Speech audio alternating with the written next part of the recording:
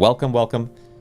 We've done a lot of work today across to prepare for this very moment, which is that I'd like inside this game GRAINROT that I've been hooked on for the past while and making insane contraptions, insane builds inside of.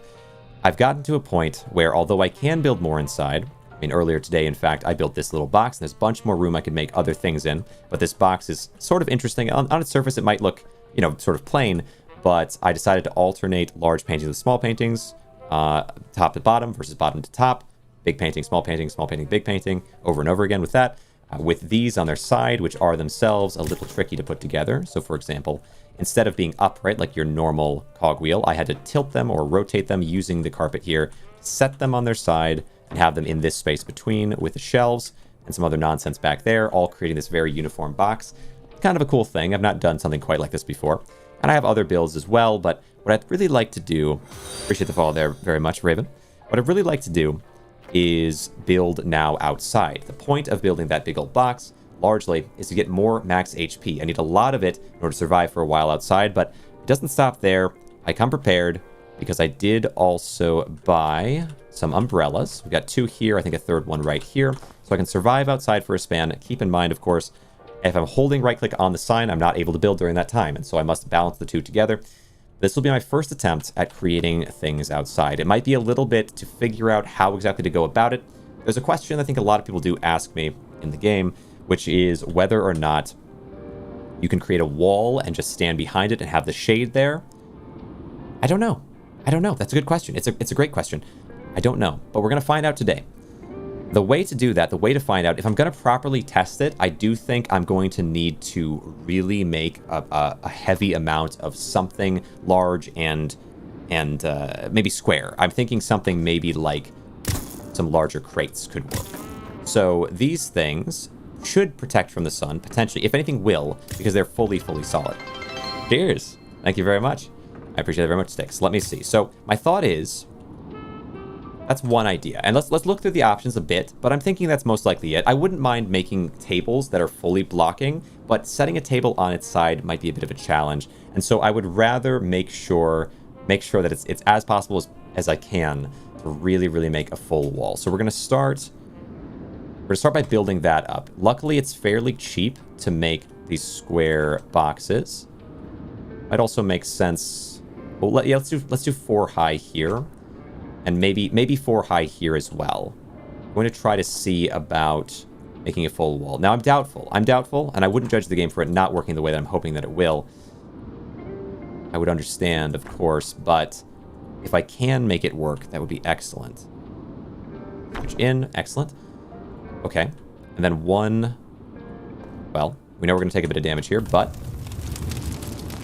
Place. I will fully... close up where the sun would be, like so. That's what the health is for. All right, let me do that to start. I'm not expecting it to work, but it's worth it to find out. Respawn.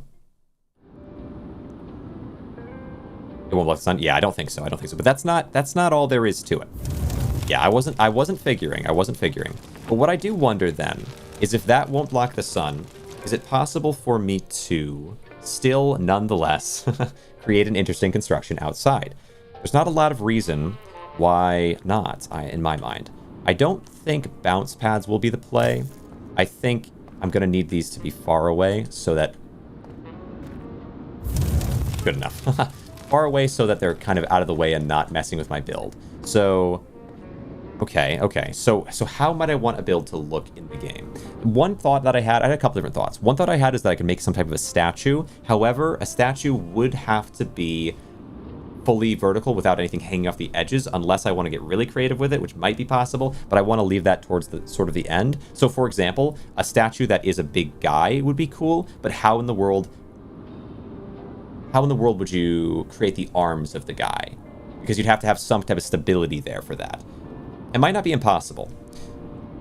That's tempting. That's one option that's really tempting for me. Another option would be... one thing I considered as well was to create a sort of base around the base. A big holding container for the base itself. I don't know how that might go, but that might look sort of interesting. Like a way to walk up and around that is not the main direct path. So, for example, I could use bounce pads even, and I could create a series of pads or a way to kind of bounce up to the roof. It would mean not... How'd you get an umbrella? The umbrella comes from... You can get it from the out here, like on the second floor, there's balcony. There's different balconies. One of the balconies has a free umbrella, and then beyond that, you can get it from the shop after a certain level. So, like, one thing that I could build that I think would be cool might be a way to scale up. So let's say we start with that. Let's start with that. That build would be cool, close by the base, as an intro to building out. And then beyond that, oh, you know what? What about forward from the base? What about forward from the base? I wonder... maybe. Because I could also have a sort of running pad forward from the base. Series of bounces. Oh, we're out to that house. Yeah, that might also make sense. You know, that might also make sense. Let's say we do... And I'll take these up. Seems like a good thing. Let's say we do something like that. So, series of boxes, and then maybe pads, like a series of larger sort of pads. So let's say we start with something like this. And then I place a pad maybe in the middle. Curious. Should it be 3 long or 2 long? All right. Let's start with that. That idea sounds interesting enough. Okay. So I'm also thinking maybe the umbrellas. The umbrellas are tough because I can't use them while I'm building, and there's not a way for me to protect myself while building. Each house does act as a safety spot, so if I can just get from house to house, that could kind of work. I wonder, though, if there's a way, maybe using the flying things that I now have, but I don't think you can fly off of bounce pads, really. We'll see. So we place that there. Good. Jumping puzzle to traverse the scorch will be slick. Yeah, I'm thinking that too. Some kind of creative way of doing it. Let's go with the utilities bounce pad, like so. Bang. Okay. I'm gonna pop inevitably, but I can start moving things in that direction. All right, bring it back, and back in. Grab. Nice. All right. Relax. Now, here we go. Yeah, more HP would definitely do me some services here for sure. But let's find out how far this pad takes me. So run, jump. Oh, okay, interesting. Oh, my HP here is rough. So here. Right to the right of that chair. All right. Okay. Brings back in. All right. the path idea is a little wild, huh? And then you could use the umbrella on your way there if you felt like it. So let's say I take this. Right click, jump. Cool. I do want maybe 2 pads there. Or is there a way, or maybe a pad here, like run and take pad, and then land. So let's say it was pad here. Bro, go away. So run. Oh, you hit your head there at that point. Something like this, potentially. So run. Land. So here. Here might be good. Interesting. Maybe. So right there. With a pad in the center. Can't wait to see this finish. Going to be the best thing in GRAINROT. Thank you. I hope so. I hope it is cool. At the very least. Top here. So it actually, I would want these a little further forward. So it's in the center. Like that. It'll take a second for sure, but the extra HP was so necessary for this. Because even just this is I'd love to have more. Right? Move back in. And then it'll be You know, I suppose... let me think about that. I can do one umbrella at a time, and then like hold it up until I get there, and then we'll do this. Yes, that's pretty good. So now tab, furniture, box, place, place, place, with...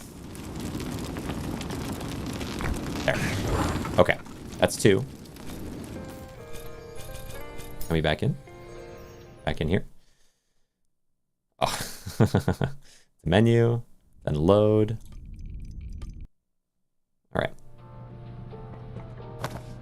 See your house, please? Sure, blue bullet. So my house is pretty fancy. So right now in my house, so there's a lot still to be done. It's still in the way. So everything that I do, I try to make creative. That might not look like it, and I'll explain why it is in a moment. But I got to a point in the house where, although I do have a lot more, like this room is level 10, there's definitely rooms that I want to upgrade at some point. I just haven't really got around to. But for the most part, the rooms that I do have that I'm excited about have things in them. Like, I like this, for example, like blue-red. So choose one door, one tells the truth, one only lies. Like, these things I think are creative and sort of interesting and fun. My bedroom, I think, looks kind of nice.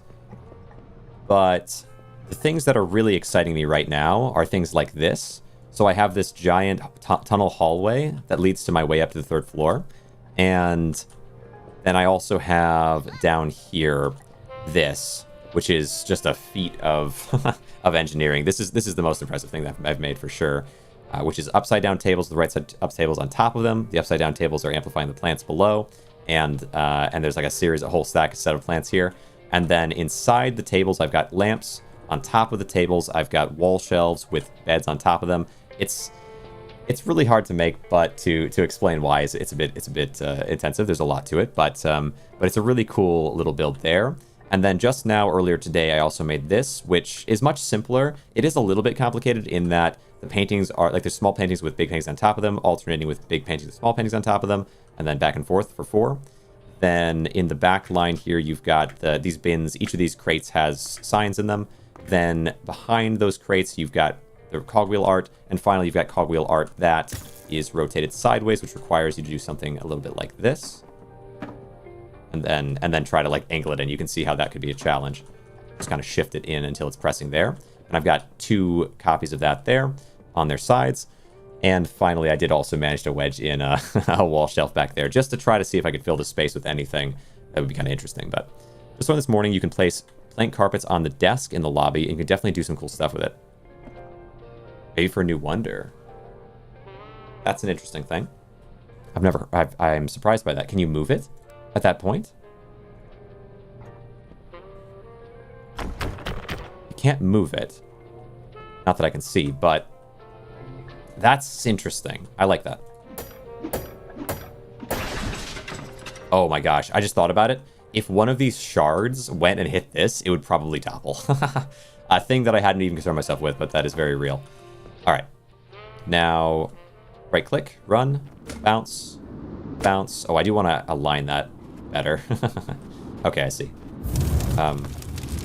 So let's say like this more would be better. Okay. Okay. All right. Bring us back. A little bit better of alignment. It doesn't have to be perfect. I shouldn't worry about it too much. I could align at the end as well if I wanted, I suppose. All right. Hold on. So then this, like this, and this. It's still not perfect. It doesn't have to be perfect, but you know what I mean. It could be it could be better easy.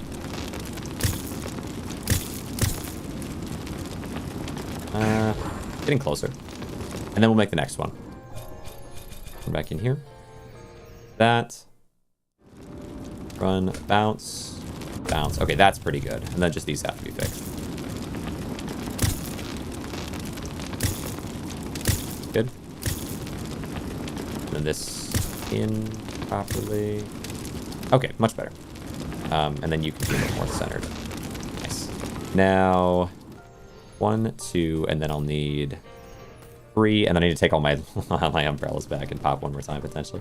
Where's my other umbrella? I should have 3 out here, right? On the ground.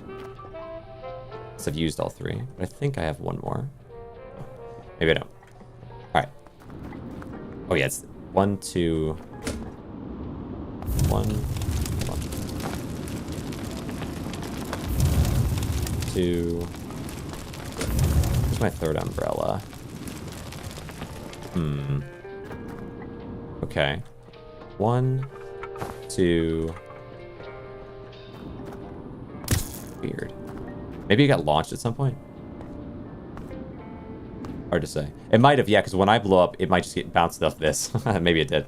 Alright. Other side of second pad, I think? Okay. Let me... Okay, so... Oh.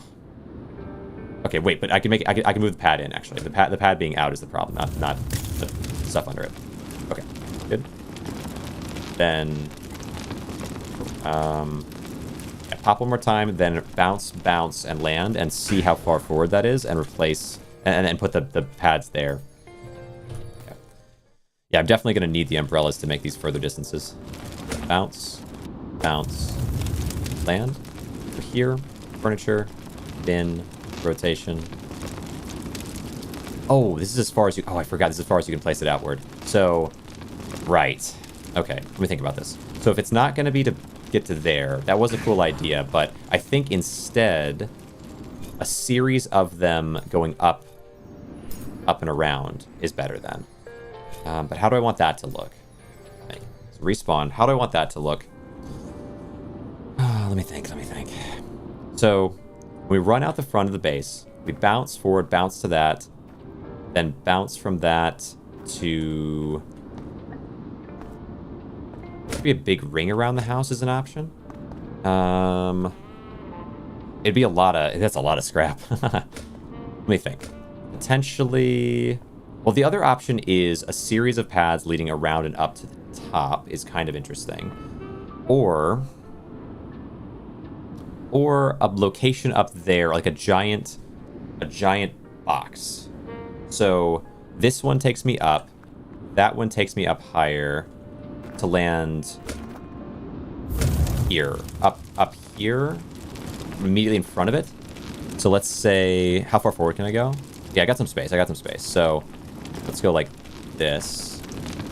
All right. I'm seeing an idea. All right. Then back in. So bounce, bounce, and then a bunch of boxes to create a platform. Oof. I think I'm going to nudge that by accident. All right. Gotta be careful. Ugh. All right. Bounce, bounce, platform here. So we go like this.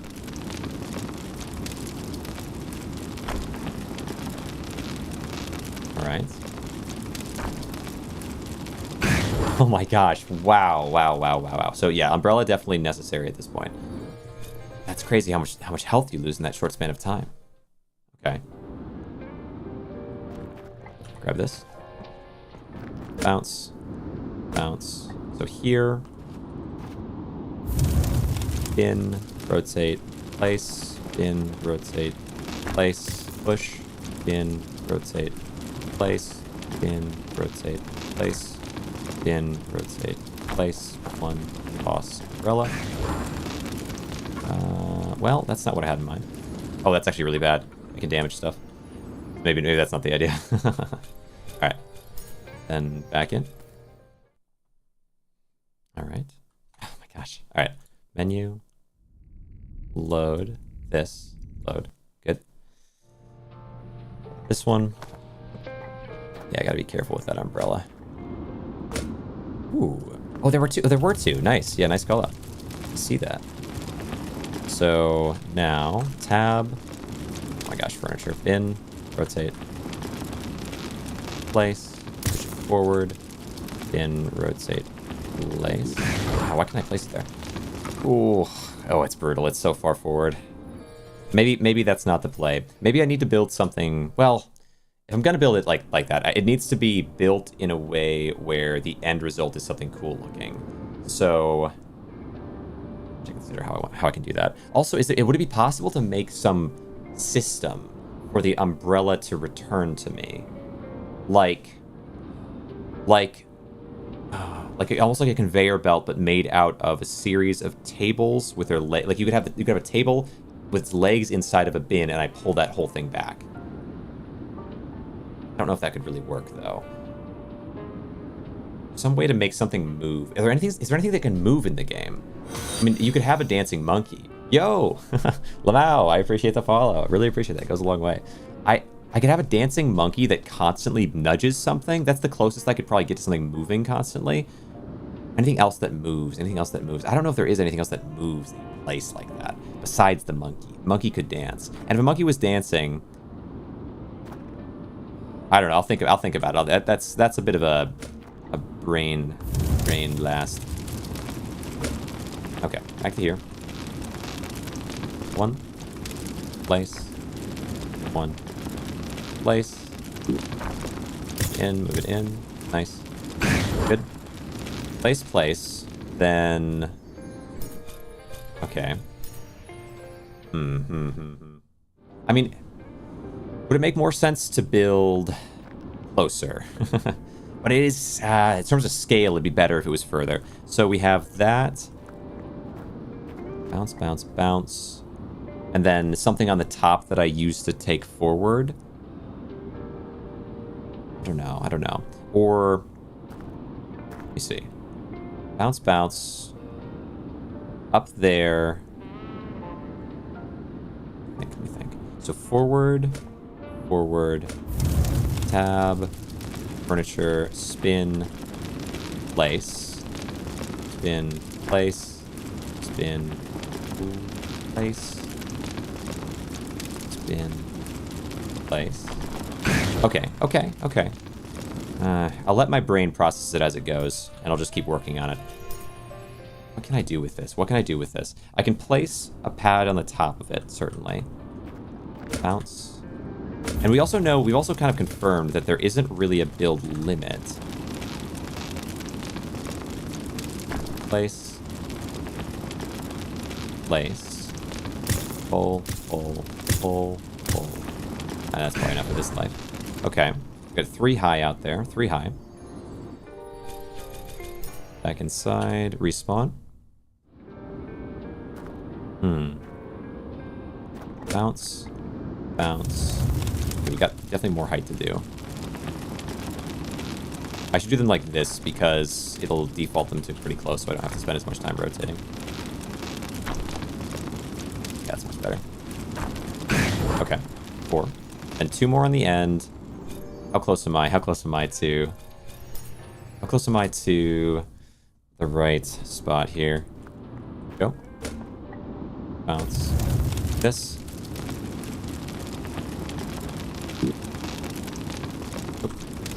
Oh.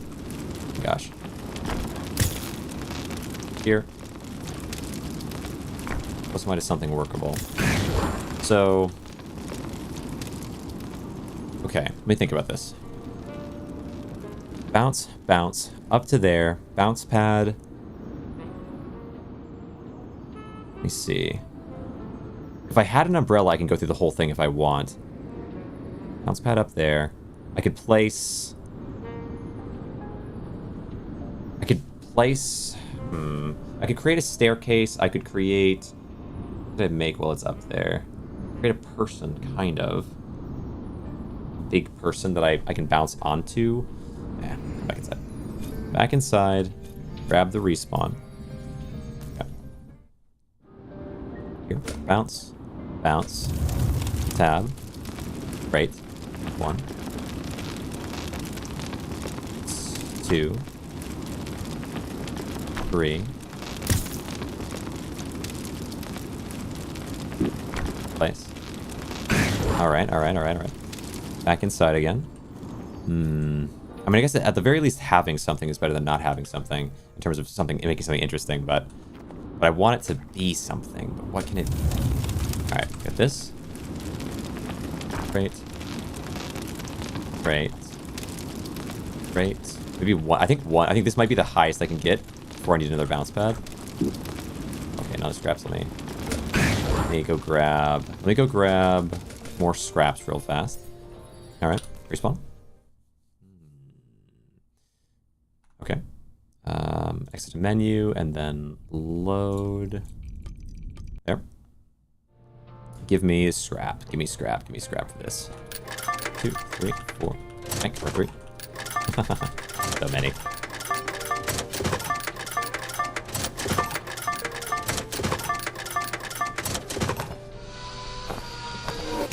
This. There we go. All right, scrap, scrap, scrap. Get scrap. I'll have bounce, then a pad there. Imagine, imagine that I try to build it in such a way where it's so stable that I can have stuff lean off of it in different directions, like a bigger pad on top, like a giant tree almost, with stuff on it. Give me this. 1, 2, 3. Oh, I'm starting to see something.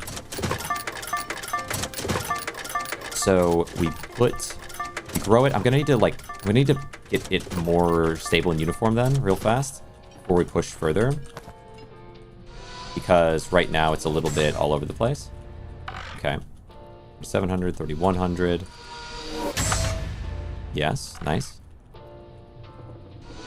Good.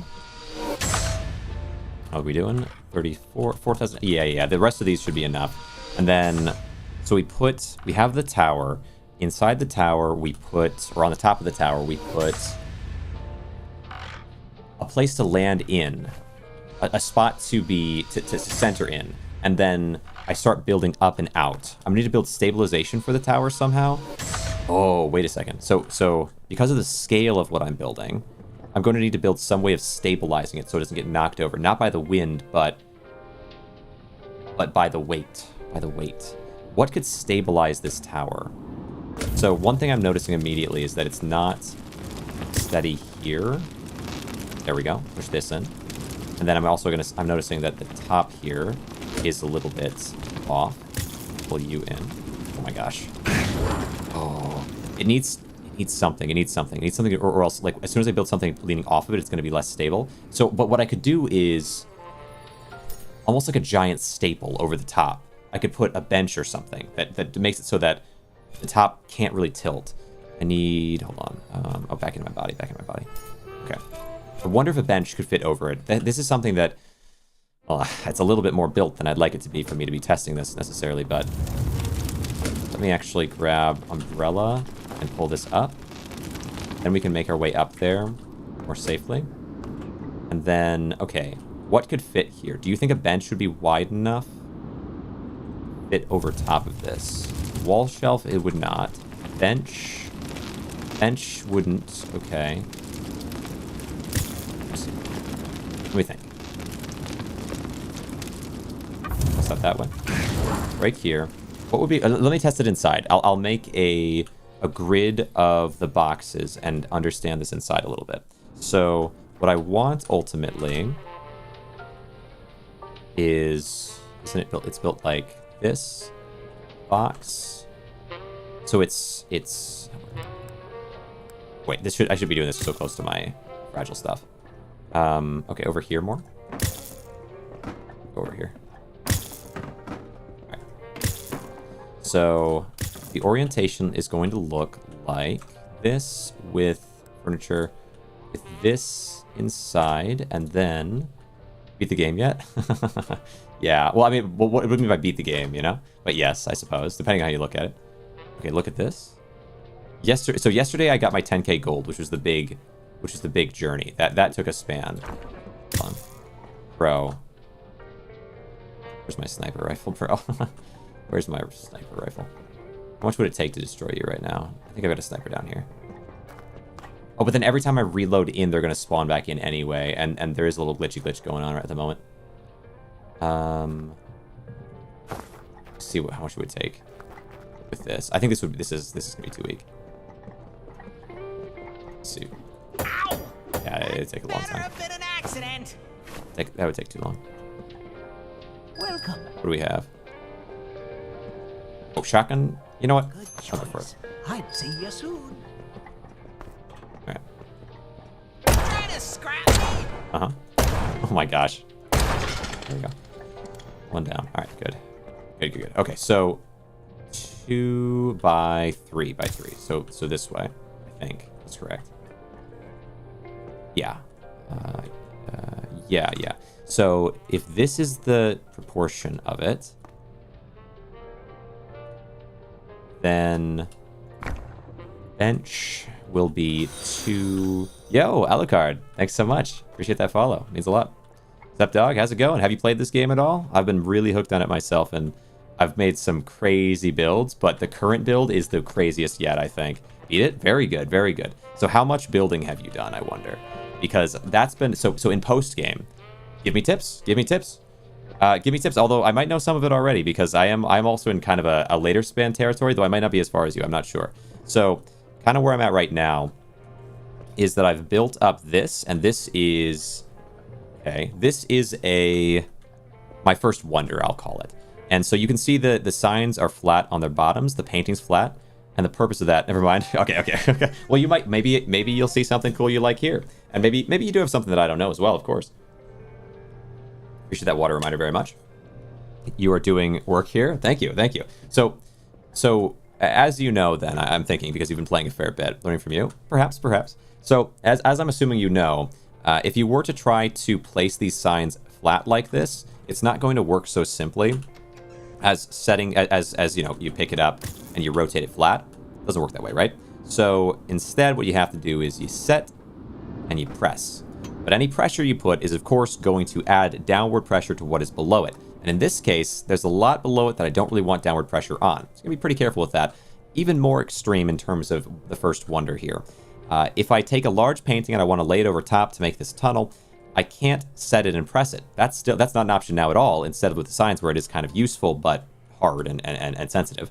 Instead, I have to set it and let it fall, which is much scarier because it might land on top of these signs and knock them away, but certainly what will knock them away is if I start pressing it, because it's going to press these signs out of their position. So I had to let it fall. This is somewhat ramshackle looking, but it is a pretty good feat of engineering.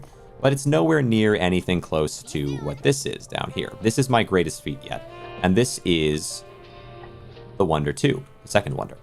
The second wonder here, you can see there's a little bit of nonsense here. But the second wonder is a 3x3 set of plants going back about 12 to 15 rows, on top of which you have an upside down table. This is far more extreme than what we saw upstairs. An upside down table requires, instead of set and press, it requires wall, up, and over. Not only that, but now there is a downward pressure from the top, but a much stronger downward pressure because if I try to pick this up, that's what it wants to do. Very dangerous. So in order for this to survive, I have to do something like so, and then grab a box and push it into place. I created a surrounding set of boxes, almost as a frame for the plants, so I could push it into place on top, reposition it, and have 4 tables in a row on either side. Then on top of each table, I placed another table, lining up with the legs, because you can see here that tables do not align the same way in each one, so you have to make sure you're getting the right one, and only gravity holds them together. There is no snapping, of course. Then on top of that, you have wall shelves. The wall shelves with the bed on top. The bed, if you place it a little too far to the left, a little too far to the right, it wants to topple because wall shelves only have 2 points of contact. So you have to place it fairly close to the middle on each one. Then on top of all that, all the plants. And let me just show you this, because if you're wondering, this looks like it'd be pretty sensitive. Let me go ahead and do this and show you exactly how sensitive it is. We go to Twitch. We go to, let me see my channel here. I go to videos, and then the Wonder 2, the second Great Fall. There was a Great Fall before this one, but this one is far more fascinating. So the second Great Fall looks something like this. And you can see that there are many plants all set up here that are well, very well stacked. There's 3 stacks of plants. As I place them, I click, it's not working. Finally it places, and the extra click is just too much. Inven Otis. Otis, welcome. Thanks so much for the follow. Dude. Means a lot, goes a long way. This one was hard to recover from, to be honest. This fall is so extreme, because you can see, like, I punch, and in a moment, I know what's about to happen, but the game has not moved. I know exactly, as soon as this punch happens, I know what's coming. Because, again, it's not the first fall that happened. The other one was a little different, but... wow, dude. It's scary. It's crazy. It's a little wild. And so it certainly can all fall apart right on the finish line, so you have to be very careful when making super sensitive builds like this. But I do think that it's a fairly impressive one. Again, I appreciate it always the follow. But let me see here. So we all that, and then I also put the lights inside. I think the lights really add to the overall look of it, but the creation in general is more impressive because of the lack of structural integrity.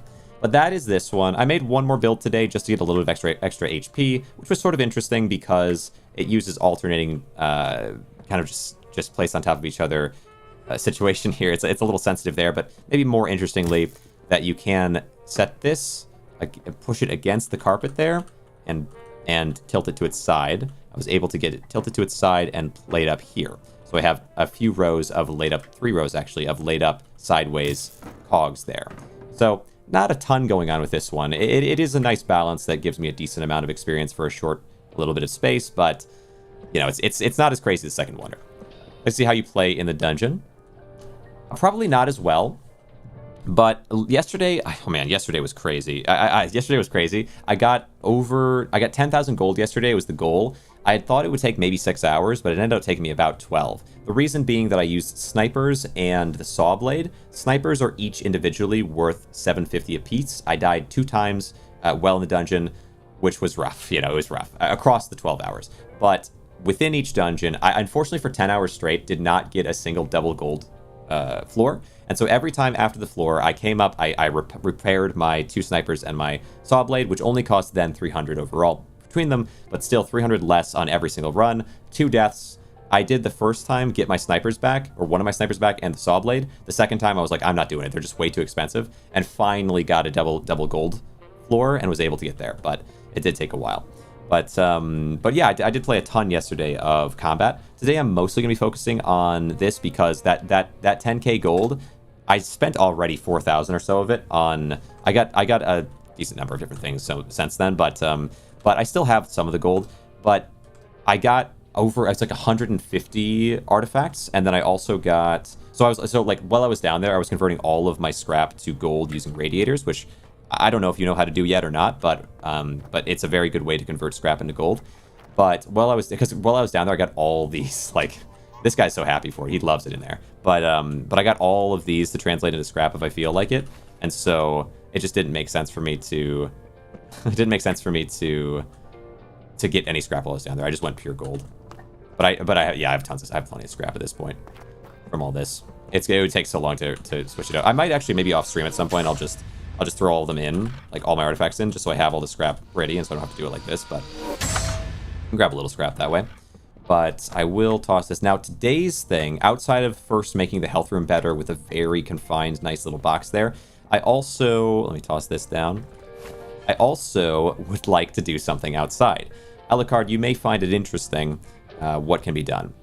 What's your highest room you got? It's only like 20-something. I have a long way to go, but No Life, I appreciate you very much. I got there, and then I started doing all these crazy sort of challenges and stuff, and so I didn't really push further, but I would like to, at some point, push really deep in terms of floors. I think I could get at least 50. I don't know. I probably push really deep and I should do it at some point. But right now, I have other things in mind. I appreciate that follow very much, though. It goes a long way. But, like right now, for example, today I had the health room upgrade. I had this test, which, I mean, you might find interesting. It's not something that well, there are ways you can use it while you're down there, but it's mostly just like a neat little thing to do for fun, which is that if you really get to the very end of the game and you're really messing around with things, you can uncover some secrets of the game, like this, where I've ranked them. First place, second place, third place, the 3 best flying items in the game. Your first place best flying item looks something like this. Let me go to utilities, grab the gramophone, rotate it. I'm going to jump. I'm going to crouch. I'm going to grab. Oh, okay. Well, that didn't go quite to plan. Let me do it one more time. I'm a little bit inexperienced with it, okay? A little bit inexperienced with it. Let me run it one more time so you can see what I'm doing, because it is pretty extreme. Go through here. One more time. False start. He started running before I blew the whistle, before I shot the flare or whatever. All right, up. Do this. I should go the other way. What happened there was that I knocked on the edge here, so or I can go from back here, actually. That's a little nicer. I have less HP now, so I'm going to go less high, but it should still work out fine. All right. Here. Crouch. Grab. Up. Oh, dude. Why are you? Okay, I have way less HP now. Grab. Up. What? Okay, this was working great before. Why is it not working right now? Okay. Does this have any healing in it? Oh my gosh. This is weird. I did this like several times earlier. Gramophone. Rotate. Grab. Up. There we go. There we go. There you have it. And you get to your flying. Apologies for the few false starts, okay? I swear this never happens to me. But we did... But it can go so much more than that with enough HP. Eventually, I'm going to have 500 plus HP, and I'll be able to show you some really cool stuff. But let me bring it back down. So there's that. I learned that a little bit earlier. It's interesting, but not the most crazy thing in the world. But it is cool. Let me do this. And break myself back down. And then now I'm on to the newest project. The newest one today, anyway, which is this. How this is going to go exactly, I'm not totally sure. I'm working on something. My thought is that what I'd like to do is find a way to stabilize it first, because I have sort of a vision, but this is too wide, unfortunately, and this is too wide. I wonder if it would be too wide the other way, like if I were to stack them like this. Well, yeah, like longer instead of... I don't know. I mean, it might look kind of ugly, but I would like to try it at least. So let's say it was more like this. Okay. We'll see. Because if I could, it would be great to add the stabilization to this that I'm looking for. Rotate. Hard to do while out in the sun, especially because I want that 500 HP would solve it for me. I would do so well, but it would take a lot. I'd have to put a lot into there. But we'll get there eventually. So a bench. So like this is somewhat good, but not the best stabilization, and long form wouldn't work. Okay. Is there anything else that... Oh, a bed? You could put beds on there. That might stabilize in a way. Yeah, that actually might work. Hold on. So let's say we had it like this. Again, back to our normal rotation. Rotate this around and place. And then rotate this around and place. And then one more. Into place, and then one more. Into place. Okay. And then I want... Could I do 2 beds? Furniture, bed. Say we do it like this. I'm almost feeling like I'd rather have it be like this. Let me see. A little hangs off. It hangs off a little bit. Maybe better. Maybe I should actually just have it like this. Maybe this is still better. Highest room, you guys. Let me see. We place here. Maybe this is okay. Let's see. Let's see how it might work. So...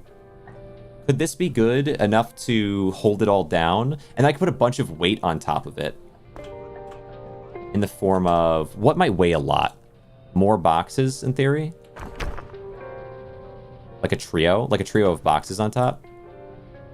So bed, trio of boxes, and then I would imagine that this doesn't move super easily. How can I push this? What can I use to push this? Let's grab a table and push a little bit. Oh, God. Wait. Oh, wait. Okay, let's grab a small box. Table might be a little weak. Hold on. I might have come into something here. Okay. Okay. So let's pull this back in place. And then what if I stacked really high with boxes above? But it is sturdier now than it was at the very least. Press forward a little bit. Come on. There we go. Now... Large box again. So maybe a series of large boxes. Like so. Inside the bed. If I do this again, like if I have it like this, does it have more structural integrity now or not? Oh yeah, that's much better. I can rotate it out, which might be a bit tough, but it does have more structural integrity for sure. Then what about... Okay, if that gives it structural integrity better... What about if there were smaller things on? Or what about a mattress in the opposite way like this? Would this improve or reduce its power? So let's say we have it like that. Oh yeah, that's really good. Wait, how strong are beds? Maybe it's just beds and not crates that I need. Because that's really strong. Oh yeah, it's really strong. So the bed does a lot. Let's say it were just beds and not the crates. So let's first compare. Instead of crates, Because beds might just have insane structural integrity, and I just didn't realize. So, without those crates on it, and without the bed on it... Oh, well, maybe... Okay. It pushes pretty easy, I would say. Then... Let's test... with the bed. Second bed. Excuse me, sir. Second bed on top of first bed. Maybe, yeah, opposite angle, like so. Okay. I think the crates on top is nice as well, though, because this tilt isn't... I'm not in love with that. So I think 3 crates on top, maybe. Oh, but yeah, the weight of beds is really high. Oh my goodness, yeah, it's really high. So a series of... An alternating series of beds and crates. And then somehow I need to attach something to that. Okay. I'm starting to see it. Let's go ahead and go this way. So, got a decent amount of scrap for it. So, on top, we place a bed, and I think 3 crates would be enough. I can check real fast to give me the space I need. Go with this. All right. Pull you back a little. Careful. Place. Crates. Then crate. Then one more. Crate. Okay. Then rotate. Put you in right here, potentially. Then bed. Rotate. Yeah, that looks like it's going to be enough. Okay. Alright, so we have that. And then when I try to move it, it doesn't move as much. Alright. Alright, let's bring it out. Okay. So, up. Here. We go with crate. And crate. And crate. Do a little bit of shifting of the crates into spots. They really do want to move, though, because there's just so many in the pile right now. It's gotten so extreme. And then I'm going to need to put a bed on top first. Alright, respawn. Bounce. Bounce. Here. Tab. Where's my bed? Here. Rotate. Okay. Off the bed a little bit. Yep. Okay, bed first. Bed first, then... I'm here after being on GRAINROT since I woke up. What the heck is going on here? Mega Science. What do you mean what's going on here? Can't you tell? Alright, so what's going on here is that today I had 3 missions all centered around the outside world. The first mission... Pardon me. The first mission was to gain more health because I needed enough health to survive at least long enough to do a few activities while outside without burning that require... Because you can't hold the umbrella and place things at the same time. So they require me to not have something actively in hand. And so I gained myself a little bit of that. Simple. Then the second thing that happened was that I tested flight. And flight is very real. It's very real. It's very insane. It actually can be used in the deeper layers, and some items are way better than others. The third thing is that I wanted to build outside as well. And so we're starting towards that. And the direction right now is that I'm building up, but these are so unstable that I think I'm going to try to stabilize them using a bed with a series, multiple beds with a series of, let's see here, of boxes on top, and then another bed. Let me go like this. I wish it was more centered, admittedly, but not the end of the world. Well, hopefully. Okay. Oh, I wanted it to be the other way around, I suppose. I see. Okay, I see. I could probably flip it and rotate it. That's fine. Bring us back. Okay, respawn. Bounce, bounce. Here, nice. Then out, rotate, in. Oh my gosh. Okay. Okay, it's not exactly how I wanted it. Maybe I just make a new bed and place it there. Working on building ancient wooden pyramids. Got it. Yeah, I mean, you're getting the idea. We're working on constructions at the very least. I think what I do here is pick this up, toss it. Okay. Then bed, rotate to this way. Yes, and then place. That's not bad. Okay. Break. All right. Okay, I don't hate that. Then what goes on top? So maybe... What were you flying? Friend showed me a pretty simple way. They'll always screw it up when I try. So the way I'm flying... I'll show you the easier one because the harder one might end up not working. I'm also running into this now. I think I've pushed this game to some pretty extreme places. But fair, that's fine. As long as I can load in, it's fine. So let me show you real quick here. Oh. Appreciate you coming around and making science. I'm glad you're invested. You're interested. We move this way. Pop it up. And then pop this up. Crouch, uncrouch, open. Go to my top floor real fast, and I can kind of show that. So flight, there I rank them. The strongest flyer is not very easy to have work. But like this, the gramophone is the strongest, so I have it ranked. Number 1 is gramophone. Number 2 though is the potted plant, which is pretty easy to make work. It's again, gramophone has the most upward potential of any item, but the potted plant is certainly not bad either, and it's a lot more sturdy. It's more like a surfboard, I would say, than the gramophone is, which is more like a propulsion up overall. Let's see here. If I just had more health, man. If I just had more health. You can see the vision. Is this barrel? Oh, yeah, barrel's great. Barrel's great. It's very vertical, but it's vertical and it's kind of slow, but it's quite good. It is quite good. But gramophone is crazy. It's crazy if you get it right. If you get gramophone perfect, it's so good. But yeah, I could take a barrel straight from there to the top, which is nice. But yeah, I like barrel. Which is just, I learned this all today. Like, I've just tested this today, but I figured I would try a few of them out and kind of give some rankings. You can get in and then pull it up. A lot of things, if you try to use them, will just shatter almost immediately, but I found a couple that seem pretty solid. So we have that up there. I think that might be enough. Maybe I put some more crates on the top. You know, I'm a little bit of a toss-up. I want to make sure that it's stable, but I don't want to, you know, I don't want to necessarily overdo it. I suppose I can put 3 more crates on top. That's all right.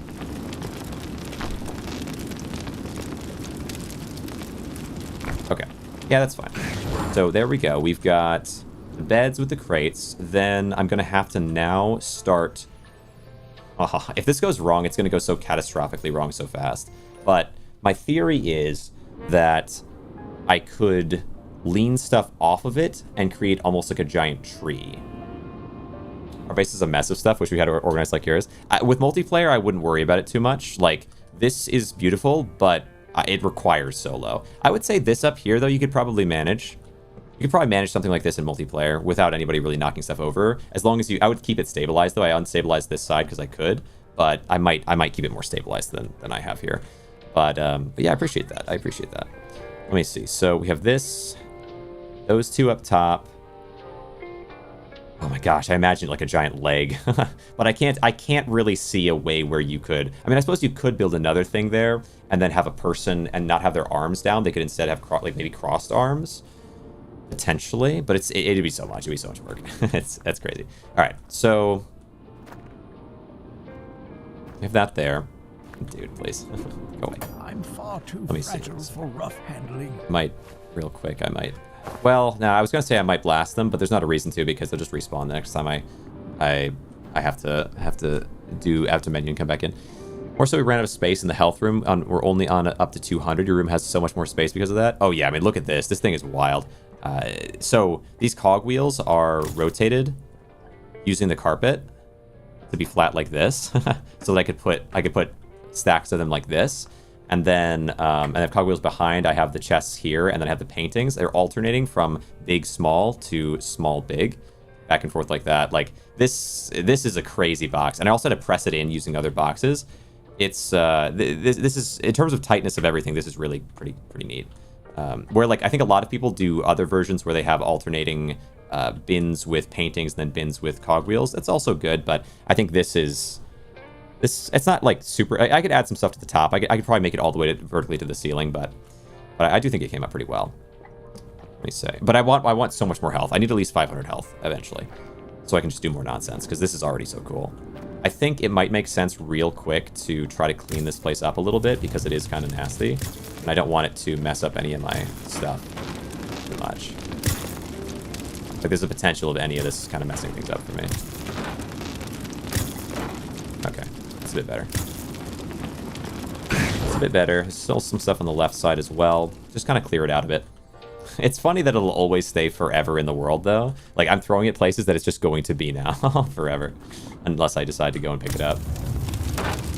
Alright, share. Share this. I bet multiplayer has some crazy potential for... Wait a second.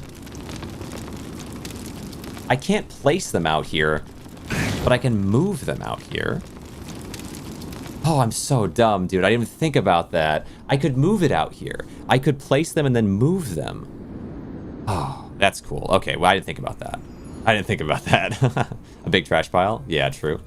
Let me get back in here. I didn't even consider that. That's true. There may be constraints, but the constraints don't extend to moving items. Well, once I have 250 HP or something, or 500 HP, maybe I can try doing something nonsense like that. But for now, I think this is good. A big trash pile? Yeah. All right, let's go up here. Let me. Okay. So let me consider what I want to do out here. So we have that stacked up to that height. I want to extend things off of it in either direction. What would extend off of it really well? What could kind of hook into something and maintain its stability? What about placing things? Like, hold on.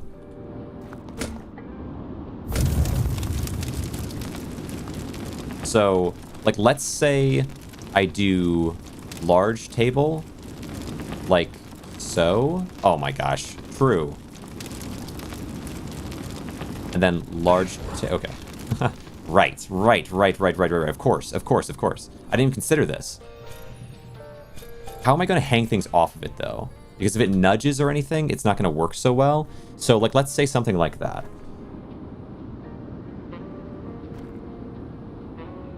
It does invite the idea of... But you can't place something on something below it, what do you think? There's limitations to this. But... Can I... Or can you? Hold on. Well, hold on.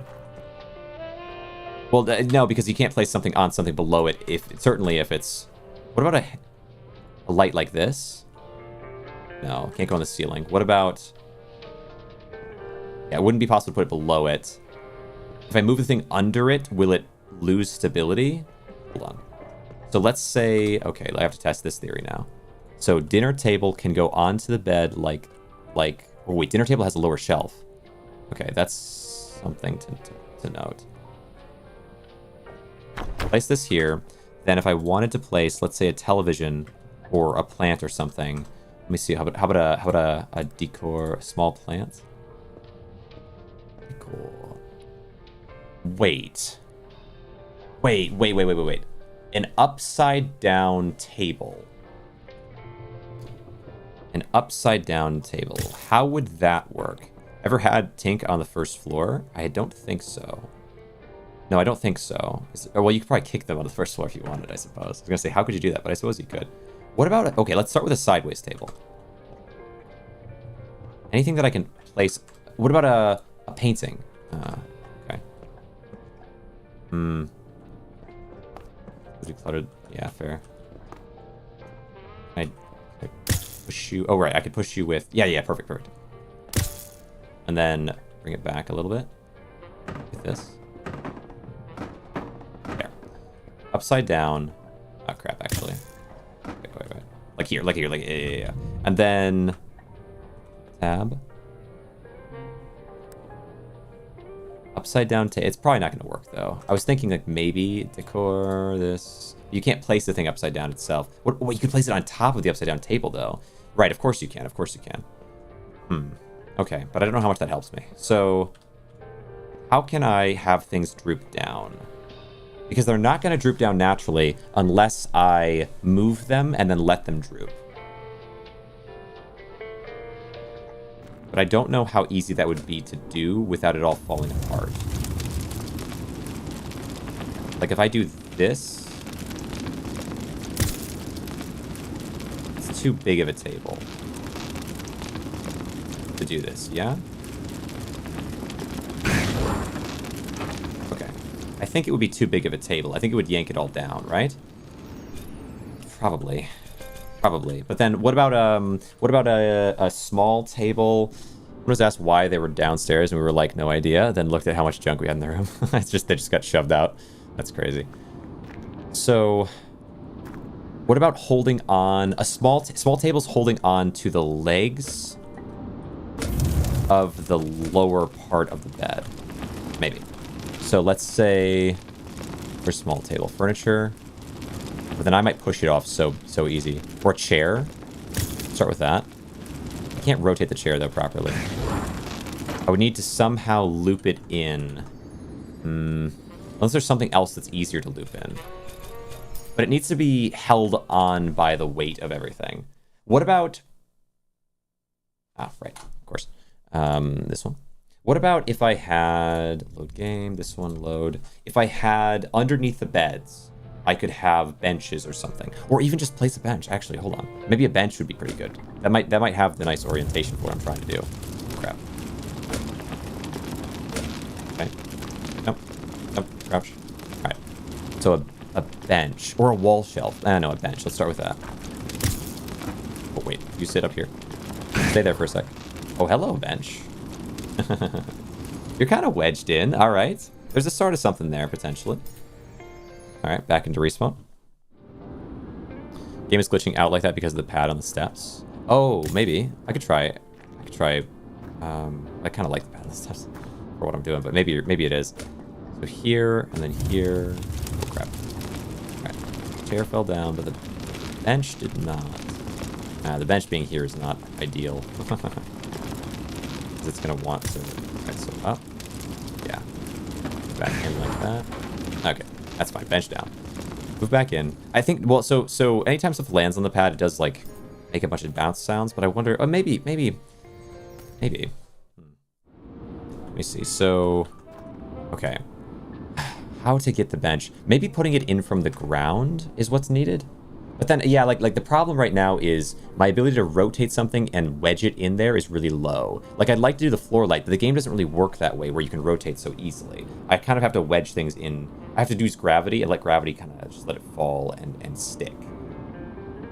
Unless, of course, there's something that could be put more directly. Like a fan. Like a fan... No, a fan... Does a fan push anything? No, if you remove the cover, it would break the whole thing, I see. But the bar table... What of the bar table? The bar table kind of has stuff that could get caught in things. Try that. Bar table. Bar table. Like this. Okay. Rotate. I don't have enough time while I'm out there. Okay, bar table, rotated, and then moved down. Might be able to wedge in, and then sit out. Okay, so we need to jump, crouch. We're up here. Tab, bar table, place, grab, up, rotate forward.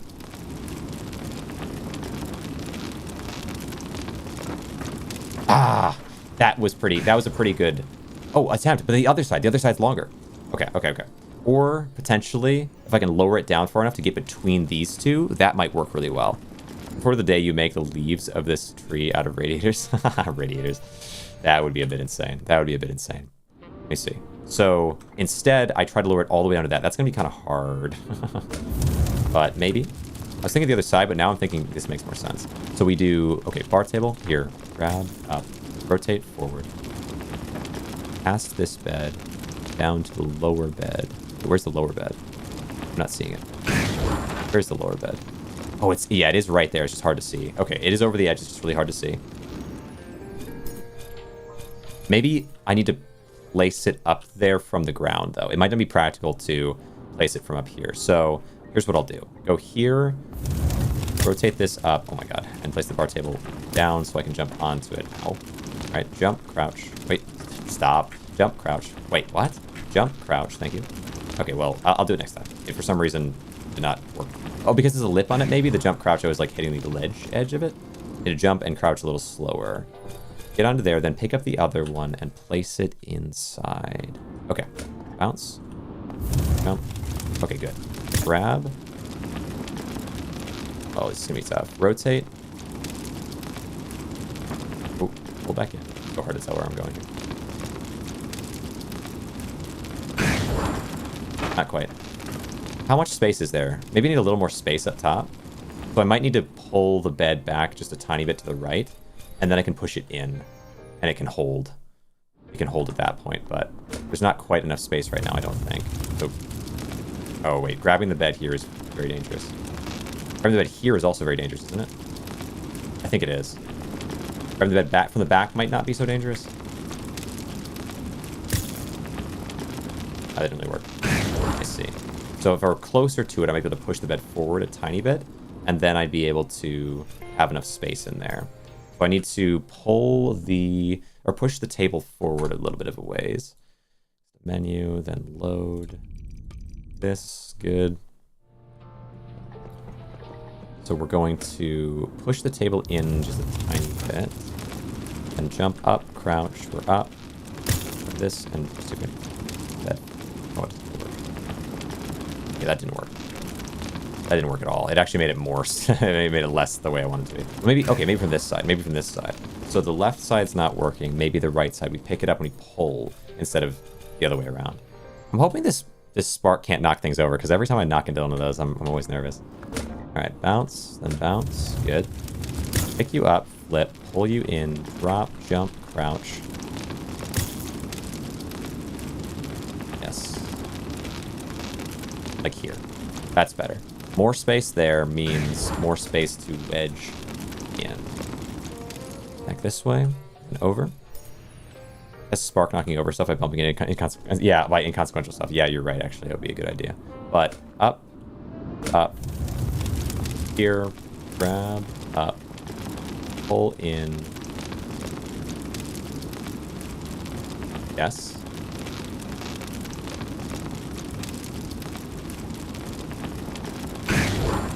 Yes! Yes! Oh! Alright. Okay. So... Oh my gosh. Then push the bed in that way. A little bit. And place the table in the other side. Just jamming. Yes, it is nice. Okay, okay. Push the bed in a little bit. It might be hard to push the bed in. Honestly, just put the thing in the other side probably. But I also need to get the boxes into position better. Okay. So I need to move the boxes to the left a little bit on the top shelf so that there's, well, just a little bit. Oh, hold on. Okay, I need there. Just a little bit. Nope. Oh, that was close. Oh, that was close. Oh my gosh. Oh, I pushed those boxes. Okay, I have to fix those boxes first before I do too much in that direction. Okay, go back in. All right. We got something going on right now. Now, I need to push boxes in just a little bit on each end here. Okay. A little bit more on this one. Okay, that's not bad. Now, place the thing there. I'm going to have to... I might have to put another table to be able to get high enough, but we'll see. Maybe it works. Maybe it works without. So, bounce, bounce, tab. I think I'm going to do, yeah, another table here so I can properly have space for it. Okay. Let's see how this works. So, bounce here. Yeah, that's perfect. And I can place a bar table there. All right. Now, use that bar table, set it inside that little lip, and then I'll have it hanging from either end. Okay. Okay.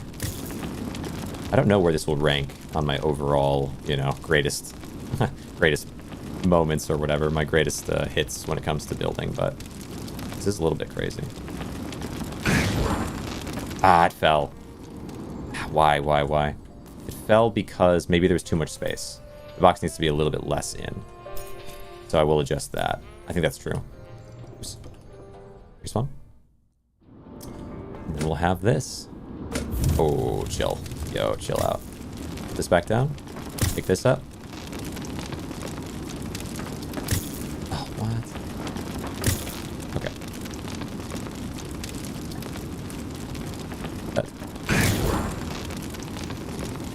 I think sometimes, yeah, like I put it directly in the correct spot, but the collision of it bouncing, it like bounces off the table enough. somehow. We need to put the table in the right spot again. Load. There. All right. Excuse me here, bud. All right. So I need you to be exactly right there. There. All right. Well, okay. Well, now my amount of HP isn't enough. Move this so it's really ready for me. Break. Back in. Excuse me, sir. Okay, it's very close. It's very close. I don't know what else I want to do here, but honestly, this on its own is pretty nice. Just considering before this, I had nothing out here. I had no builds on the outside, so it's a good start. Oh, right. Didn't I want to move the box in more? Yeah, it's not going to work. I need to move the box in.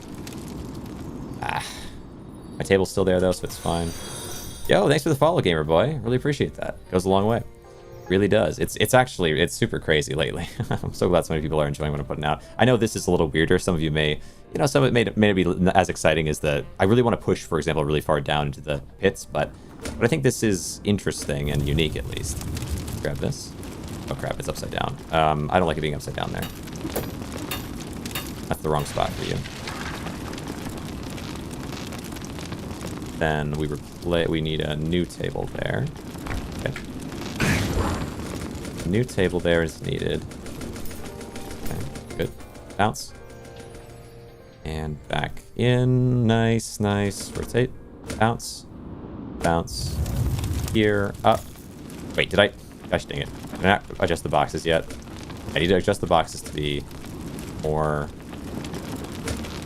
facing, more to the right just a little bit. Here, like there. Yeah, that's much better. That's exactly right. Now I can put it in. I kept forgetting. Oh my gosh. All right. Now we do it. Respawn. Then up. Up. Here. Oh, give me that table. There we go.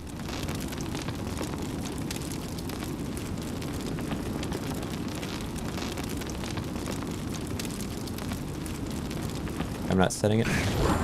Okay, for some reason I just couldn't find the ledge there. Lip. But I have it all in position. It's just for some reason. I guess I was touching the top of the box instead of going in between. Bounce. There should be the right amount of spacing there, roughly. Okay, I need you to be more upright. Correct. There we go. Oh my gosh. I need enough time to do this. I cannot have myself this low of HP each time. Nope. There we go. Respawn. Good. Turn around. Bounce. Bounce. Land. Grab up. Okay, there. Now we have time. Proper amount of time. Rotation. Bring it in. Bring it in. Bring it in. Bring it in. Lower. Bring it in. Bring it in. Lower. What are you doing? Actually, genuinely, what happened? Why did it tip? There's no reason to tip there. What? Okay. All right. That was weird. Why did it tip?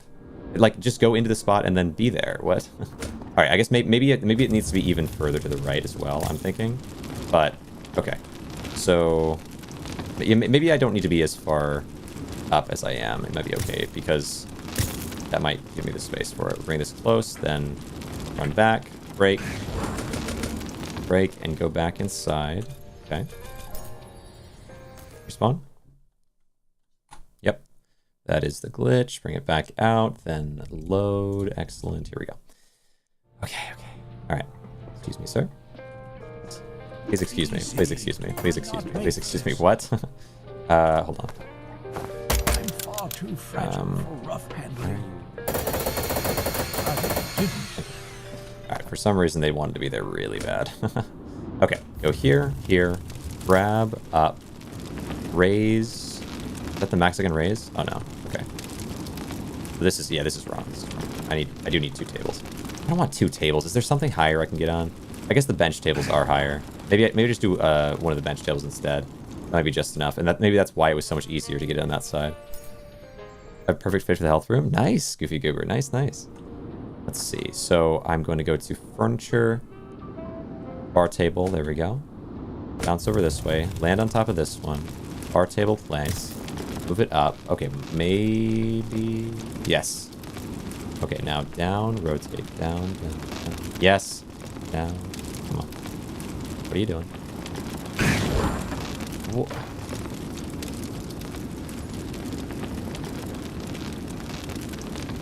What am I missing? Just go down? Okay, this is, it's fine. It's fine. I'm doing the same thing over and over again, and it should work every single time. I'm not doing anything wrong. I don't understand. Okay, I am doing something wrong, but what is it? What is it? What is it? So, the bar table is touching something. Stop. I just introduced word nice. This back here. What is going on? Bar table is not going in. It's not touching the crate. It has to be touching either the crate or the... Oh, it is touching the crate. It's touching the crate and pushing it, maybe. And then once it's pushed, it doesn't have space, potentially. Maybe. Okay, run. Two. I need to go up here again and restore the position of this to the correct one. Then come down here, lift, up, rotate. Perfect. Rotate. It's not being given enough time. And now it's on top of that. No. Bro. Okay, bring me back.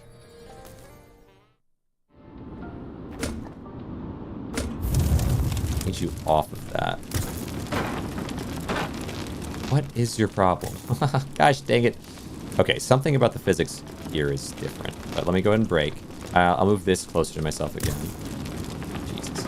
Alright, break. Go back in. What is causing this issue? We go forward. Respawn.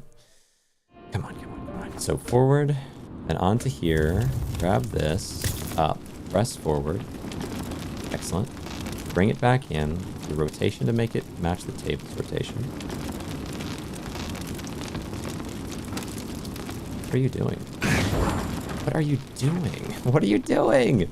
Oh, it's so close. What is it doing? It's like, maybe I'm touching the top of the bar with the table, but I did the exact same thing on the other side and it worked so well. Okay, bounce, bounce. Also though, I think this table is no longer holding in the same way as it was. Holding by the bottom of the bed or something now. It got knocked around a little bit because of this stupid thing not working correctly. Rotate, then back, come on, and down.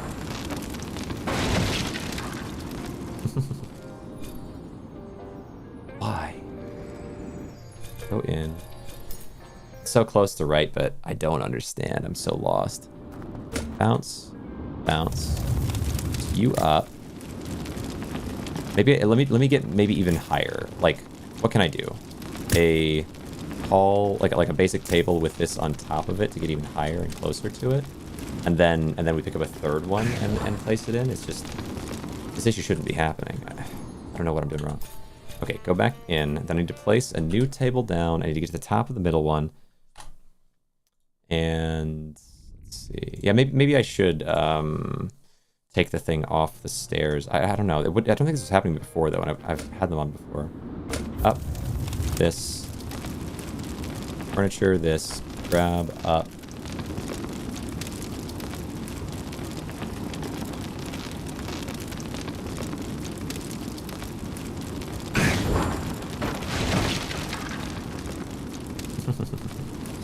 Patience is running thin with this. I don't understand why it's not working.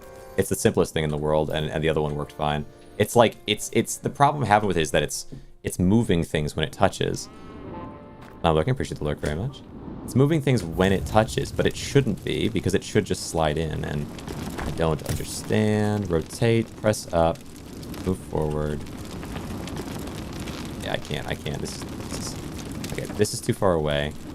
Break this. I need to break that manually so it doesn't destroy my whole situation, because the last time I picked it up like that, it budged the other table.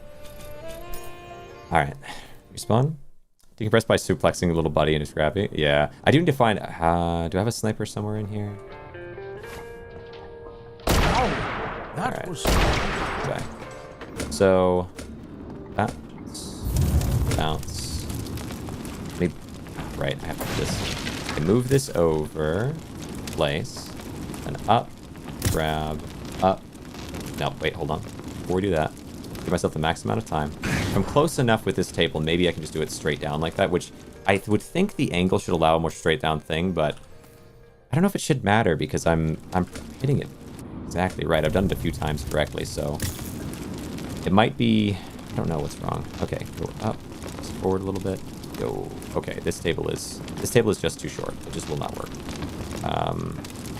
What can I do table-wise? Maybe on top of a small table, on top of a big table? Okay. Go in here with this. Small table. Okay, big table onto... Let's do that. Onto a small table with that little extra height. Inner table, no. Small table, yes. Come on, let this have the extra height that I need. Yes, okay. Bring it in. It was up. That's almost cooler. Wow. That's crazy. Can I make it parallel? Let's see what the... Hold on. If I shift the boxes, do you think if I shift the boxes to the right a tiny bit, everything will fall apart, or that this will become perfect? You think? I think it might become perfect. And then I can put stuff on top of the legs if I wanted to. Hold on. Maybe.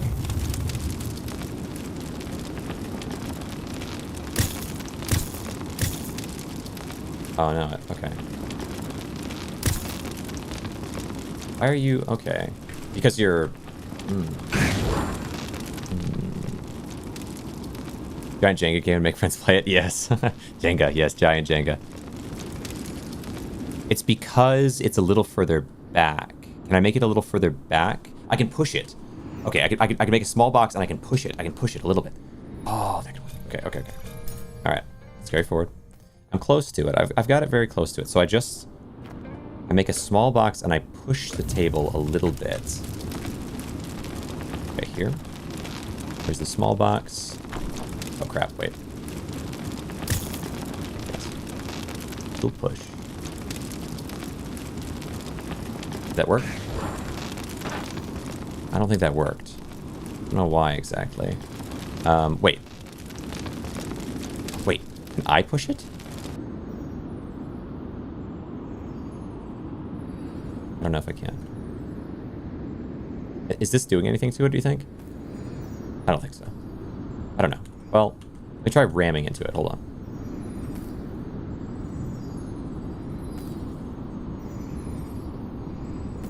I don't think so.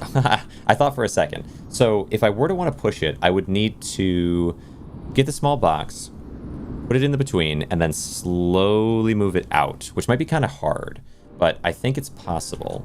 So let me see. All right, let me see. Know myself. Let me show. Oh my gosh. All right. All right. Carefully and slowly. Down. Forward. Off. Okay, it wasn't enough, but it was close. I could leave a box there if I wanted, but I think I do want it to be flat. I think the flat would be really exciting. I don't know. What do you think? You think it's gonna be good? Load. Because like the both flats, at least it would be parallel at that point. But then what do I want to do from there? All right. Bounce, bounce, jump, crouch, jump.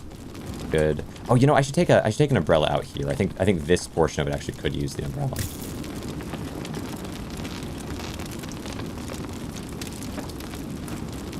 Oh yes, I think that might have been it. Was that it? No, it wasn't. What is this game about? Protein shake? You are so in the wrong place. You're in the right place. I'll tell you that. Oh, it fell. What am I? No, it was beautiful. Okay, well, I can reset it up in the right way. Even more stuff in the health room. True, more stuff in the health room. So this game is all about creating. So okay, let me give you a little rundown. So normally what you're doing in the game, the biggest focus of the game is on going down these stairs, something I've not done really much today, going down these stairs through this and down this elevator, and there's monsters down there, and your goal is to battle them. And generally speaking, your main goal while you're down there is to find scrap of like shiny scrap and take it and put it in this extractor machine so it breaks it down for you. and then you get gold from that, and if you get enough gold, you can use that to come back up the shaft. But if you get even more gold, you can take it home with you to use to buy all kinds of weapons and items, like these types of things. And then when you go back down again, you'll be more equipped to battle the enemies. Then, so like all of that's super cool. Then the even cooler thing, what I like a lot about it is there is like this sort of meta progression system, which is like this. So by breaking stuff down there, like breaking a bunch of stuff as well as getting a bunch of gold, you get more gold. You can buy stuff from the shop, like I was saying, which is all these types of weapons. Let me show you the weapons a little bit. Like all these different weapons at the shop. But then also you could break stuff down there and get scrap from it, like this. So for example, if I punch this plant a few times, I can break this, I gain a little scrap, and with that scrap, you can build constructs. The constructs that you build, like for example, if I build a chair, a table, put a plant on the table, that sort of thing, they'll each sort of enhance each other, and based on the overall score for the entire room and what you have inside of it, you will get a higher amount of XP in that room, giving you a permanent boost to your character, unless you break the stuff in there and lose the experience in the room. But that's the idea, is that you're building and building and building up the room to get stronger and stronger and stronger in some of these ways, going down, collecting more stuff, coming back up, getting more weapons, upgrading different areas of your house, and going back down and, again, getting more stuff, but now with more power. That's kind of the focus of the game. However, that core idea of building things in interesting ways in order to get more experience, I sometimes like to do absurd things with that, like building in ways the game is not necessarily encouraging you to do, like placing things upside down or flat that normally should go against the wall, for example, or of course should go right side up. And I think that's something that I'm kind of bringing to it is this little bit of chaotic energy of it. But particularly right now, going outside, it catches you on fire and slowly destroys you. The point with outside is to go and find lore and find items at different outside locations, but it's not a major part of the game yet. There's just a few places you can go. So instead of focusing on it in that way, I'm focusing on creating obscene and absurd contraptions out here. And so that is, but that's why this is kind of crazy over here, is because I am creating things that especially are not encouraged by the game. So let me go like this, and then we have this still, and I'll grab this. It looks like it did kind of fall apart. Place this in here. Good. I pop. I come back out here, and the thing that I'm making, especially like right now, the thing I'm making is extremely crazy. Cool, okay, def gonna play as long as it's not some PvP. It's not PvP. If you want to, you can play with other people, and you can all, as a group, collaboratively, build up your house, go down and destroy enemies, and grow stronger, or you can play solo. I think this is the very best solo, it's called like an extraction looter. This is the very best solo extraction looter that I've played, it by and far. For solo. For multiplayer, I played a little of it. I just have less experience with it, but I enjoyed my time with multiplayer with it. It had a lot of fun. And I do think, because I love the solo, that it was really exciting for me with multiplayer. I can't speak to if it's better or worse than them, because for most of them, I mostly played multiplayer, and then the solo I found to be less fun. This one, solo, is awesome. But whether you do solo or multiplayer, I hope you will give it a try, and I think you'll have a good time. Now, let me go this way. Let me see if I can construct or make this construction work. Bring it in.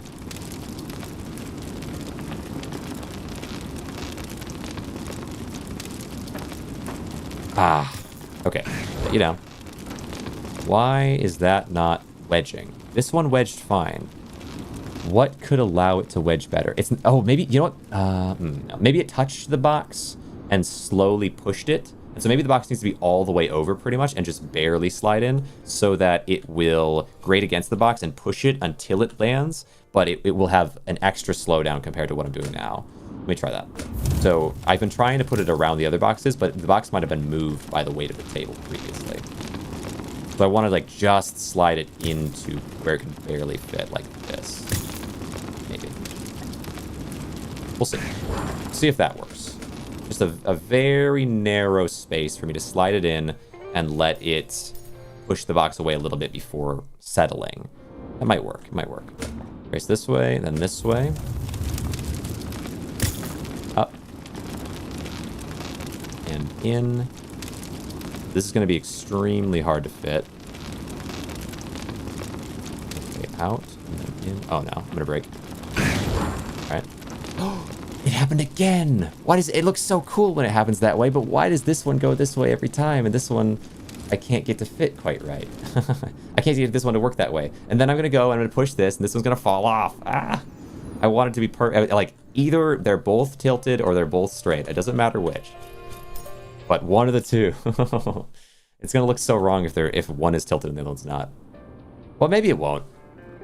Maybe it's okay. Maybe I'm being too much of a stickler for it, right? Because it is pretty. It's pretty, and it would look crazy to anybody, but... Let me try pushing with a potted plant. Maybe I'll have more control if I do that. Let's see. Well, that's not what I had in mind exactly. Why are you... Maybe... Oh, you know, maybe if I come from back here and push that way, but it seems like that would push too much of an angle. Or from over here, if I could get to over here, it would probably be okay. Maybe. It just feels like I think I'm pushing down, and that's trying to lift it up because of the way that this is like a... It's like a crowbar. It's trying to like wedge itself up when I'm pushing down like this. I would have to push up in a way, or push directly away, and it'd be okay. But I don't want to knock it off in the wrong way. All right, let's go back.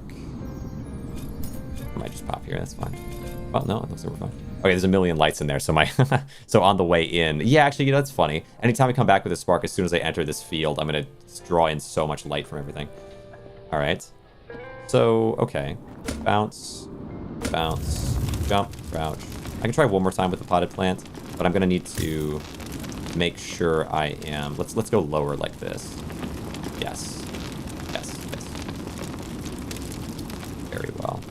Okay, I love that. That worked way better. Yes. Okay, wait. So closer. It's not perfectly vertical yet, but it's much closer, and I just need a little bit more. Is it gonna touch against anything? No. I think if I get a little bit more out with the same tactic, it'll be perfectly placed. Wow, this is so silly. This is so good. All right, bring it up. I need another potted plant. Bounce, jump, crouch, jump. Now we need, okay, potted plant. Place it here. Grab you up. Move you down. I think I'm actually just going to put it inside this like the other one. And then, oh, is it? Oh, it's nearly vertical, yeah. Then come back, then grab the potted plant, pull it back, and swing it in. And it'll be there. Respawn. Menu. Load. This. Load game. Okay. Here we go. Bounce. Bounce. Jump, crouch. Uncrouch, jump. Potted plant. Down. And pressure out. No. Okay. Well, put it back up there, and we hope that this time it... The other one fall. Oh no, the other one fell off. It's so close. Everything is so close every time. All right. Well, okay, we'll put them each up there again. And this time, hopefully they'll both happen to land in the correct way. So we'll start with this one because I've done it most recently. Bring this down.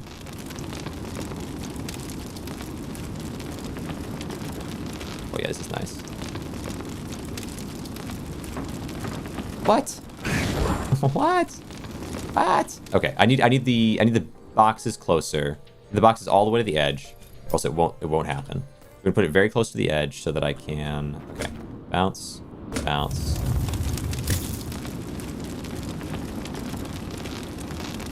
Not all the way, but close. And this one should be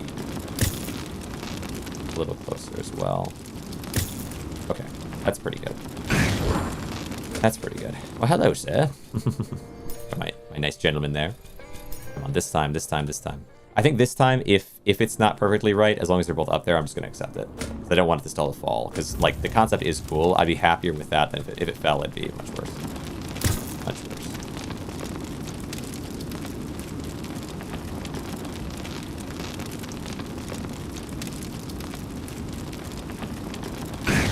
Oh, that's fancy. That's really fancy. Okay. I might be able to do the same thing on the other side as well because the beds are so close together now. Okay, let's do it again. Bounce. Bounce. Except I am going to have to set it up again first. All right, I'm going to need you to... I wish... Oh, do this while you're up there. Wait. Houdini? Someone call Houdini. I can hang this from up there. Maybe. That'd be kind of crazy. That'd be a little excessive, maybe. That might be a little bit excessive. That'd be a little wild. I think, no, let's build the same setup on this side. We're going to build a furniture, large table, place, small table, place. And then right side up this thing over here, place. Oop. Now it's okay. Then I grab it when I'm back over here, I move it up, and I place it in. Oh my goodness. I can't believe the two bar tables merged. They got put into the same. I'm gonna have to do some kind of a magic trick to get them apart. I guess I'll just leave them there for now, though. Maybe I'll find a good use for them later. Okay.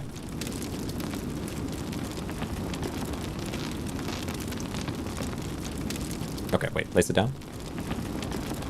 Set it down. Alright. Need you to go into there. Carefully, carefully, carefully. The upper one is very, very nice. It's very well secured. It will slowly get nudged out, as I'm realizing. Every time I try to put the other one in, the little movement might shift it, but that would be okay. Gosh, okay. Here we go. Am I high enough here? Yeah. Alright. Rotate. Bring it in. Oh. Oh, this is a little bit wild. Oh, that's a little bit wild. That's a little closer than I was thinking. I think I need to move the table back so I can see better. Okay. Move the table back and the small table, because they're a bit too close. I can't quite get in there how I need to be. Okay.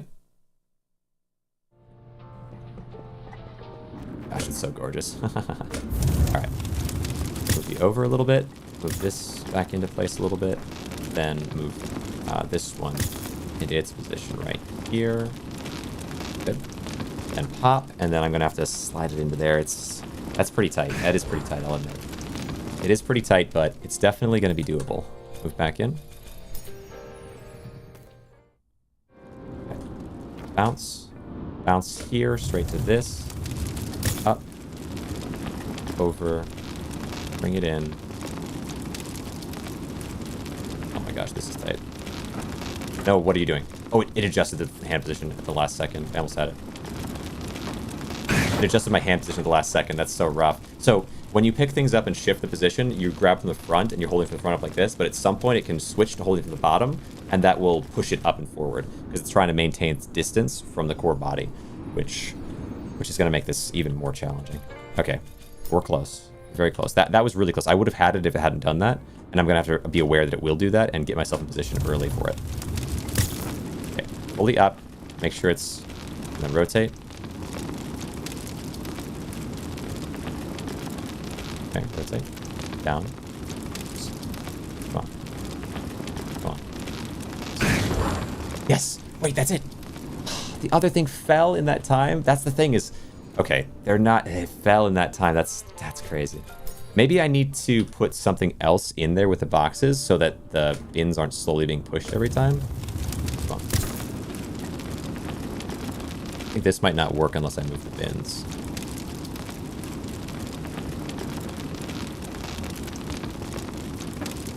Yeah, I have to move the bins in. Okay. Dang, I might have to put something in there with the bins, like, but I don't know. I don't think a small bin or anything is going to fit. So, okay, bounce. Oh, so close. That was crazy.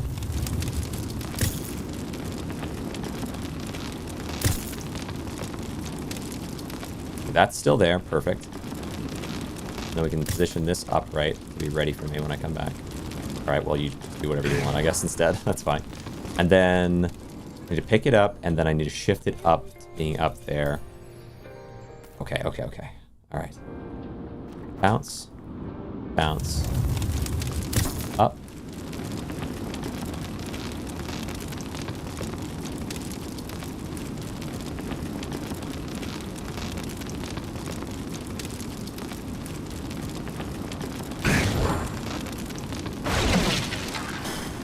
Okay, the bins got pushed back again. Again they got pushed back, dude. Why? But maybe, you know what? Or I could put multiple bins. I could stack more stacks of bins. That way it's more stable up here. So, shift you over. That actually might work. Good idea. From here. Just like this. And then I'll do an extra box. Okay. Put extra boxes on there, and that way the pressure from the table won't be as likely to push it. Should be much less likely with more weight. Or even a third bed, you know? Could do. One more bed, potentially. Alright, go. What is going on? Okay, up. Okay, we have one more bed, and it would be... Oh my gosh. The back would be oriented in the same way this way. We place that there. Then both sides would be more or less even. Okay, load this one. Load game. It keeps glitching. It's fine. All right, we go here, here, jump, crouch. I don't really.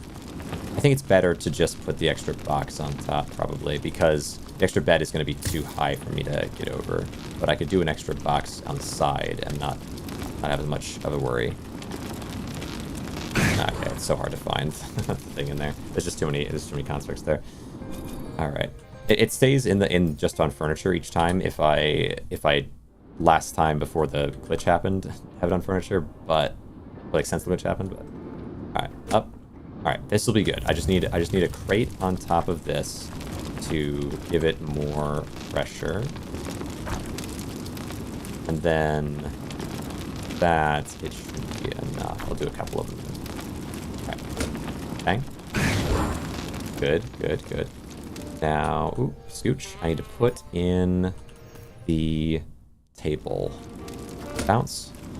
Oh, everything fell everywhere. Oh, okay. You come this way, of course. There. Then you're going to go on top of it.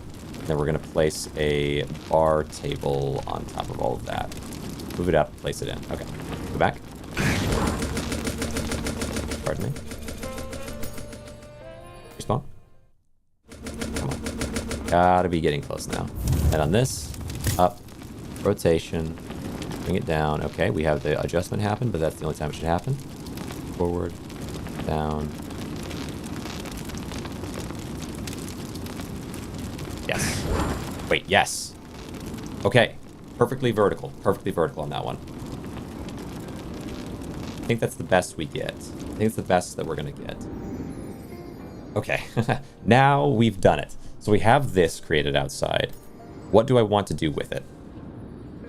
I could potentially put stuff on the right side thing, like large plants, for example. Left side, though, I don't know how that would work, because it is at a very extreme angle. I think the right side it probably could fit, but the left side I don't think so. And I don't want to adjust it at all. I think it's got to be locked in where it is, because any adjustment is going to make it all fall. So bounce, bounce, jump, crouch, uncrouch, jump. Right here, large plant. 1, 2, 3. Okay. This side, though, is just not except I could put one on there. Oh. Like it has arms. It is like it has arms now. It does look like it has arms now. Okay. Okay, how can I extend the craziness of this even further? I can't really put things onto it now because of how sensitive it is, but I can put things on through the build menu. So what would go well with the current sort of structure in the build menu? Let me see. I mean, let me see. Utilities, floor fan, floor light. Maybe I could fit lights on it. Might be kind of crazy. Crouch, okay, jump, crouch, uncrouch, jump. Lights, floor lights. Floor light can go on this. So maybe I do a green floor light on that. That might work. Okay. Respawn real fast. A green floor light. Does that make sense? I was thinking red, but I'm thinking it might make more sense for it to be green, like a plant. So this side could have a green floor light on it. And then a lantern. Lantern would burn the whole thing apart. Up here. Crouch. Crouch. Okay, jump, crouch here. Uncrouch, jump on. Grab this. Make sure it's green. Yes, it is. Good. Then what else? What else can go well here? A light there. Then what else could make sense? Okay. Monument. Monument to greatness. I could put more boxes and make it taller from here, like a giant, like a head on top or something. Because it is like it has arms. So maybe a head on the top there. So let me see. So I have bins, large boxes. I could make a head there. How would I do it? Bounce, bounce, a jump, crouch, uncrouch, hold on. Jump, crouch, uncrouch, jump.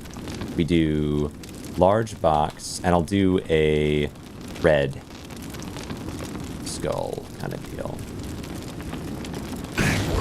And we do, what would it have to look like? So maybe forward from around where the bed is, like this bed here. We can maybe put something on the edge of the bed if I'm lucky. It'll let me do that. I'm not sure if it will or not. And then, so a red going forward from there. But then I don't think that I'm going to be able to, so exit to menu, load game, this one, load. I don't think I'm going to be able to, gosh, this construct is so insane. I don't know if I'm going to be able to put a red head, like, because I can put forward and then up and then around. Actually, maybe it would work if it's from low enough. No, those would be ears instead. Those would be ears. That might actually be better. Okay. So here, this red box.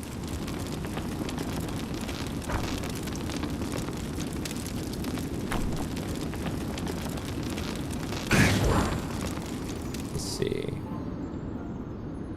Box, and then what would go in it? What would go in it? I could put a, let's see. Red, red, red. So this, then that across, then around. If those are ears, this just has. So the front. Oh, let me think. The front here. The front here. We go up. We put sort of a maybe a black mouth across, and then red eyes in the top, or blue eyes. So maybe instead of this bin, we put black bin there. Ooh, okay, be back. There we go. All right, we'll try it. We'll try it. Bounce, bounce. Yeah, I think that's better. So crouch plus that. Good. So black bin across here. Ooh, careful. The mouth. This one here and one on the other side to make a mouth. Then it's gonna be blue above that. So we need regular bin color. No, red is going to be the head's color.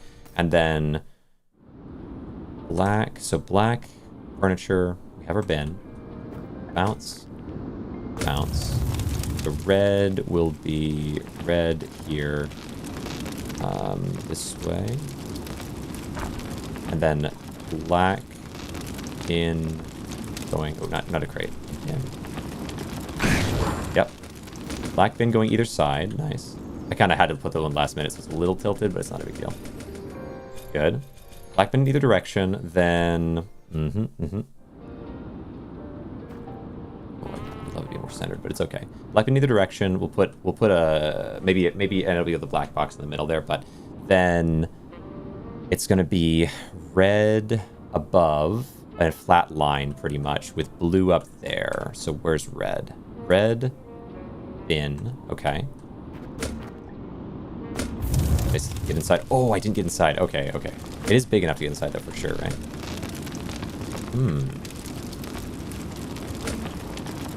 What? Okay. I'm like getting caught on something right before I enter. Tricky. That's not good. How can I slide between there? I'm getting caught on something. I don't expect that. Because there's plenty of space. It should be. Maybe I'll crouch when I get up there, maybe. Okay, then jump. Oh, that didn't work. It looked like it should. Maybe I'm gonna need to build myself a little platform here for now. Let me break it later. I'll build myself a little platform there for now with a pad on it so I can make sure I can get up correctly. And then I also should bring the umbrella now. We can start doing umbrella stuff. Okay, so where are the umbrellas? There's one there. Okay. Yeah, can I just get in here? I feel like I should be able to, but... weird. I could get on there before. Huh. Alright, so then instead it is bin, utilities pad. So, okay. Now, umbrella, and drop here. Alright, so like this one should work like, if that doesn't work, then I go like this. Yeah, that should work fine. Alright, that should work fine. And then I take the umbrella with me, and then I place a couple things down, then consider while holding the umbrella. And just take the umbrella back when I'm done, and then pop. Okay. Where's umbrella? Click. Good. Yeah, this is why I need the umbrellas. Although, I haven't used the umbrellas a whole lot yet, really. So this, then it's going to have to be red, and blue forward. So red, oh my gosh, I'm in this. And red. And then, okay. Umbrella. Place this into here. And then blue forward, or blue small box, actually. Blue small box would work better. So blue small box. I mean, blue forward would be okay. The statue of Scrappy. Right now, I'm just building whatever makes sense, so I'm creating kind of a head. But, yeah, I suppose so. He's got, so I put a couple ears on him, and then the little light there, but let me see. So you, then this, then go. I'm trying to create a head here. Up. Oh, what? Okay. Why can't I go through the middle of these? There we go. I feel like I can't fit through the middle? No, sure I can. I just can't. I don't know. All right, it's fine. So, well, okay, if it's this high up, I may as well put a box in the middle that is a red box. Bin, rotate. There's space for it, yeah? Yeah, right there. Then I need blue. Oh, am I already this low? What the heck? Okay. Toss. I'm gonna need blue eyes. We'll do there and like in the center of each, kind of. So it's not perfectly even like that. And I can put red around the outsides. That could kind of work. All right. Lobby, load. It's so messed up. whatever is causing the glitch is super messed up. But I'll get rid of this at the end of the day. Maybe. But okay, so forward, bounce up here. Then we want blue and blue are gonna go. Oh, okay, furniture, small box, blue, small box, blue with. Okay, red. Scrap of your body hitting trampoline is causing that bug for sure. You think so? Well, I used to have it happening all the time because I originally made pads to get over there, but I could try it. I can try it. It is an obscure thing. Let's toss you somewhere. There. And back in. Ooh, careful. Good. All right. So I then red around. Okay. Well, yeah, we'll see. Maybe this will solve it. Boy, I came out here without as much of a plan as I should have. I need red in that in this. Ooh, close. I almost got to put it down. All right. So, oh, it's a no. It shouldn't be a red bin. It should be a black bin. Oh, that's not good. Not good. A black bin there. How can I make it be a black bin there? I guess I have to just pick it up and throw it out. But if I bump anything else, it might all fall. Okay. Oh yeah, especially if I. Okay. So here. Yep. No! Oh. The water reminder. I didn't consider the jump pads. The jump pads make it so much worse. That sucks. Well, I mean, it's not fully destroyed. I could put this back up there. It sucks so bad. All right, it's fine. I can put this back up there. And then, okay, maybe I don't need to build a face, I suppose. That sucks so bad, bro. That is so frustrating. All right, well, it's fine. Let me see. So, yeah, the jump pads, I hadn't considered that they would destroy me so badly. This back, move this back. Okay. Then you... Right, of course, the jump pad here is going to screw me up. Okay, so I will build differently, though, this time. So I put that back up there, and that will be cool, and I can put stuff on it, which is nice. I liked doing that. I did like that, but it feels like the head idea is maybe not the best, especially because it feels like I could do more with this. I mean, the head would be kind of cool if I had finished, if I just had black in the center there instead of putting red. It's so hard to take anything off. Okay, so here, oh no. Okay, there we go. Go away.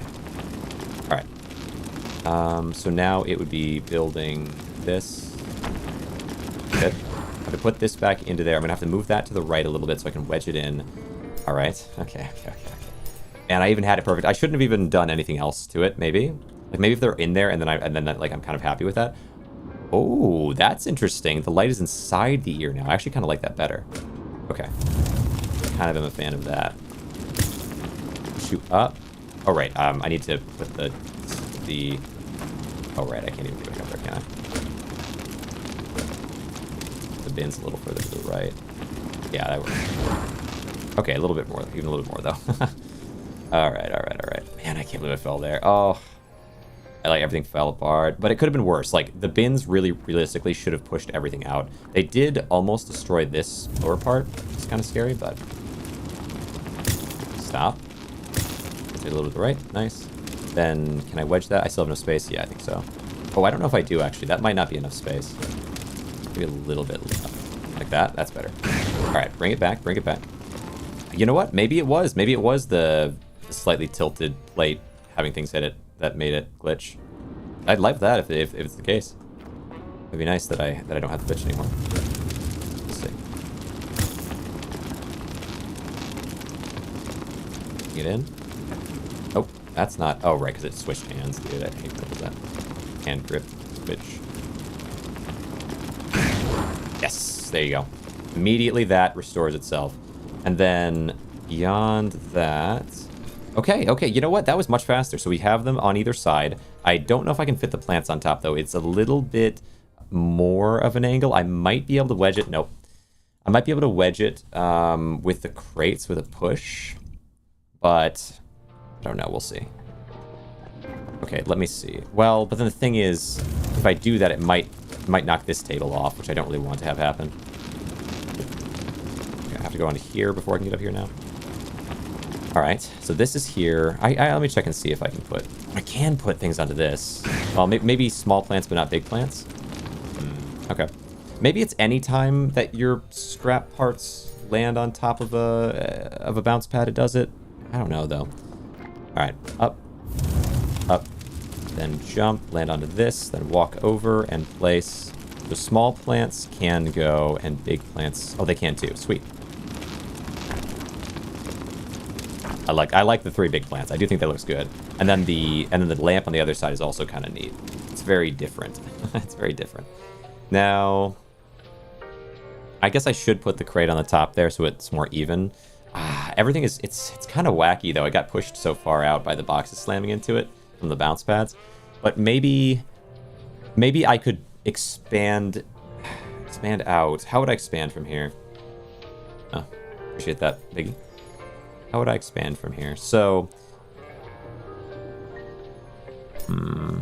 I like those little arm things, but maybe I could build a giant head on the top, like on the very top of it, and have those be the arms, and so I just keep going up. Like, up might not be terrible. But I have to leave spaces for myself to climb it, too. Which is tricky. It takes a little brainstorming, for sure. So, like, for example, we place... bin, and I should jump up there, a table, and we kind of like loop it around and create a giant... Oh, you know, a thing of a head out of tables. I don't know if that would make sense.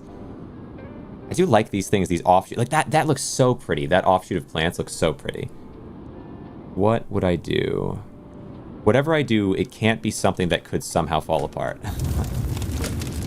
Okay, up here is my first climb, then come up to here, then...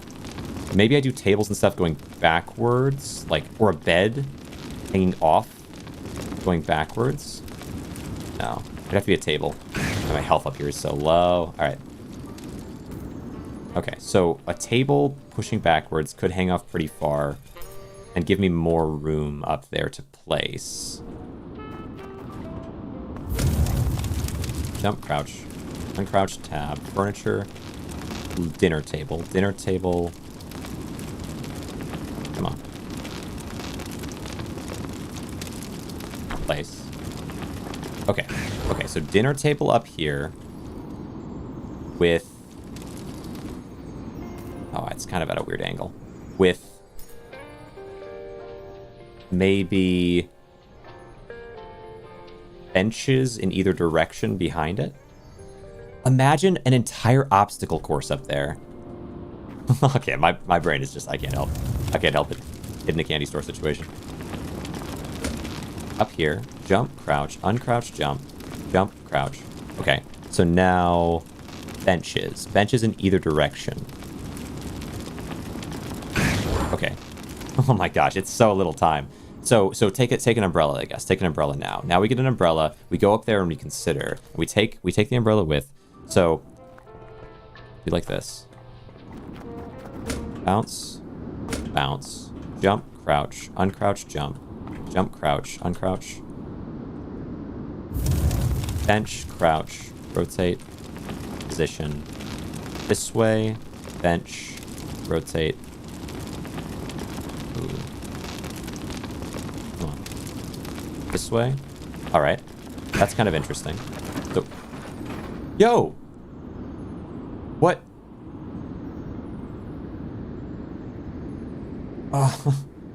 What is that mechanic? Okay. All right. It's fine. It's fine. I have to.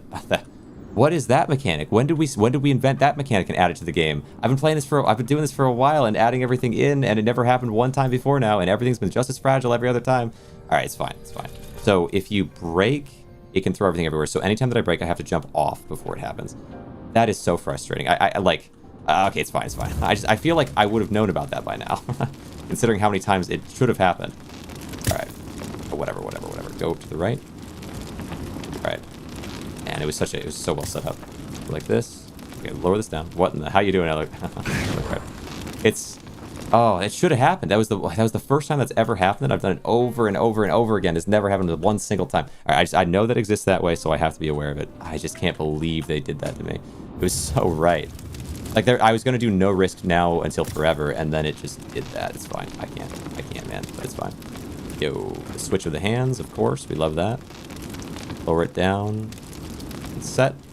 Yep. And that's still set. Okay, we have it there. Unfortunately, I can't place the plants like I'd like to, but I can place a lamp in there. Oh my gosh. It's getting so crowded on the ground now. All right. You exit menu. Apologies. I don't mean to get tilted, but, like, I don't... It's fine that there's a mechanic that I just never considered that didn't show up in, like, an hour plus of attempts of this. Hello, buddy. It's just frustrating, of course it is. All right, up we go, and then jump and crouch and uncrouch and on, and then I place the core... Nope, I place utilities, this. Place this on. Okay. Then the next thing I'll do will be a bench. I can't believe that happened. I can't believe that. Maybe when I popped, the umbrella fell out and knocked everything off. Maybe that's what happened. And it's because I wasn't using umbrellas before. That might be what it is. Maybe it's not the blow up happens and then it pushes thing. It's that the umbrella. I hadn't considered that. All right, let's go forward. Let's go forward and then up, jump, crouch, uncrouch, jump, place, bench, rotate. Okay, crouch, place, bench, rotate. All right, not sure why I couldn't place it there. Go back. All good is what it is. We carry forward. We keep it positive. I must return my positive to my mind. It was so close to something incredible. But I must return the positive to my mind. Up. We do bench. I recovered pretty quick, to be fair, so at least there's that. Why can you not? Yes. Okay, place you there. Then next up might be a table. Yeah, never bringing an umbrella up here again, I'm realizing. But breaking is not the thing that caused the problem, thank goodness, because that would be so frustrating.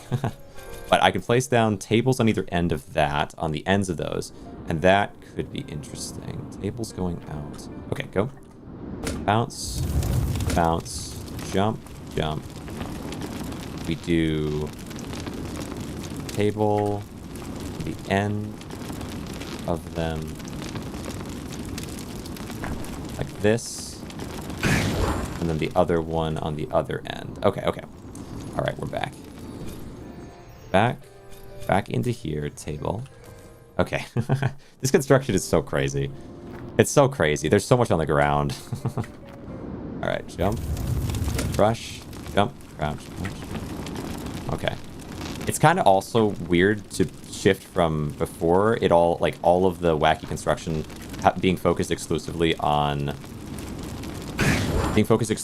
being very careful, very precise, very intentional, to being very fast, very active, and very precise as well still. But it's like but okay, so we've got this here, this here, this here, this here, this here. It's kind of crazy looking. Almost looks like a face already with a mouth there on the eyes. And then what else can I add? Those up there.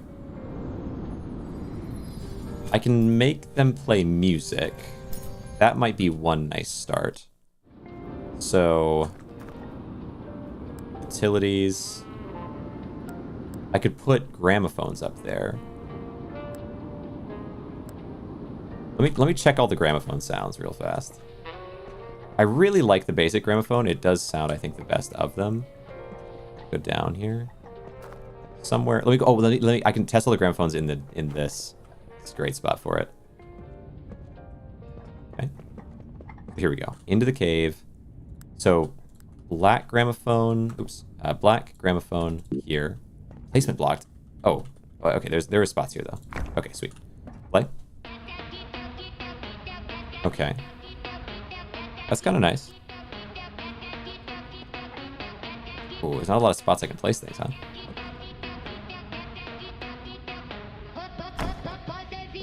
I like it. Then we have the blue one.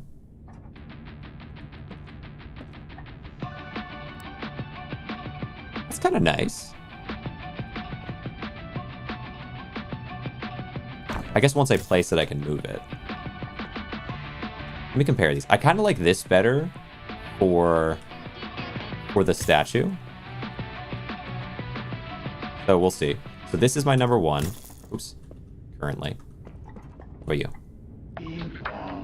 Right, the Bing Bong one. I don't think so on that one. I like if I had to listen, every time I go out there listen to something, I think that blue one is the best one. That dark blue one.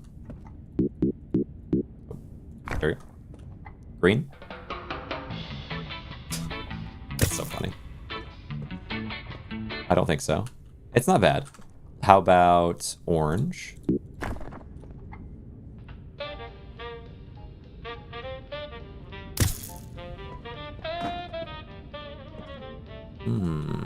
That's kind of nice, but let me compare it to this again.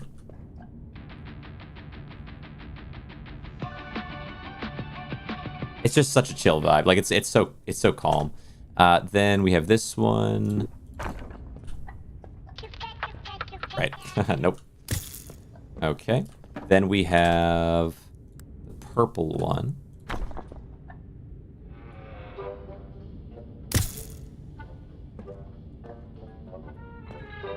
Oh, it's like you're creeping around. Okay, I kind of like the purple one. But I think still I prefer the dark blue. This one? Not bad. Old-timey kind of thing.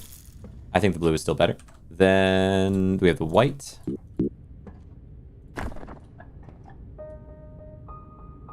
Creeping around again, kind of deal. Oh no, that's more like classical kind of. Okay, like I'm playing chess or something. I see. Then we have the yellow one, last of all. Oh, that's nice. That's kind of nice, but I do think the blue is my favorite here for what I'm going for. After this ends, like, yeah, it's just got such a nice vibe. Yeah, old cartoons. Yeah, their red's nice. But I think this one's going to be the nicest. It's a little quiet, honestly, but it's the nicest one for what I'm trying to go for. So we're going to put the blue, the dark blue, on the outdoor statue. Okay, crouch, uncrouch. It's kind of soothing. It's kind of soothing and easygoing. Make a Monopoly board with a dice and little teddies. Monopoly board. Yeah, true. Wait, that's a cool idea. That is a cool idea. Okay, let me finish this build. But yeah, that is a good idea. Signs as the names. Oh, okay. How can I? Okay, there we go. Climb up this, and on top of this, two blue gramophones. Okay. Break.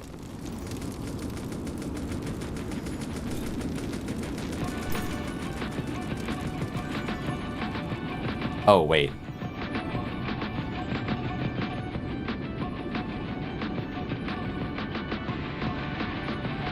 I want them on the same beat. Oh, wait.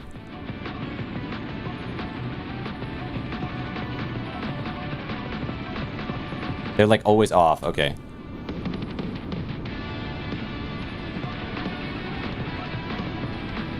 Okay, so what I want to do, let's do...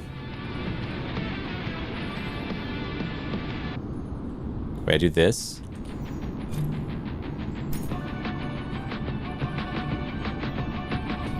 There's like some spot where they should line up.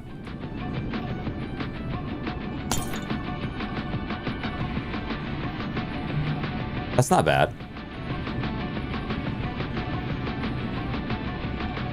Yeah, that's lining up. They're on the same beat, even though they're on a different part of the song. Okay.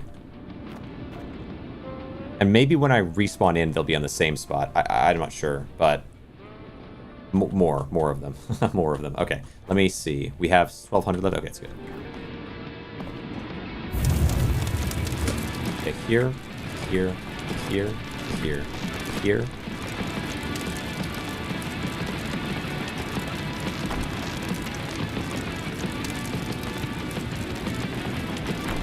Yep. Nice. Okay. Oh, it's so cool, dude.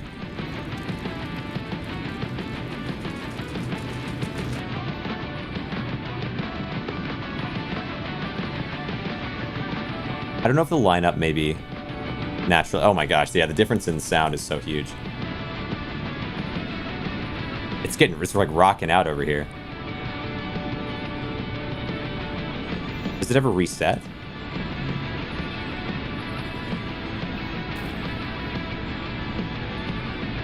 Let me see.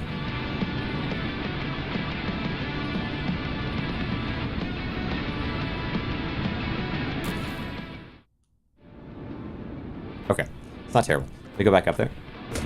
I'm hoping they'll all play on the same beat when... I don't want it to just be... Well, the thing is, I don't want it to just be like a cloud of noise. I want it to be one song, you know? So it's a bit tough. Okay.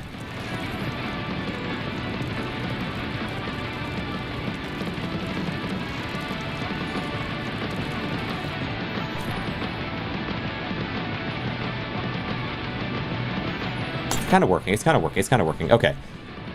All right. That's not bad. That's not bad. Can I bounce on this? No. Will they sync when you come back? That's what I'm kind of curious about. Is if it'll fix it. It's not bad as it is, but I don't think I could add two more and line it up at this point. They're a little bit off each probably. Oh, here we go. So, but we can check this. So exit the menu, then load. We got the glitch anyway. Then we go up there and just see if it syncs. Oh, yeah, it does. Well, kind of. Oh.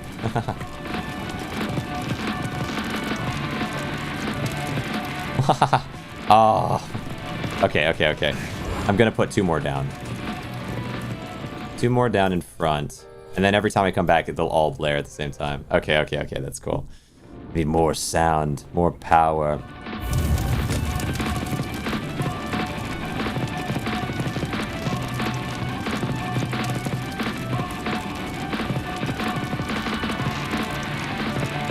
Gosh, it's just so cool, dude. I really like this song too. This is nice. All right, play. Oh, this is cool. Oh, it's all worth it, man. It's so cool. Oh, it's so cool. We finally did it. Okay, how long did it take me to get that? Maybe it was only an hour, hour and a half, but because I had to go and push and then come back and go and push and come back because of the heat, it made it so much more intense trying to make it work. But it worked. Like okay, so you have 6 gramophones up there that are blaring the music. You've got all the nonsense around. There's so much stuff on the ground. There's so much stuff on the ground. But if I clean that up, it's actually going to look pretty cool. Let me see. I don't know if I can. Yeah, we'll just...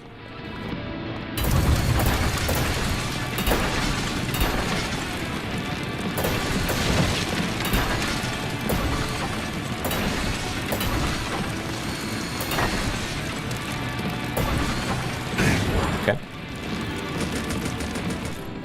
Anything but the gun. I think if the gun got launched, it actually would break everything out there. But it's so good. Okay, it's so good. It's so good. Yet another thing to add to my belt that I really doubt anybody else is messing with right now. Although each time I do a thing, I'm sure within a short span of time, somebody's going to mess with it at least a little bit, but can't fault them.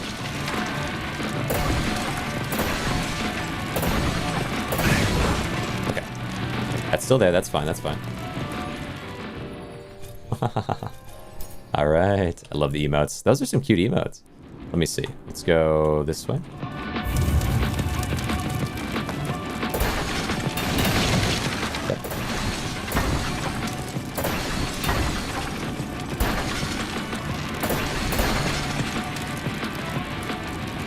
All right. Carefully. And we swing back around and we restore. And then grab.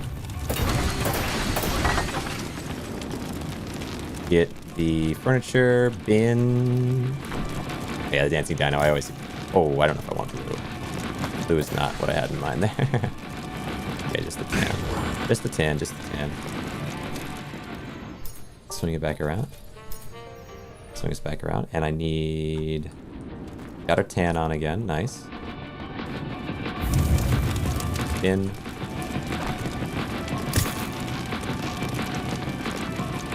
Make this look all nice. Uniform. Nice.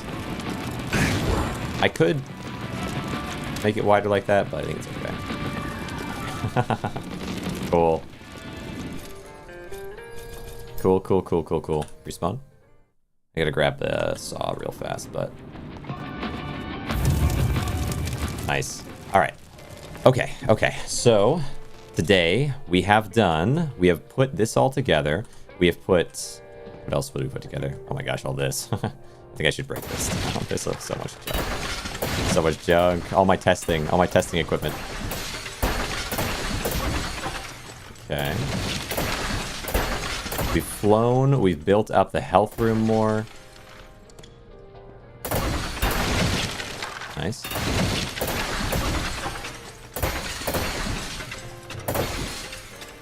Okay. Alright. Good. Okay. Oh my gosh. Right, how does it look now that I've broken out all the other stuff? Some stuff still back there, but much easier to look at. That's so silly. It's so silly. I love that it's just blaring out there with six gramophones. So let me see. I have saw blade. I have. Specific you're looking for? Yeah, you know what? Okay, let me see. I have the saw blade. I think is there still a sniper back here? I've got all kinds of things on the floor, right? Sniper. I got this on the floor and this on the floor. This is empty. I'm probably just gonna send this to the wind. Where's the sniper if I still have it? I had it somewhere, but I don't remember. It's been a second since I used it. Maybe it might be on the downstairs. Maybe on the downstairs balcony, or downstairs storage spot. Okay. No. I don't even know. It's somewhere. Fair enough. Well, I have a lot. Okay, I have 67 artifacts, and I have all kinds of ball things in there, and I don't know precisely where the sniper is, but I've still got 6,400 gold. So, you know, sort of mission success in terms of having enough. Oh, there's the sniper. It was right in front of me the whole time. I don't even... I wonder as well where... There's an umbrella over there. Okay. Hold up. Everything is everywhere. Alright, place you all back here. We have this umbrella. And then... Is there another umbrella out here somewhere? Oh, yeah. Here it is. Nice. Okay. Umbrella. Umbrella. Oh.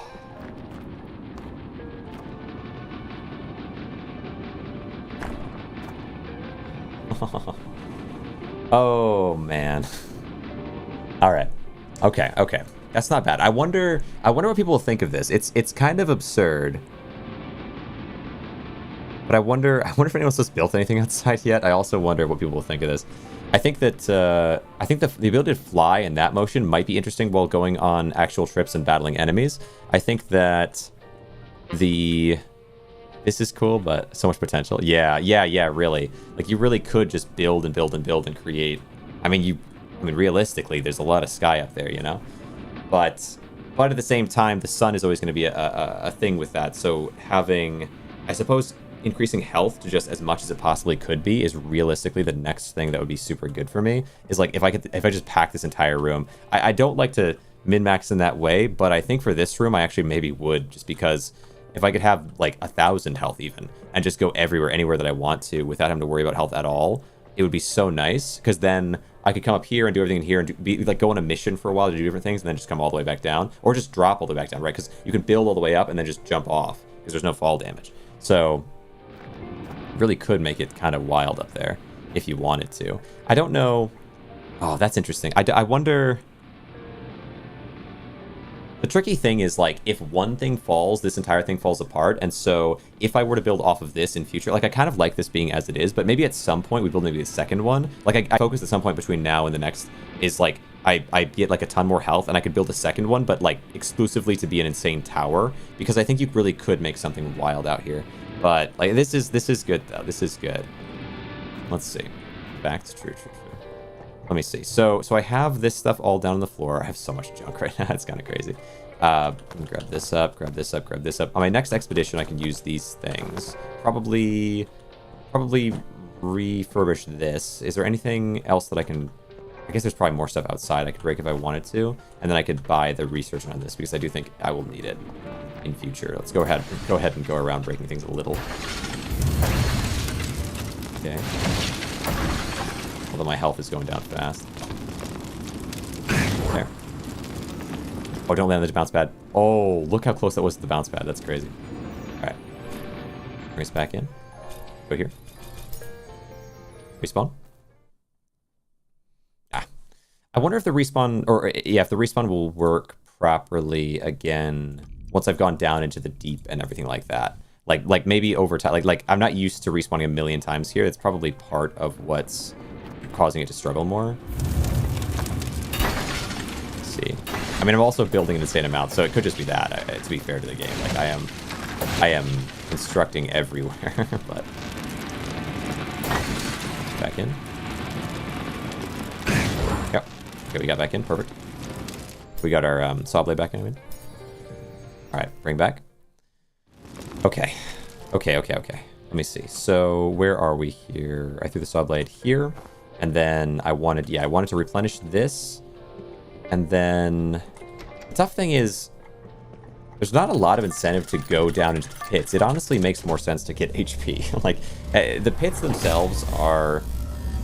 I mean, they're just full of enemies, and I could get some more gold down there, but I have gold. I could get more scrap, but I have 67 artifacts. I think I'm more due for expanding my rooms than I am for combating enemies, honestly. Like, the constructs are behind, because, well, it makes sense, too, because last time I was down, again, for like 12 hours, I got an unbelievable amount of artifacts across that time. Just gold was evading me. But because of that, yeah, I've just got way more scrap than necessarily makes sense. Okay, so... If I were to build more, I mean, I have this system. I could expand this system or continue the system. I do think, okay, so I don't know. Okay, let's say I put this here. Let me look a little bit. Crouch jump.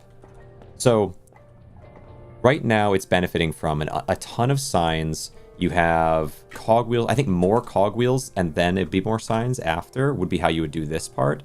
So if I were to go to decor, so yeah, more cogwheels definitely. Like I could use so many more cogwheels to enhance based on the signs there.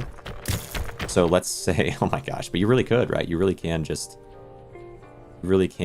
kind of just stack. I really don't think, maybe for the remainder of this one, instead of using signs in crates, I just use flat signs and see if I can make it even more efficient that way. Okay. Gosh, the amount of layers to this is going to be crazy. The amount of layers is going to be absolutely wild on this. All right, place. Set. Good. You sure that Good. meant for my throne? Meant for my throne. Yes, the throne, of course. This last part, right. Yeah, this last part was empty, wasn't it? And I had to put stuff on the end. Well, that's fine. We'll continue it with just 4. And then we'll put stuff on the end when we're ready. So we'll do a set of 4 cogwheels in a row, stacked twice. And then, oh, I should also build up. I should build to the top of the room, potentially. I wonder what this room level could get to if I do this way. There's a lot of space. I mean, it is one of the smaller rooms, but there's enough space that I really could do this pretty effectively. I think, yeah, 4 again of these. I'll have to figure out what I want to do on the top as well. Like this. Also, let me check and see what a light, like how much would a light get a boost right now? If I did, let's say it's like this. No, maybe it'd have to be like this. No, what kind of light gets boosted with all this stuff? We have the floor light, not that one, and we have a lantern. It is this light that does, but it only goes up to 6. It's just not worth it. Yo! I appreciate that. Stuck on believing the different effects are found in the houses that are on the Scorch, unless they will come with updates. Thoughts? Believing that the different effects are found in the houses that are in the Scorch. Effects. Wall light should be it? Yeah, wall light. And unfortunately, it's only doing... For the weapons on 2nd floor, are found in the houses that are in the Scorch for the weapons on the 2nd floor. So so there's Tink's thing where you get the upgrades to it. Are you talking about that? Like the effects themselves that are gotten on the weapons come from the electrified are found in the Scorch. Houses that are in the Scorch. Like each house is assigned a specific effect type. Because are there as many? Is it maybe there's as many? I hadn't really thought about it, but maybe there are as many houses as there are effect types. I don't know. Let's see. I know that the outer houses, though, one of them did house the let's see, the lore keeper's note. So one of them was probably the lore keeper's house, assumedly. Although I guess how you look at it depends, because the lore keeper is a robot, and the houses were probably all originally built to be for humans. I don't know. I mean, I'm not really sure exactly how the lore would work out there, but place this in. We're gonna need enough here. Interesting. Okay, swing us around. I want huge health. I want crazy huge health here. 39. Each of these are going to get a pretty massive benefit. Like really everything here should get massive benefit from everything else for the most part. Like there's so many, honestly, there's so many signs in here, and so the amount of paintings is not even enough. So I think the signs are what I have the most of. What I put on top should not be signs. Anything but signs. So maybe it should be... To assistant boss. I think. I could put small paintings and big paintings on top. I do have more cogs than other things, so maybe that would make sense. Because I'm only fitting so many in between here.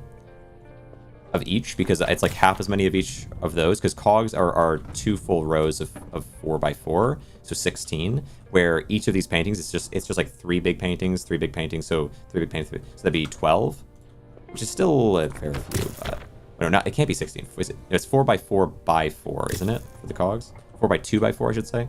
So that would actually be 32 cogs, where you get passive buffs for building stuff in the base, yes, and depending on what is near something else, like cogs do well with paintings and big paintings and small paintings, and they do well with signs.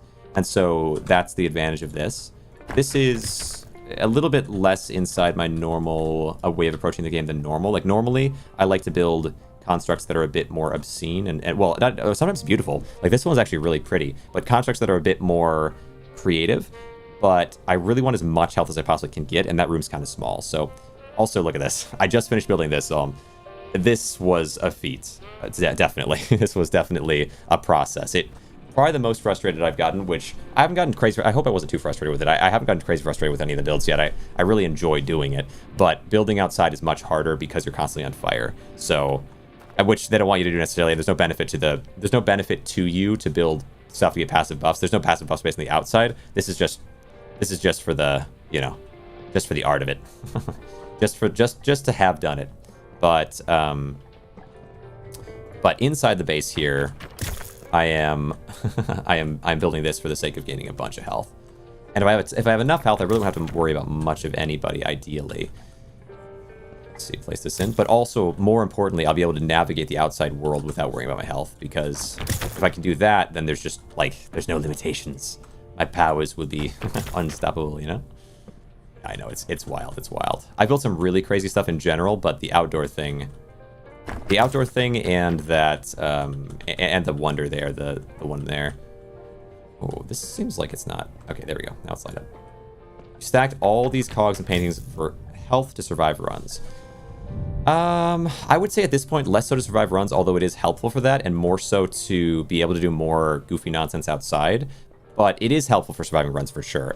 And there's some stuff that I'm doing in runs, like earlier today. So today has been an uncovery. This has been a little bit of a different one. Normally, it's going down and getting things like yesterday. Yesterday was more standard-ish, where I went for like 12 hours straight. I was doing runs. I got like 10,000 gold. Pain, I appreciate the follow. Thanks so much. I really appreciate it. It goes a long way. It really does help.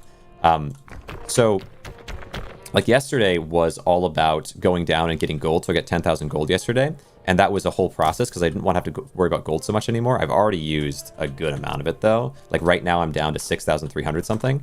But, what can you do? But so I'd have to worry about gold less. And then I also, while I was down there, not like getting gold and exchanging.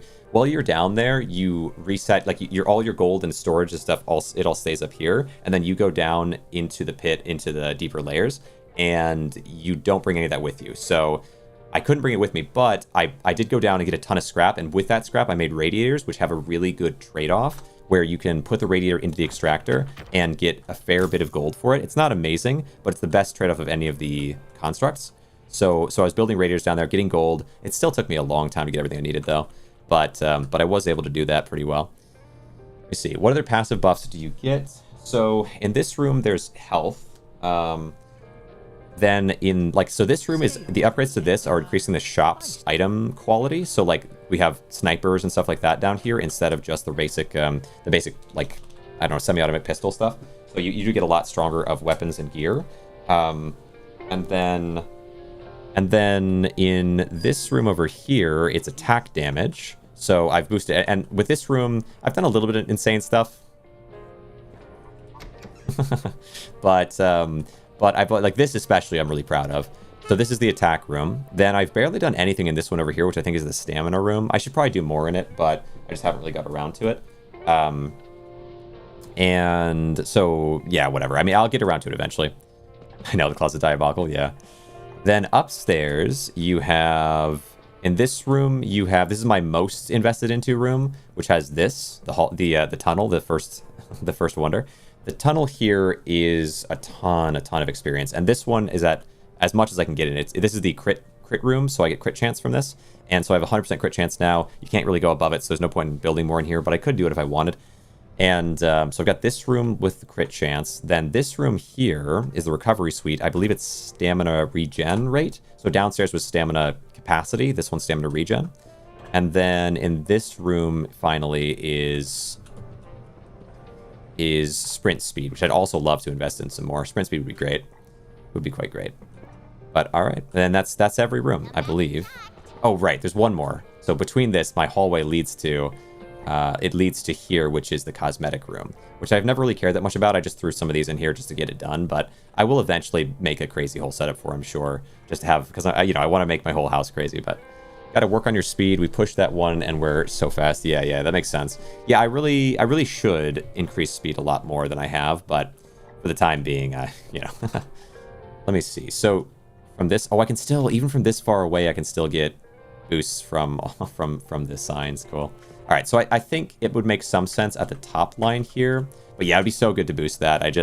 I've been too focused on, I want to explore all these, like, anytime that I go for upgrades, it's always because I'm trying to do a specific thing. So the reason I went for attack and for crit was because I want to be able to push deep into the levels, and that seemed to help. I got up to 20 something. And then the reason that I went for health is because I want to be able to mess with things outside, like flying using items, which is, I'll show that real quick because it's kind of insane, but then we can carry on. But like flying was the earlier today thing, along with so we had, let's see, oh, I have to drop these. I have to drop these somewhere in here. These can't go with me.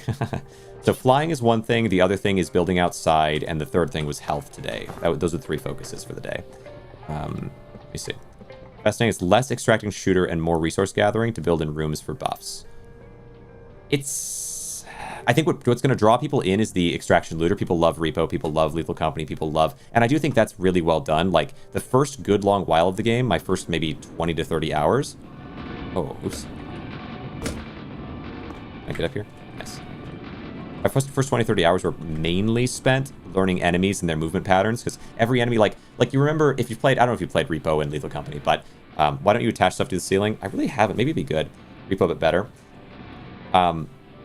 So, like, if you have played Repo, for example, there's an enemy that blasts using its nose. It blasts a red beam, and there's a different enemy that's an eyeball that forces you to look at it. But there is one enemy that both those concepts, they're 2 different attack moves from one enemy. The eyeball in this game, the eye that will, like, it shoots around a circle in the beam, and then it also can, like, lock eyes with you and stop you from moving or attacking. Well, you can move, you can't look away, and you can't attack, and you're kind of slower. But that's just one enemy, and there's a number of different enemies, and each enemy has their own gimmicks. Sometimes one, sometimes multiple, but each enemy has their own different things that they can mess you with. I was actually telling my brother about that earlier. I was really talking to this game quite a bit with him because I'm just in love with it. But I was telling him about that like there's so many different gimmicks and different options for the enemies, and you can get so much better. Like every single enemy has a different audio cue. So there's like 3 different enemies that have deep voices. So there's like the kind of like oafish one that just lumbers around with a big old hammer, or a big bat. There's another one that's a crawler that is kind of like and kind of like lurks around like on its hands and legs. And then there's a third one that is the shade, which is like kind of thing. But they all have that kind of deep voice, and they all have multiple audio cues, so it can be hard to tell the difference sometimes. But after you play it for a while, you start to understand them, and you know what to worry about. So like if I go around a corner and the big lumbering guys there, they might rush me and slam into me and do a ton of damage. Where if I'm going against the Reaper and they get me, then they're going to knock my soul out of my body and try to take it away. Like this, your soul can come out of your body like this. And then if they are the crawler, then they're gonna be really hard to notice. So if you're looking around for these big, like, lumbering creatures or like ghastly, whatever, the crawler's gonna be sneaking around under you and gonna jump up and slam you, So each one has their own different mechanics like that. Even if they have similar voices, they all have distinctive voices that you can tell the difference for. And so it's been interesting to learn that. But then after that first 20, 30 hours or so, I started really focusing on the building, because the building was always like, I was kind of doing it, just like messing with a little bit because I want to increase my stats, and so learning a little bit until eventually it became like kind of the primary focus. Look at my mouth move like that. That's cool. Let me see though. Better. Let's see. Also brings out your interior designer. Exactly. Yeah. Like that shift happens eventually. It gets us all. I feel because this is not building like this is not a usual thing for me in any game. I've never really gotten this into building in any game, and so I wasn't expecting it. Let me show you this real fast. You might get a kick out of this. I've emptied my pockets, and you can see. We'll see if it works this time. First, right away, because I do think the better thing to build for this would be the plant pot. But now that I'm at this stage of the game, I'm messing with some silly stuff. So, so you got something like this going on. But this is not normal. This is not normal. But yeah, I can survive long enough to do that. You have to get a lot of health to do that, but like at the late end stages of the game, you might start messing with some things and really play around. But that's an extreme example. Repo's last social media post, the Cosmetic Showcase music video, because I was one of their cosmetic contest winners. Look at this crazy thing. This was so hard to build because of the fire. So these buffs, damage, crit, health, etc. They apply to new frames or whatever. You get mid-run because your other one got broke. Let me see. Damage, crit, health, whatever. Apply to new frames or whatever. You get mid-run.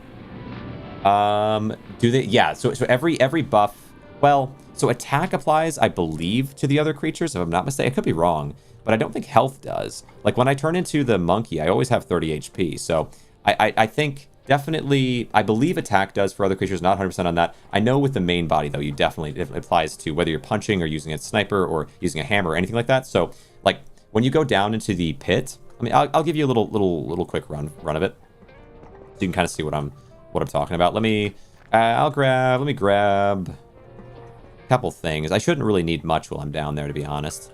Grab a hammer, grab a little gun action, another hammer. I could take a sniper just in case. It's fine. So here's the actual layout of going down and doing battle. You can also upgrade down here. I think I've already maxed it out, though. This one's a quick max. It's just 5. Because it's just to raise your odds of having an actual event. So, like, when you go into this elevator, it can be blank, but most of the time it's not. Bring a monkey with me. I bring a monkey with me so I can swap back my soul into its body in case things go haywire. But, okay, so press this. We swap to the bed. I do like to bring a bed with me. So these are all going to rotate and choose your 3 modifiers for the round. It does this every time. Oh, no fuse, extra enemy, and corrupt enemies. Oh. Okay. So that was a little unlucky. I got 3 negatives. It's pretty unusual. It does happen, but that's a bit rough. That is a bit rough. Okay. So you see how much damage I'm doing here? Normally I do 1 to this, and I do like 10 to this maybe, but I'm doing way more because I have so many attack buff increases, and I'm guaranteed to crit because I have the 100% crit rate. So I'm able to break things way easier. When you're starting out, you're not going to be this wild. I don't have enough yet to really do that to major enemies, but I could stop that. Attack buff turns to gold. So the attack buff is just going to increase your raw damage, but the crit is that's why it's a golden hit. The hammer itself is gold because I've beaten all the missions, which it's like a reward for completing the main storyline. Although there are going to be more missions eventually, but for now it's all the missions. Let me see, let's swing around. Or at least I know there's going to be like an update where more stuff is added. I don't totally know how it's going to look, but let me see. Ram is goaded, no pun intended. For when you first start playing, you can just ram them over. Ah, I see. So that they actually get like sort of knocked down properly. Smash you. And then, monkey. I might take the monkey home. Might be nice. I think every character has its own modifier. So like the monkey, the advantage of monkey is that it's fast. It's faster than all the other characters. The advantage of the fire ant is that it can shoot fire, which can destroy GRAINROT. And it can damage enemies with that. And the ram, I think, does really good damage to enemies. Maybe, I guess you're saying knocks them over. I've really never tried on that end. So you come down here, you bash these things down, and the goal ultimately from doing that is to gain some scrap. The scrap is what I was using to build furniture upstairs. And then you look for items like this, how this is shiny. So white is the best, white is the worst, then blue, then you get purple. Purple's the shiny, it's the most powerful. Let me see. Main missions are the portals. So main missions, hopefully, can you still see me? I don't want to, if you can't, but, so main missions are, yeah, okay, I'll hold off for now. I'll continue my full explanation of that, because I think it's kind of interesting. But yeah, ads, it's 3 minutes every hour, so that there's not onboarding ads. Like when you join in, you don't immediately get hit by them. It's kind of what it is, but let me see. Break this down, break this down, break this down. Might not worry about you too much yet. Okay. That's alright. Just gonna sort of ignore them for now, I think. Let me see. Once you guys come back in, I'll carry on my story time, but I don't want to, if you can't see because you're asking the question. The big head explosive guy is pretty easy to cheese at pits. I got him confused. Oof. Oh, I have so much health now. It's kind of wild. Yeah. Scoot out of the way here, though. I do have a lot of health, though. It's kind of crazy. Let me see. Big head explosive guy is pretty easy. Red Bull ad, GRAINROT flying. Yeah, when you get back in, let me know. I wanna make sure you're able to kind of hear what I'm saying. All right, let me see. Should I bash this? No, I can take this back. Let me see. Swing us around. This guy is pretty easy to cheese at pits.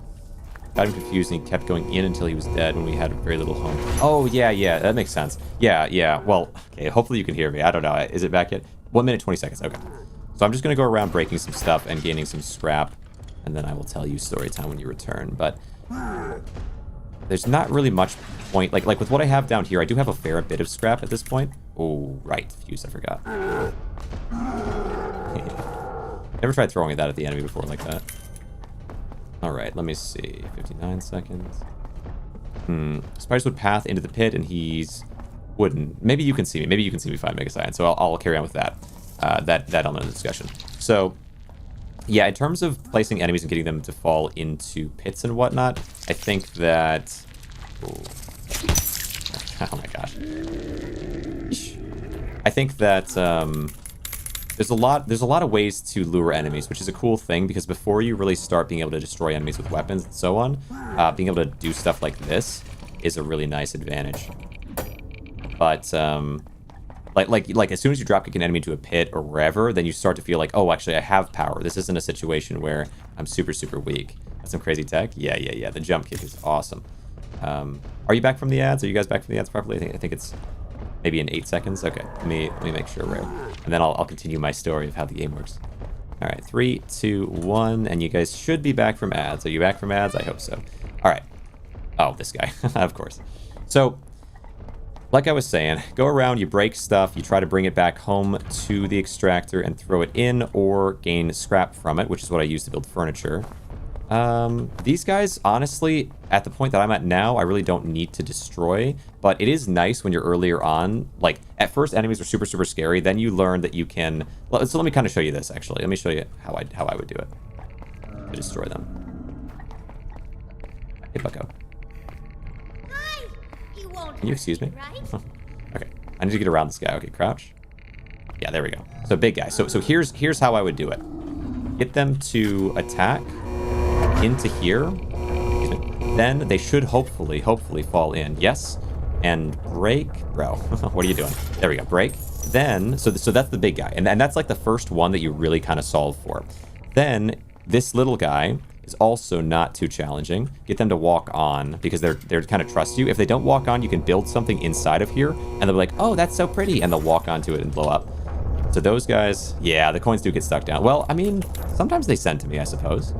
But yeah, it's not perfect for the coins, but it is cool. It is super cool, because up until a certain point, you can feel kind of powerless or not very effective, at least in the game. You feel like, oh, I've got to run away from everything, just like most extraction shooters, or looters, I should say. But then you realize, oh, I can do these clever things to trick them in this and that way, and you're testing this, testing that, until eventually you get it for each different enemy. Like the laser enemy is actually the most gullible when it comes to walking onto the extractor. And so that was maybe the first one that I figured that out with. And then the big stompy guy is a little harder, because they don't want to, unless they actively attack, they won't walk on it. Yo, Dynamic, thanks so much for the follow. I really appreciate it. It goes a long way. I really do appreciate that. So yeah, like it's best to kind of figure that out with each enemy. A lot of enemies can be drop kicked into things. You can drop kick enemies into the extractor, but it's fairly hard because they want to chase after you. So if you're going to the front of the extractor and then back towards the elevator, they want to walk in a diagonal line to that, which is just going to make it really hard to get them positioned right.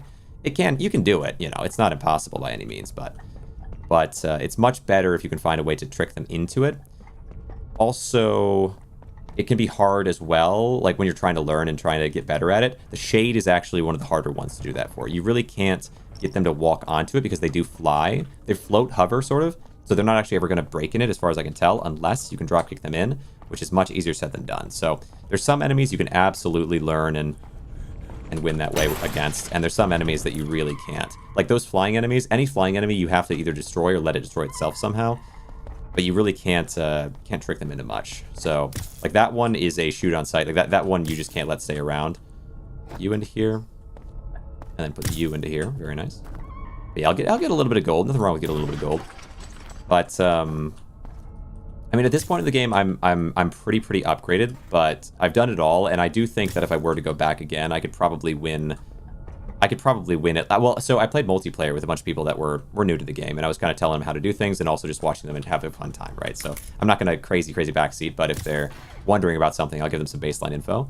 And so I was hanging out doing that, and it was fascinating. It was cool, like, because I really didn't know how good at the game I might be, because you get all these upgrades and it feels like, oh, you know, am I really learning or am I just getting upgrades? And that meta progression is what's allowing me to do well. Oh, there's, yeah. So this is the eyeball. The eyeball here, but I do think I am learning. The eyeball wants to do a thing here where it locks my vision in, or where it shoots a laser. Like, so here it's going to shoot the laser. Honestly, it came for the drops, but I'm learning so much, I must say. Well, I appreciate that, Dave. I appreciate it. I'm glad to hear it. There's a lot to the game that's really fascinating. So now what it's trying to do, or what it tried to do there, was lock my vision in so it can make me not be able to move and can just zip me down to death. What I'd like to do for this eyeball, if I can... Okay, it's going to do that again. That's fine. You need to stand behind something. Some things look like you can stand behind them and they can't. This guy actually weirdly is the most likely to cause you some problems, even if you're really good, in my mind. Because it has this tendency to hit you when you think it really shouldn't be able to. Like, walls like this are fine, and there's, like, most walls will be fine, but, like, you can't really hide behind certain ledges. Okay, come on. Let me see if you'll do it. Let me see if you'll do it. Sometimes this guy will get baited onto the tracks here. They're more likely than other enemies generally, but they might have been updated. Testing building in the Scorch and it's epic. Yeah, the Scorch has been crazy. Dave, if you're playing this game pretty actively, you might get a real kick out of what I'm up to in terms of building. Come on, will you walk on? Sometimes they walk on, sometimes they don't. Yes, wait, here we go. See how we'll just walk on? Oh, maybe not. Come on. All right, whatever. I suppose. Okay, here's another thing that I can do. Ah, crap, I've got GRAINROT. If you get GRAINROT, I'll show you solutions to that in a second, but let me see if I can get you to become aggressive in front of the machine. I can just drop kick you in, probably. That might be my safer bet. Okay. Now I want you to go there. Okay, then I'm going to do this. Ah, I don't know if you're going to let me.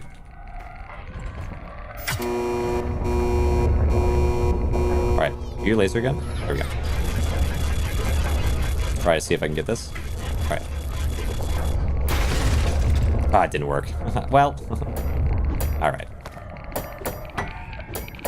I'm just going to beat you down. Unfortunate. Yeah, this guy usually would just kind of walk off, but honestly, you usually just shoot them. Can I get you to... Oh, you might get aggressive against me if I vomit or anything. This should work. Yeah, this should work. There we go. All right, so here's something kind of neat that you can do. It is... Where is it? It's utilities, lantern. Wait for that to end. Make this for us. Yo, who said that? Was that him? Down there? Lantern. Burn. Get rid of the GRAINROT. It's a pretty nice way to do it if you need to. You can also use the cricket, for example, but it is obviously a little dangerous. You can destroy enemies, you can destroy environmental stuff and get scrap using it. So, like, if I go into a room with some scrap in it. Nice. Use that early since you taught me it. Nice. Let me see. Yeah, there's a lot of chat. I apologize.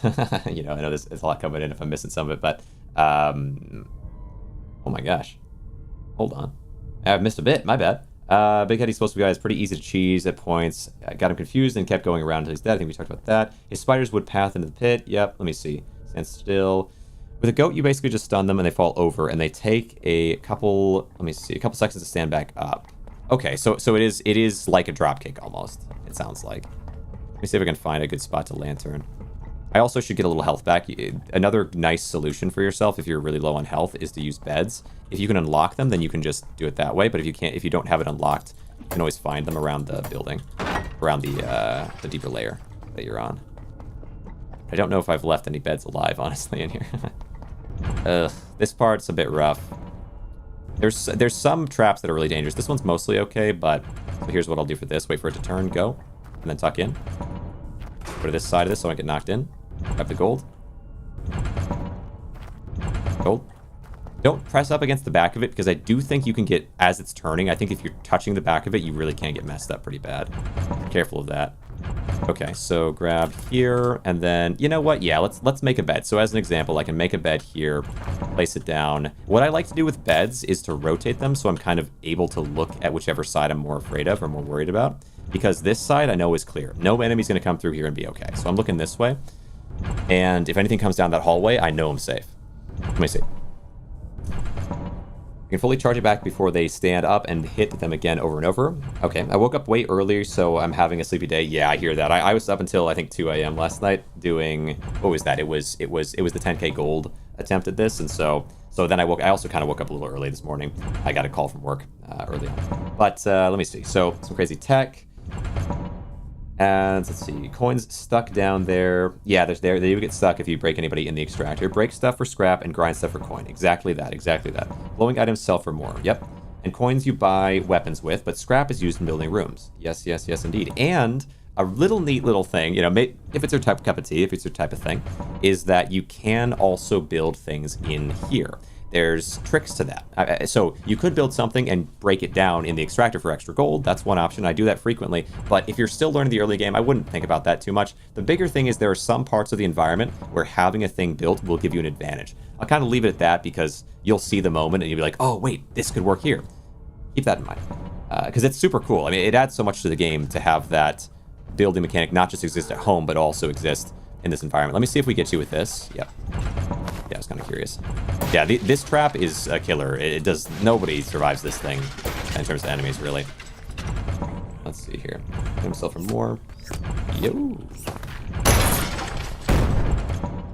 Learning in Repo that the huntsman does 4 shots and then must path away from players before continuing, so goading them into shots by shooting behind walls next to them. Yeah.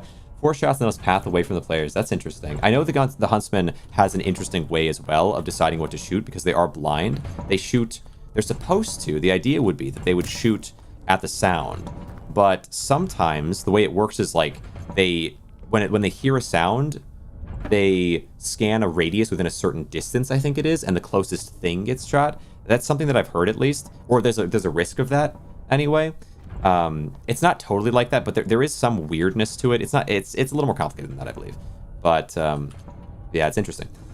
Just got me some Wendy's. Awesome, dude. I'm so excited to eat tonight. It's gonna be great. As multiplayer, do you get your house buffs or? Oh yeah. So when you are in a world, there is one house only, and so you get whatever buffs are in the house that you're tied to. So it would be the host buffs in that case, or your buffs if you're the host. Yeah. Let me see. Hate that guy. Testing builds in the Scorched is epic. I appreciate that. Had the bomber trapped in the chute.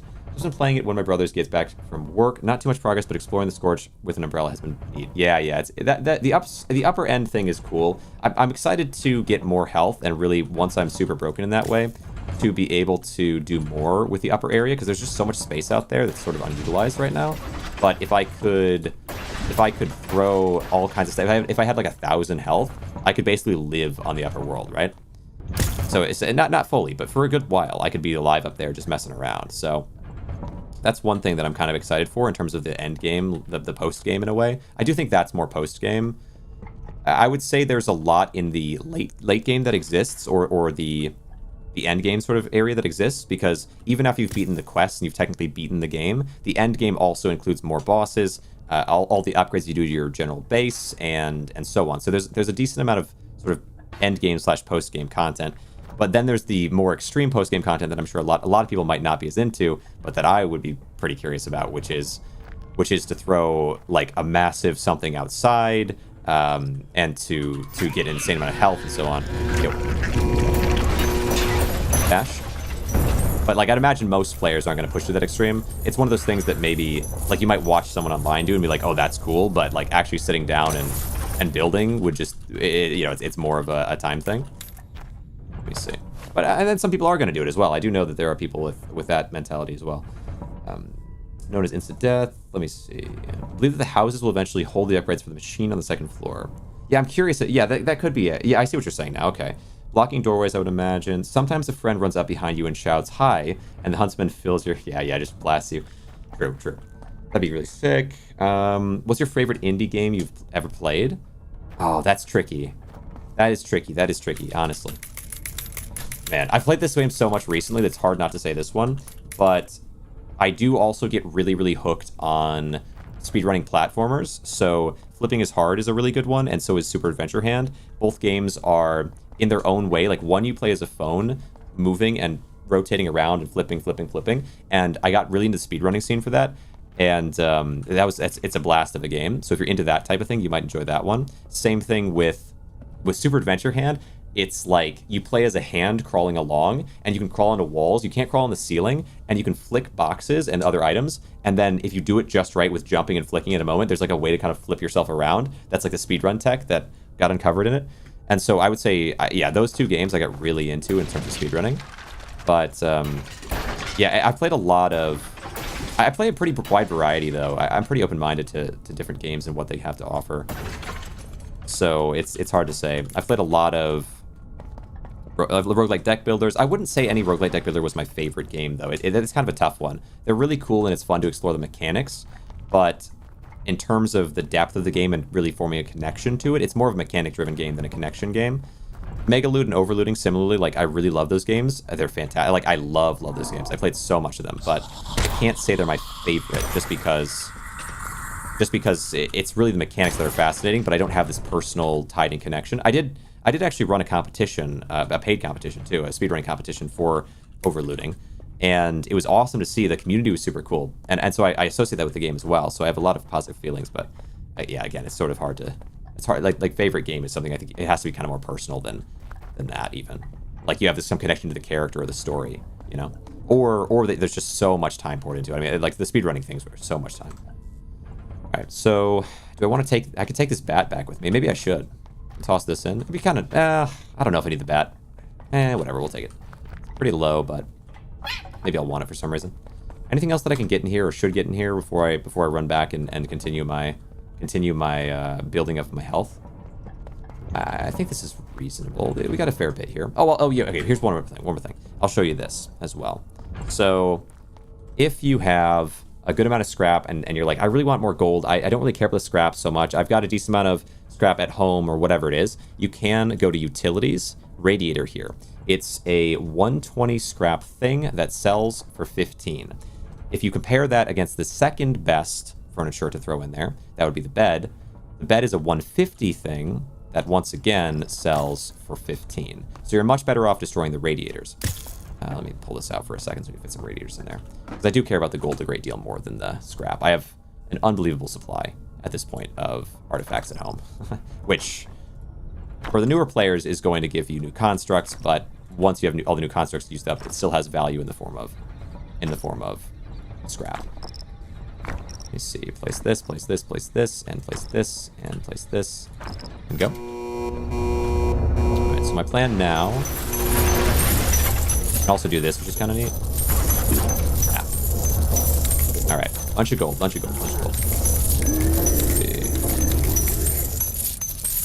Oh yeah, I left my... See if I can just do this. Yep. Ha, that's crazy. That's a bit crazy. I'll do it to you too. Wow. A bit wild.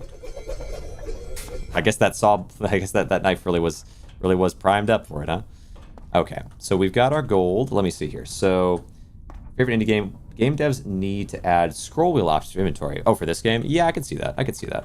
Let me... I had thought of that at one point, but it is a little weird that it doesn't exist because... Which, everything's work in progress, right? I mean, I know they've got more updates coming very soon and so on, but... like, when it comes to different things, one thing that I think would be cool would be when you select an item and then you go to place that item, why not make placement with right-click instead of left-click? The reason for that would be that if you place something and then you click again, you'll punch, which you might always want to do. But if I place something with right-click and I right-click again, well, then I guess I would grab. Actually, you know what? Never mind. Forget I said that. Devs, erase that. Erase that note. Okay, but no. Okay, so you're right. That actually makes a lot of sense in my head. I'm right. I'm right about myself. Whatever. I don't know. That map. Yes, a bunch of little winding spots. I like the maps in the game. It's cool to see sort of where you went and what you might have missed as you were going along. Get a cue into what you can do better next time. But yeah, scroll wheel option for inventory I do think makes sense because as long as you aren't holding something, because scroll wheel is used to move things when you're holding it, but outside of that, I don't know if scroll wheel really does anything, so there's not much downside to doing that. Also, someone mentioned the other houses, and when you were flying on the record player, I saw them. What about those? Health building. More health building, yes. Or, let me go up here. So, what the houses outside do is, let me sit here, bro. I know you're old and you have a big hat, but I'm sitting here. Let me see. So, what the health buildings out here do is each one... Oh, the houses out here. The houses give... There's some lore related to housing, and there's also scrap in them. But is there anything else really in the houses? I think it's really just sort of exploring the wasteland of the world. I'm sure they will add much more to it over time, but I don't consider the houses to be super fleshed out yet. They're really at a point where you go out, you break some stuff, you get a little gold, do a little bit of scrap, and it's like, oh, I explored the world a little bit, and you hope to look more into it. And eventually there is some use to exploring outside, but like within the narrative of the story of the game already, but I'm sure there'll be a lot more in future, because I do think the houses, there's a lot of potential to a much broader world out here. Let me pop myself up and then go inside. Let me see here. Oh, the map. What about Chrono Cross on PS1? I don't think I played that. I did play some PlayStation, like original PlayStation, whatever games, PS1 games. But mostly I was more into the PS2, I would say, when that came out. PS1 I didn't have as much experience on. But I did play a few.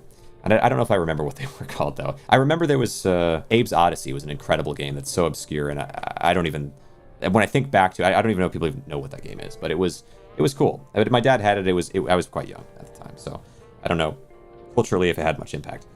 Health building, let me see. Does putting stuff in the elevator help in any way? Yes. You can take stuff back from the elevator, and when you go down in the elevator, you can put in a bed, and if you can hold it up in the air, you might be able to keep it from breaking. Secondarily, you can put monkeys in the elevator, and if your body breaks... my body's broken. Okay, now I'm in a soul. I have a limited amount of time to run and try to find a new construct body, place a monkey in the elevator, bang. And now I'm alive again. So, yeah, there's a couple different ways you can use the elevator and put things into it. Oddworld games, great games, yeah. Abe's Exodus and Munch's Odyssey. Yeah, there's a bunch of cool little things, older games that exist out there that I hope there's more, like worlds and stories kind of built out. I hope we get to see more of that. I know that newer game came out a few years ago, but now that has been a minute. For the time, they are just goofing for high-end lore and stuff, or going for, for high-end lore stuff. I think there's also more. I think that the third floor might be being added in October, something like that. So third floor is going to add quite a bit to the, assuming the third floor adds also upgrades parts, like spaces in there, then that would also add to your ability to enhance your character. And I would assume at the same time as updating that, maybe there'll be other things updated, but yeah, we'd have to look through it. Papa Rosie, nice. Hey, nice to have you here. Let me show you something, dudes. I have been busy. I did not stop yesterday. I mean, yesterday I did get my 10k gold, which we only have 7,000 left of. So, I mean, I've got a decent amount left of it, but I have used a fair bit. Because I wanted to do a lot of things. Halloween update, right, Halloween update, which I look forward to seeing what that's all like. But look here. So I made this in this room. We have sideways... Let me see if we take this. I have sideways cogs, which is... I do this to get there. Well, hold on. Rotate a little bit. Against the flooring to make the sideways cogs. Boom. And then I position them in front of it.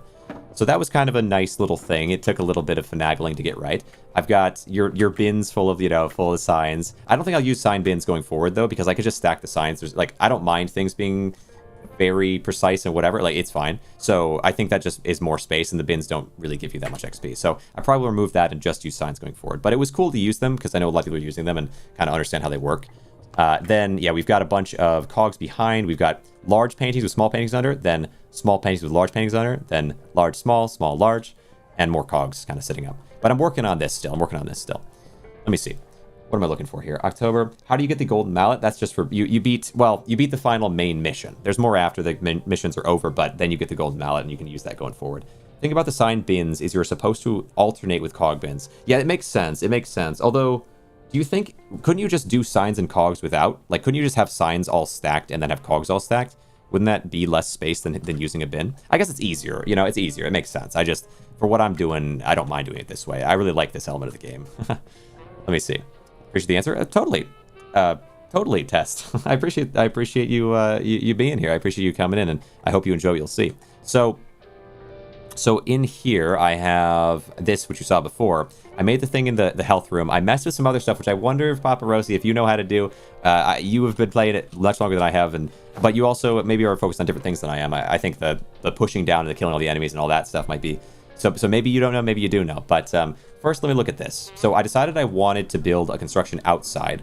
And so what we have is a series of large crates with beds on top, then more large crates, large crate, which allowed me to hang off of it these bar tables and lights, large lights or tall lights, standing lights. Then I have benches on the top of that with tables on top of those benches with, we can hear out if I go out this way. With some awesome music, 6 awesome music sets. Let me see what we're looking at. So there's that. That's kind of exciting, but that's not what I'm going to show. But that's kind of exciting. But let me look here. But the sign is supposed to, which I can appreciate. I can appreciate that I might not be doing the exact way that how you would do it if you were maximizing, and it might be more efficient than maybe not than what I'm doing, but definitely than the way I'm imagining it being done. If they were instead alternated, it would probably do quite a bit. Appreciate the answer. Let me see. I think because the way it cows, it won't work that way. Oh, maybe not. Okay. Watch one of your vids, Paparazzi. Deadeye has been going crazy building outside. Yeah, yeah. This has been wild. This has been wild. Yeah, Paparazzi is the go to the game, by the way. If anyone's watching, you 100% should check out his channel. If he's live when I end, I will rate him. But if he's not live, go check out his channel at some point. Genuinely, there is not anyone pushing the game in terms of the depth the way that he is.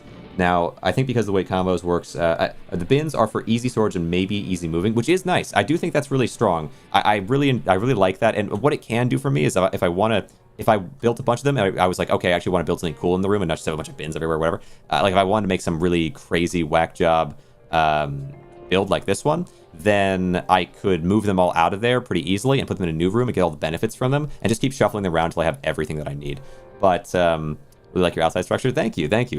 It was a bit of a thing to put together, honestly, but I wanted something outside. So first I had gone for health so that I could handle that better outside. The one other thing I went for in terms of outside, let me actually pop my body here real fast so I can show it, because I mean you probably already know how to do it, but but maybe not. Let me break my body real fast.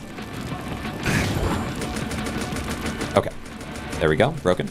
I'm also running into a little bit of a glitchy situation every once in a while. It is what it is, but I will go back into a body like this, and then I'll be stuck, unable to...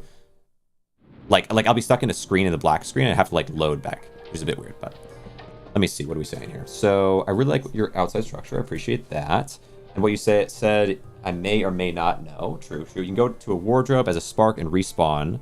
Okay, yeah. So check here. Let me go through my tunnel. Dang, it's a little... This got knocked over probably by what I was doing earlier, to be honest. Up, crouch, uncrouch, jump, crouch, uncrouch. I had to fix that later, whatever. But, so here's what it is. How much do you know about flying? How much do you know about flying in this game? I wonder if that's already really been discovered mostly. Like here's one example, something that, probably the easiest one, a lot. You do know... Okay. So what do you think about this perspective? Flying with barrels is fine, but... This is the strongest thing. So flying with the gramophone has the most upward potential. Flying with the potted plant has the most forward speed and ease. And flying with this is it's kind of in the middle, I would say, is this one. I don't like this one as much because it's kind of hard to fit onto. You have to grab the bar a little weird, and it slips out from under you really easily. This one also slips out really easily because you have to stand on this edge part, which is kind of awkward. But this one is just so easy to do. So let me show you this real fast, how good this is. But you may be... Rosie, I'm not surprised. Papa Rosie is gonna know these things. But let me show you here. Yo, thanks for the message effect. Flying time. Yes, it's flying time. So this is the easiest thing to work with and the strongest of the easy ones. The gramophone is the strongest technically, but it's harder to make happen. Crouch, grab. There we go.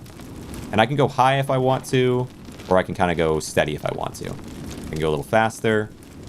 If you want, you can let off a little bit, or you can even drop and then grab. Oh, grab at some point. Oh, grab at some point. But anyway, so that one's the strongest of, or the strongest one that is easy to work with. But gramophone is wild. Let me show you gramophone real fast if I can. Gramophone's gonna be harder. It might not work first try, but I'll try. Oh, my beautiful structure.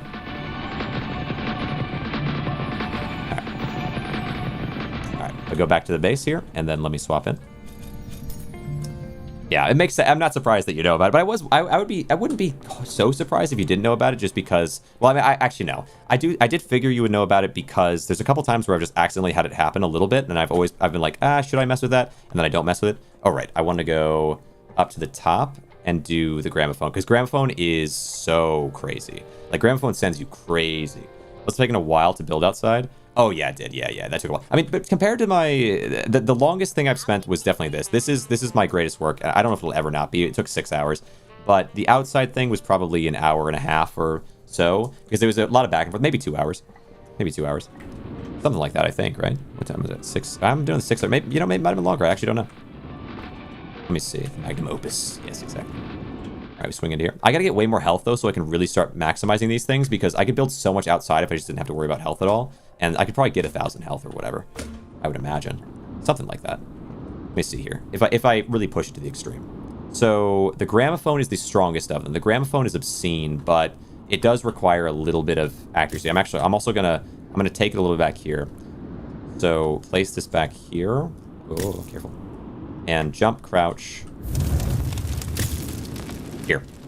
Because you can hold up so much. So how much higher? Okay, that's the spot. So this is our spot. A little bit past vertical, which or horizontal, whatever. This is the highest that anything can do for you.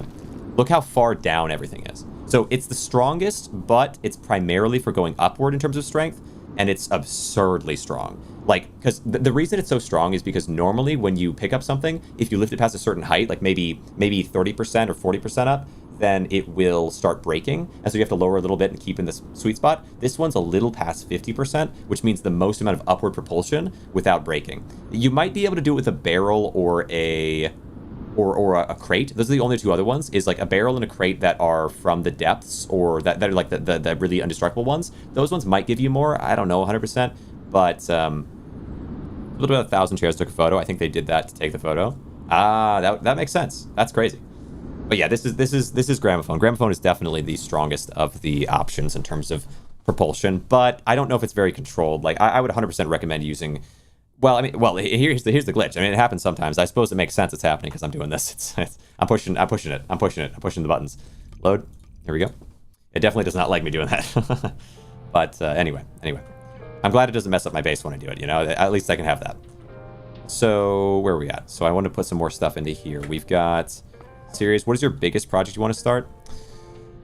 The biggest project I want to start, you know, if I announce it, if I push it too heavy, then I think people are going to maybe do it for me. You know what I mean? But there's definitely a lot more to do outside, and I have some visions for that. A second thing would be there's a specific project that I'm working on that I'm having to collect more for, I'll just say, that I've had to a couple different times go in on a separate save and collect things for, so that I can start working towards it, and it's going to take a while for it to happen. And I thought I was going to do it pretty quickly, and then I realized, one, I want to stream this game a lot, so I don't want to like fall off on that. I want to keep focused on that and have the time for it, because there's just so much to do. But then secondarily, I also want it to be right, and so I want to get some more clips and different things to use within what I'm working on for it. So there's projects like that that are separate from just playing the game, but that's separate. Why I keep my biggest project secret too? That makes sense. Do tools and weapons seem to have durability? Yeah, tools and weapons have durability. Even just the first tool you'll ever have that's durability will be this one, which is the broom. But yes, every tool and weapon has a durability. Let me see. So yeah, I want to be building in here. And how do I want to build this? Got a series of the cogs. We got some cogs here. We've got some signs here. We got this here. I don't need more signs. There's so many signs in there as long as it's close enough to them. So I think, well, I would like to build on the top as well. Why don't I get I would say a bar stool here will guarantee me the height that I'm looking for. Let's do that. Then up and crouch. So on top, what's going to fit the best? Honestly, small paintings, tons of small paintings, and then we do big paintings exclusively on this side is a possible idea. Small painting. How does a big painting look here? I could do double small paintings, then big painting alternation as well. And that would be kind of good. That might be kind of good. But then how will I wedge something in the top so it's perfectly fitting? If I do that, that might be a bit, that might be a bit hard. Because look at what I did here, actually. You might get a kick out of this. So I have the paintings lined up here, and they do line up, which is interesting. So pretty much exactly, but not perfectly exactly, because you can see it pushes a little bit past here. But pretty much exactly for large paintings to small paintings, it's 5 small paintings to 1 large painting in terms of width. 5 small paintings to 3 large paintings in terms of width. Way off there. So it's close to 2/3 of a large painting for a small painting, and so it does line up pretty well. It's not perfect, but it's close. So and that's also why you notice here, of the 4, these 2 are pushed out, and these 2, the other 2 aren't, is because these are going against the wall, so they can't push it any further, where the ones that are fully in are going against the window more, so they get a little bit of extra wiggle room here, which lets them line up better here. And of course, if you ever want to line things up perfectly, your method for that is going to be something like this to press it in. I'm not going to do it right now because I want to have I'd rather have a full surround to press it in if I was going to do that here. But yeah, pressing them in using other items is your play for sure. Because if you try to press it in with your own strength, it's just going to throw everything everywhere because you're pushing so hard on a very pinpoint spot without any security. You really want crates around. Or the structure. Yeah, well, look at this, though. Look at this. So I had, like, no space because I put... So I put all the paintings here. I wanted to put sideways cogs here, which is interesting. But then over here, you've got just one wall. It's a wall shelf positioned in this way. Anyway, kind of neat. I thought it was kind of cool. Now... Yeah, what I want here is going to be paintings, although I really wonder, how am I going to place something on the top? Also... I probably should, if I'm going to mess with this a bunch more on the top, if I'm going to mess with the top end of this, it's going to be important to do a little bit of this. Yo. Okay. Yeah. So what we need to do for this furniture is a series of this. I can fix that. It's all right. I'm going to need, okay, hold on. Escape. Move this over. Maybe right click to cancel the build might be cool. Like this. Yo, thanks for the subscription, Papa Rosie. Holy cow. I will do my best to earn the subscription. I will do my best to master the art. But I really appreciate it. It means the world, and it goes a long way. Place this here, and a little rotation on it. And a little ooh, not a scrap. Hold on. Gosh dang it. Let me get this cricket out of here. All right, hold up. I do have 70-something artifacts to get more ball going on, but you know what? Nah. I got enough artifacts. Let's just do that. I could take the cricket's wonderful home, but he's just so happy in there. He's just wiggling around all the time, so I think I'd rather do this. All right. Throw a scrap back. Ooh. All right, place. Good build go for sure. Hey, thanks. I appreciate that. I'm doing my best, working on it, you know. Let me see here. Appreciate that very much. For the placement trick, if you're trying to fine-tune place things, you can turn down the mouse sensitivity. Oh, that's smart. Yeah, that's real smart. Good bet. Good bet there. Think. Place. All right. We're going to place a few of these. We're going to get a decent amount of scrap. I'm not going to get a ton, but I do at least need to get my surrounds on there. Probably this much should do. I'll be able to get, what, 3,000 something or so? Place all that in. Scrap bank. Yeah. Well, I mean, yeah, yesterday is crazy. It was crazy. It took me 12 hours. Is that awful? It took me so long because I died twice and snipers and everything are so expensive and you have to refuel 3 things every time. So it's 300 every single run. And I did for 10 hours straight. For 10 hours straight, I didn't get a single 2x gold. So I was just out of my mind by the end. It was so tough to get the 10k gold. It was so tough. But what it meant is that I had 150 something artifacts when I came back up, and I've got a bunch of the purple balls in there as well. But yeah, it was rough. It was rough. Let me see. Push it in. Now I'll take this. Well, the tough thing here is what am I going to do in order to get this wedged properly? I think I'm going to have to go 3 high. Wasn't that what I did before?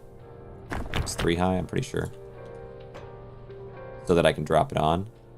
Yeah, drop it in. Yeah, that'd be better, I think. I think that's my play. Is that my play?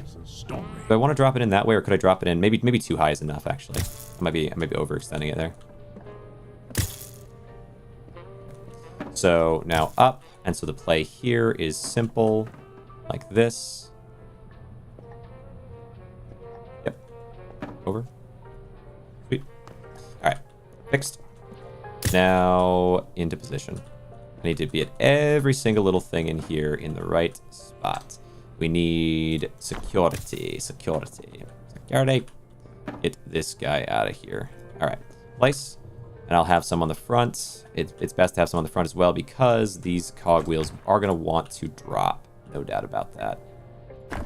Found a method that is much better than that in the terms of yield per run, but it's time consuming. So in terms of time, radiators is still better. Okay, I see. Better than radiators. I'll have to think about that. Better than radiators, but Careful work. More time consuming and therefore less practical. What about grabbing every single item on the entire map and throwing it in? I mean, isn't that better than any of the scrap value?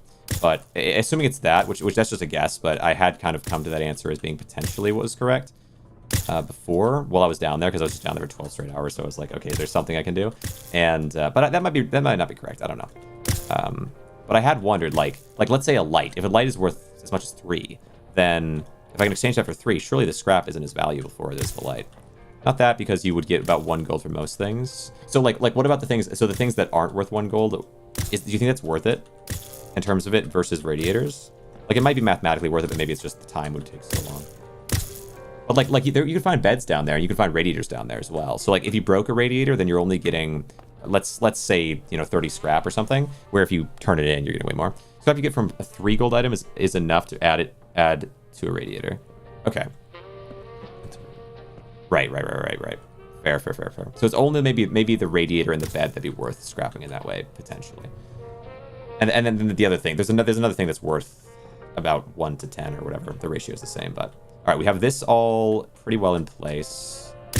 Okay, hold on. I want this to be wedged a little better, and that should keep things from coming out. I wish I could get a square here. I guess I could extend it at some point if I want to, so whatever. So now we go to the upper area, which is the more important thing. So items worth 3 gold would have to not equal radiator. So 5 items worth 3 gold. True, in terms of scrap. That's a good point. Yeah, you make a great point there. So I don't know. I would assume that then maybe only the bed, radiator, and a couple other items are actually worth scrapping if they're not glowing. I see. So now my thought is that we would do small, but I don't know. Can I do 3? Is it possible maybe to do 3? If I do this, let's see. If I do this and I do this, I can't even do 2. Oh my gosh. I mean, I can. I know I can, but like, okay. Well, you know, if 2 is the best I can do, though, that's actually not bad. Surely I can, right? Wait. Let me check this. So, like, for example, I don't know. Maybe I can't. It might actually be too tight. Okay, tricky. All right. Play together at some point. Yeah, I agree. I think there's some things that I have been thinking, like if I was playing with someone who was really locked in, like that probably could be done, that I don't know if you really could with someone else, which is okay because it's the multiplayer elements is all chill, but there's a lot of like testing and messing with things. Not that it has to be, you know, the most hardcore thing in the world, but just that it would be interesting. Let's see. Let me see what we're talking about. Played it at some point. Have you been out to that tower way out in the wasteland? What's that thing about? Oh, I don't know if I have actually. A tower way out. I'll go there. Maybe I'll go there now. I have flight. I have literal flight now, so I could go down as you do that to keep your wallet full. No, yours works are very tedious, so I wouldn't want to touch that. Yeah, I wouldn't do it in this save. We could go into maybe a different save or whatever, because like just because bumping anything could cause all kinds of chaos, you know.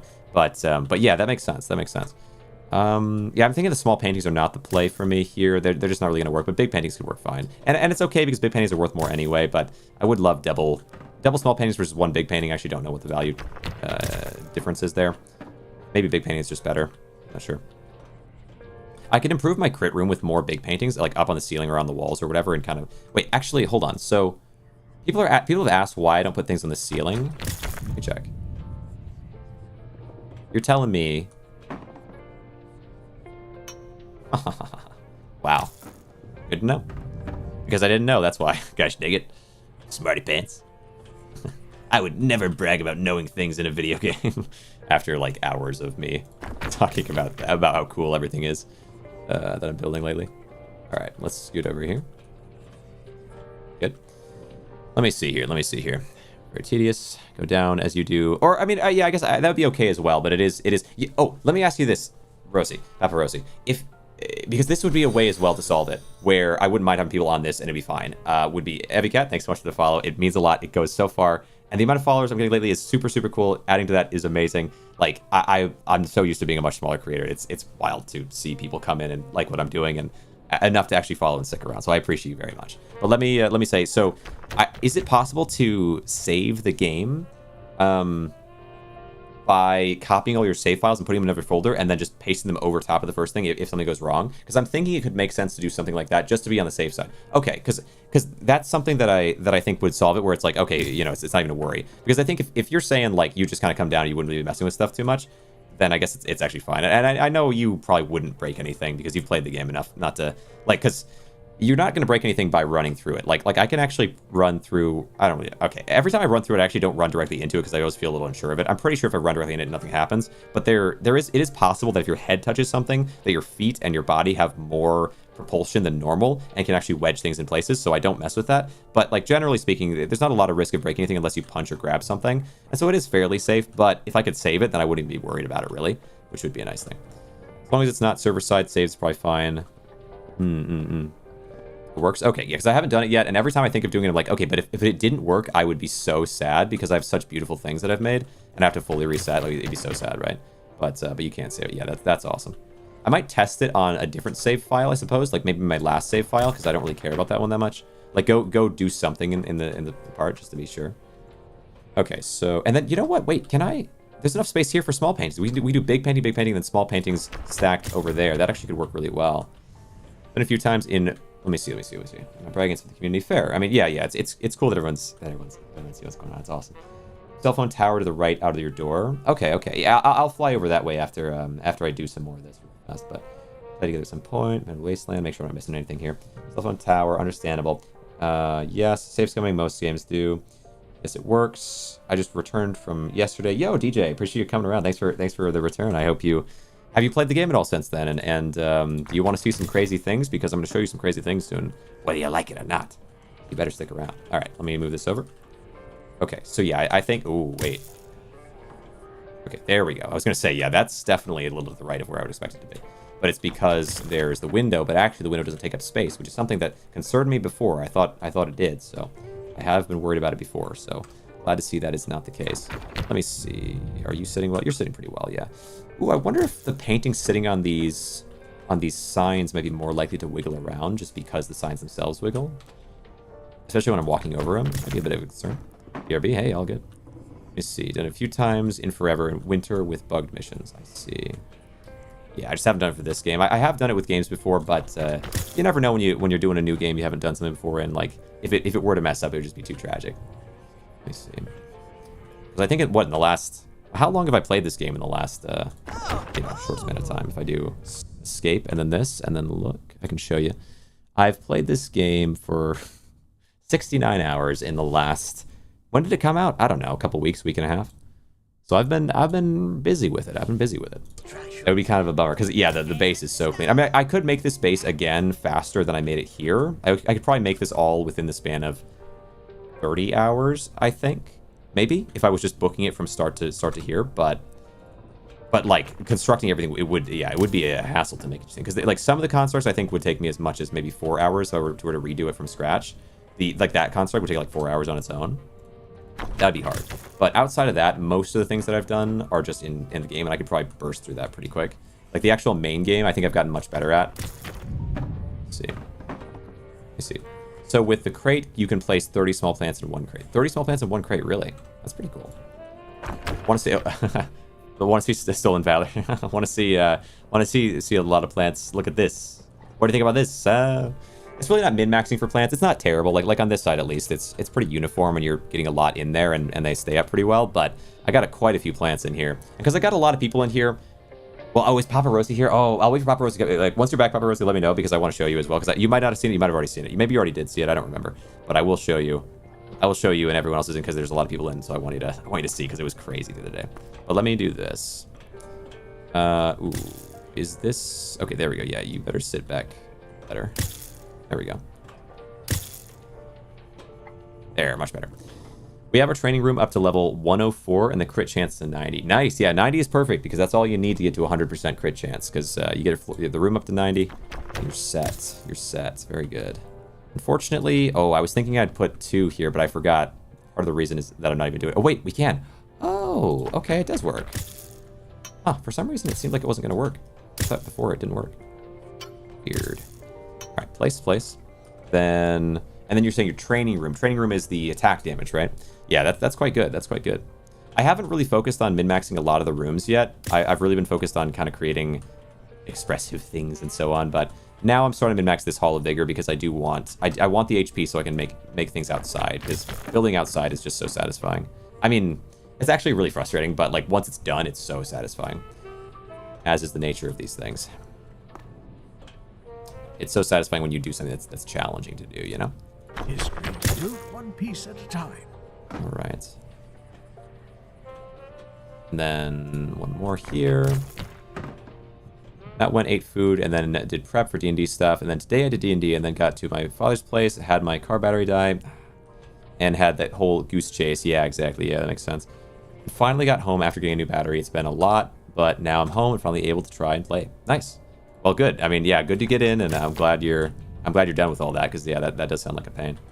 I've had, you know, my fair share of car issues in my time, so I can appreciate what you're saying. Let me see. Place you in, place you in. These are all level. This one's a little bit not level for some reason. That's all right. So these, and then this. I should grate these in at some point. I don't want it all to fall, but we'll see. Okay, can I get you down? It's so beautiful, dude. Let's look. Just look at this. Even back here is actually kind of nice looking. Oh my goodness, it's actually pretty nice. So pretty. Playing Lego Batman, watching the stream. Thanks for the entertainment. Yo, Don. Well, I appreciate that. I'm glad you're enjoying. Let me see. If you haven't gotten a chance to, I 100% recommend giving the game a try at some point. Although, you know, if you can afford it and if it's if you have a PC and all that, of course. But oh, this part I think is going to need a change. I don't think I like more here yet. So swap this over in place. Figure maxing. Yes, indeed. All right. I would imagine I can get me pushing directly on a painting on the front. Crazy. Unbelievable. How dare you? You're defiling the art. Let me see. Only $10 USD. Pretty cheap, honestly. Yeah. It's pretty cheap. Yeah. It's not bad. Although, again, like I think I mentioned it the other time, I played a ton of little indie games over my span, and I remember there was a game called Stacklands that was incredible. There's a decent amount of content to it, and it was a little indie game that was revolutionizing. There's a lot of games. I would argue, there was a game that was kind of like it that existed before, but after it came out and was fairly successful, a lot of other games ended up coming out in the same vein and expanding on the premise. And so, although it wasn't the first to do what it did, it was a big influence on other games. And so, like, when that game came out, it was, I think, $2.50 or something, or maybe $3. You get it on Patreon, from their Patreon, and I got it that way. And then when it released on Steam, I think it was like $5. And people were like, oh, $5 for a game. Like, I only got this many hours out of it or whatever. And I was just like, come on now. $5 for a game. I think when you get to the $5 range, it's really just like, if you buy it and you get a couple hours out of it, that's fine. Like, as long as it's got a decent concept enough to get you playing and you enjoyed your time, I don't think you should there's much to complain about. But I mean, it's people's own money, so whatever, I get it. But like, if you enjoyed your time in the game, it being too short and being $5 should not be a complaint, in my opinion. All right, so here we go. And I'm not really one to buy games a whole lot, but so I can understand being kind of scrimping and saving and all that. But it's crazy at that rate for a little indie game, you know. Let me see. Where do we go? Worth it? Yeah, 100%. Place this in here. Yeah. Here we go. So the small. Oh, because these are all laying in here and they're bouncy, so these are not setting quite right. 1 hour is valid since modern movies cost like 15 for 3. Sure. Yeah, I do think I do think with that game there were a few hours of play involved in it, but also when it's a little indie game, the cool thing about indie games, the way that I could see indie games, this game I do think is much more polished. It's weird too because it's a 2-person team. I wonder exactly how that even came to be, because when I look at something like this, I've seen so many 1-person team games in my time from less experienced creators. I would assume these people people that made this have probably made games before, and that's why it's so polished. But like a fair few games, not just like your first starter game or anything. But I've talked to so many developers that are solo developers, and I've seen so many solo indie games in my time that like when I see them, the way that I look at it is like, are you doing something that's unique and new in a genre? Like, are you trying something interesting? Then yeah, like it's worth like $10, $5. That's no doubt about it, of course, you know. Like that, the buy-in is that you're doing something interesting and new. And if you do that, you're like, because that's so necessary. All the games that come out that are like that, that are like cheap little games that people, like a bunch of different people play for like a short span of time, it's like cool, but it doesn't have a lasting power and makes little money, but nothing too crazy. It's like all that balance is like with the little indie games. That is what really small indie games like that are for, is for people to get their, like the people themselves, the devs, learn something, maybe make a little money, but probably not, honestly. But they learn something from it, and they're able to make better games in the future. And by creating and trying new strategies and ideas, someone else might be inspired by that and make something and take that twist and use it for something new and interesting. So, so like I'm a big fan of that. That's what I'm used to doing mostly. Is I would cover a lot of little indie games on the channel. I've done that for years. Let's see here. Oh, okay. And then I got into speedrunning more recently and doing this more recently. But let me see. Yes, it works. Okay. It looks like.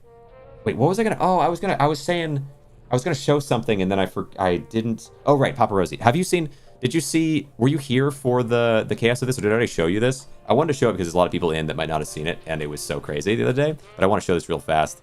One more time. We gotta show it one more time because it's so crazy. Darkfell, GRAINROT is honestly a gem of a game I didn't expect to come around. I agree. It is pretty surprising. Like within the genre, the ones that I've seen are there's no meta progression systems in Lethal Company, Repo, whatever. Like any headliners. There's a number of different games that are kind of in the general genre, but this is more roguelite-esque and like shifts it around in a way that's so cool with the building. I mean, the building I just fall in love with here, but clearly. Let's see. Beautiful blend of interior design and survival. Let me take a look here, though. What people are saying, but have you tried Iron Nest? Okay, let me show here, though. For those that haven't seen it yet, for those that are tuning in or have been tuning in but haven't seen, this was from the other day. So this build is so crazy. So this build right here, a general idea, I'm not going to like fully explain through, but the general idea is you've got plants on the bottom, you've got tables that are upside down on top of those. The top of the tables is applying a buff to the plants. And that's tricky to get right because things want to be upright. So you have to do it like this, let's say. And there's a constant pressure where if I lift this off, it wants to flip. So getting the table upside down was tricky, but we got tables upside down all across here, right side up all across here on top, aligned correctly because tables are not always aligned the same.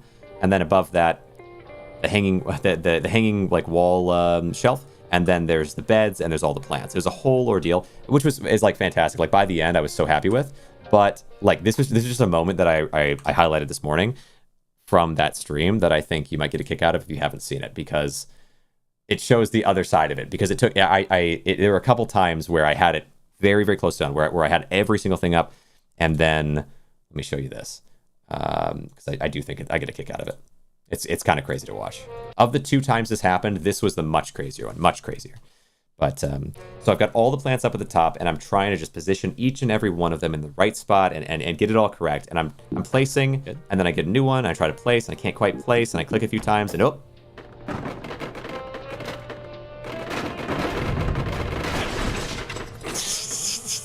Yep. Wow, dude.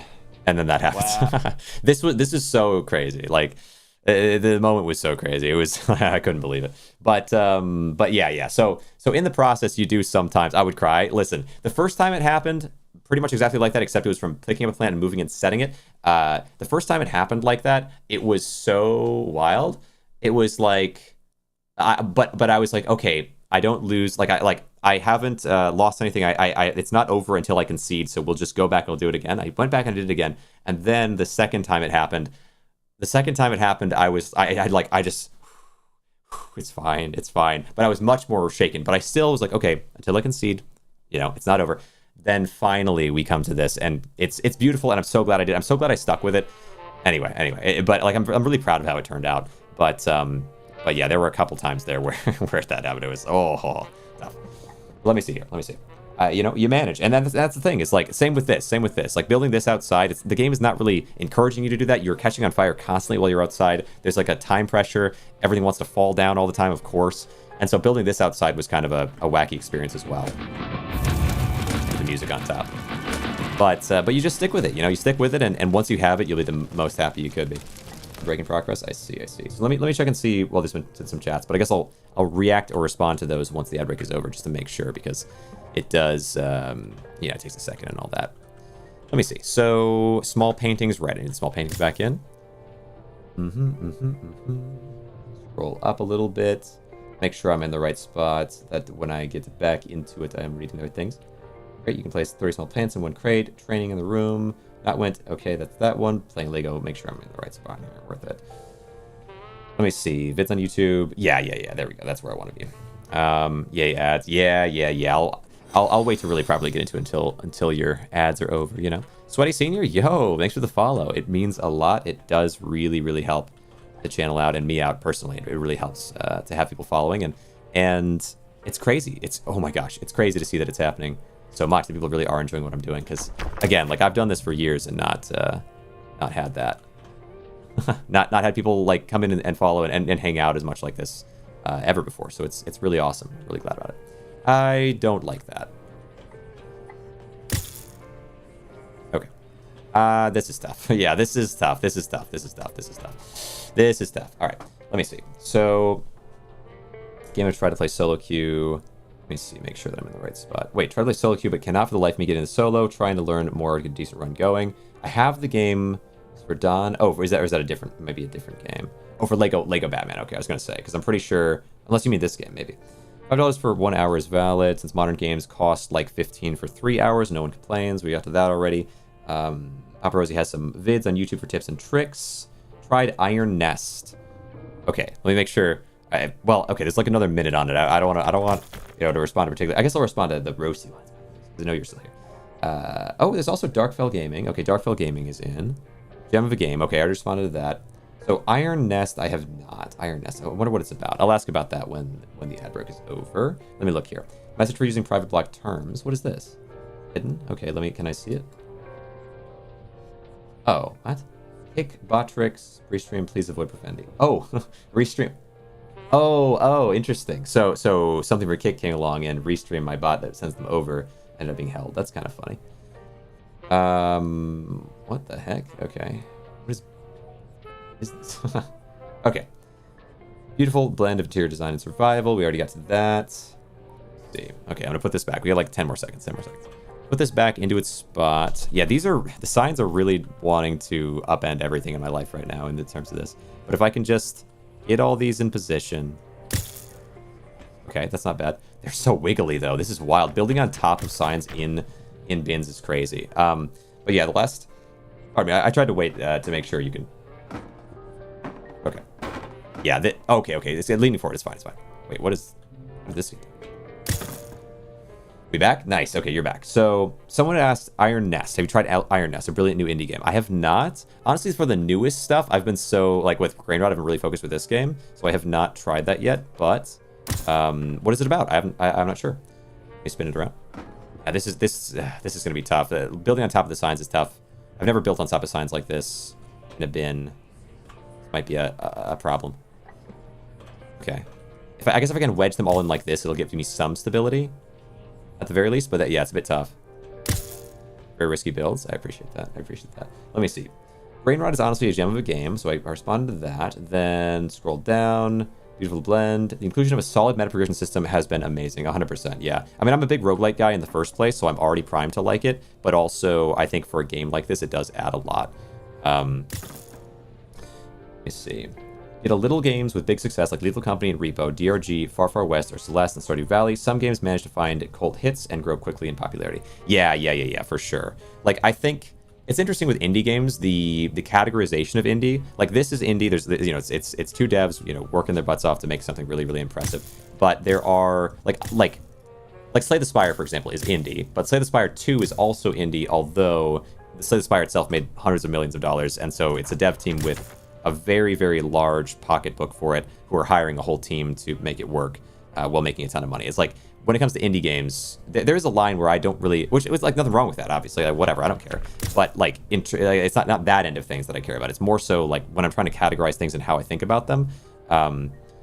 There's some games where I think all the ones you listed, I would think of as being very indie, but some games which I would think of as being, they're really like how I would think of them anyway, personally, or how I do think about them, is that they're like AA. Like, I think of Slay the Spire 2 as being essentially AA, not AAA, but AA. I wonder if I respawn in here, if this will mess up, because like, will this stay pushed down, or will this fling everything everywhere? So I'm gonna want to check that.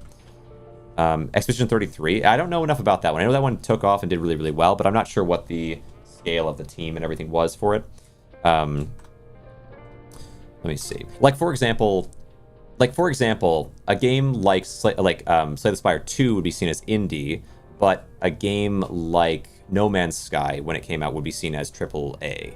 But because No Man's Sky was backed by Sony, essentially. But in terms of funding, they probably have less funding for No Man's Sky, I would assume, than they did for less funding, less time, a less experienced dev team potentially probably as well in terms of No Man's Sky than they had for Slay the Spire. So when No Man's Sky first came out versus when Slay the Spire 2 first came out. So it's a little weird, right? It's a little weird in terms of how we think about these things. Big fan with how delving is an instance, so you can have people gather resources while someone builds above. Yeah, that I haven't really messed with, but I do see how that could be useful. I'm mostly a solo player myself, so you know my experience with that is gonna be more limited, but that is an interesting feature, especially with like the 20 people in at once concept where 4 go down and everyone else is chilling. Let me scroll down here. I like the way you think and understand the mechanics of the game, like the pressure items cause. Yeah, I appreciate that. I've played a lot of, well, like I'm mentioning here, I've played a lot of indie games that have a lot of different systems to them, and so I try to understand those things. And one of the most exciting things over time with playing different indie games that I've found has been finding ways that indie game mechanics work and that are new and unique and that allow for more in the future. Like you can have more creative and like just new ways that things can be done in the different genres. And so I'm used to seeing that from really little indie games that maybe sell, you know, like maybe get like 500 wish lists or whatever. Like I've played a lot of things that are really, really small games. Not like Slay the Spire was like much bigger than most of the things that I play. And so because I'm used to that, when I see something like this, it's like, okay, how does this work? How does this work? Which is why it is tricky. Like with this game, there's so much new and so much that's interesting, but you can find a game that has like this level of polish, but then has a problem that is so crazy. How did they not think of it? Like with this game, I really haven't found that, which is actually pretty shocking because every game I play where I'm like, wait, this is really polished. Eventually I find something and I'm like, if it's so polished, why didn't you think of this? You know, I almost always find that. So I've been pretty surprised. Pretty surprised by that not really happening here. I'm very used to it. Not that there haven't been things where I've been like, that doesn't seem like it's quite right, but nothing where I was like, how could this, you know, this is crazy, right? Nothing too far out of the framework. Let me see. Sometimes they get big boost to indie devs and can give a career they didn't expect. True. Let's see. Go in crates. For the paintings, you mean? So I think signs themselves are fine, but when they're in or signs. Wait, if you flatten signs, do they bounce? Let me check this. I didn't know that. Hold on. So like if I were to lay down, no, I'm pretty sure they don't, right? So them being in crates is actually the problem. I guess because they can be flattened down, maybe it's fine. Maybe it actually is fine because you could have is that how it works? Is that you put a cogwheel one on top of it and it pressures down and pushes them down and that's less space? Is that what's happening? Maybe that actually makes a lot of sense. That might be what it is. I didn't consider that. But yeah, my understanding was like, because with signs, I can just place them flat. But if they can be forced down to be smaller than they even possibly are, then that is interesting. I see. And then I can put something on top of this, which could force them further, I suppose. I suppose that's crazy if true. That's pretty crazy. Havoc. I appreciate that, Havoc, very much. If that's the case, then I do understand. I see. The game that took off bullet heaven genre, Vampire Survivors, absolutely, yeah, that one was huge. And that did really well as well. Look how Quill is looking at you. Oh, is this Quill? Okay, I'm so far behind. Okay, it's like, bruh.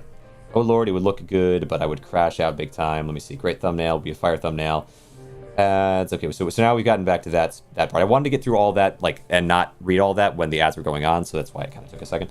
Be back. Very risky build. I respect it. What about E33? Expedition 33, I don't know enough about. I know that won a ton of rewards and seems pretty high end, but got the game finding it hard. What is the point of it? What is the point of it? Are you still here, Cambo? Let me know, and I'll give you kind of a rundown. If you're not still here, it's all chill. I understand. I've been on kind of a tangent. But if you are, well, and also there's some people that are chatting about it there, so maybe you got some of an answer. Hammer everything in the deep and build to upgrade rooms. I like when a small indie team hires extra people to do success. It is cool. Team of 33 people. Oh, okay, I see. The devs all came from Ubisoft. But they weren't funded by Ubisoft. So, yeah, I could see that as being indie. I like, because in my perspective, a lot of the time, you're either an indie dev who just has made little games, or maybe you've worked on a team, then you're separating to your own thing. I think that's totally fine. I would consider that to be indie. But I would say if Expedition 33 after this makes Expedition 34 or whatever, then Expedition 34 is not indie. That's AA at least. Like that we have to have some standards on. And okay, maybe not. Maybe we don't have to. Okay, maybe I'm a stickler for nothing. But from my perspective, if you get like all the awards for the best game ever made, you get a bajillion dollars, then at that point, and then you're all like very wealthy, and you're able to hire a whole team that has an unbelievably extensive amount of experience and expand everything to do massive marketing and so on. Then I feel like at some point you are AA and not like indie, whatever. I mean, it's still indie technically or whatever, but like more so that that's a discrepancy that I would have. Let me see. Is that true? But yeah, for when they first made it, I could totally see if you split off and you make a team and you do your best to kind of make something. You're not actually Ubisoft. You're just a team of various developers with fair experience. But once you've had that massive success, at some point you surely become AA as a studio. Not all of them, but a fair number of the E33 were experienced devs who got fired after a game release, which is pretty normal for big studios. Fair. Find that game very hard. What's the point of it? So yeah, if you are still here, I will give you a rundown. That might have been you saying it again. So maybe I can, if you are still here, then maybe I'll talk about it a little bit.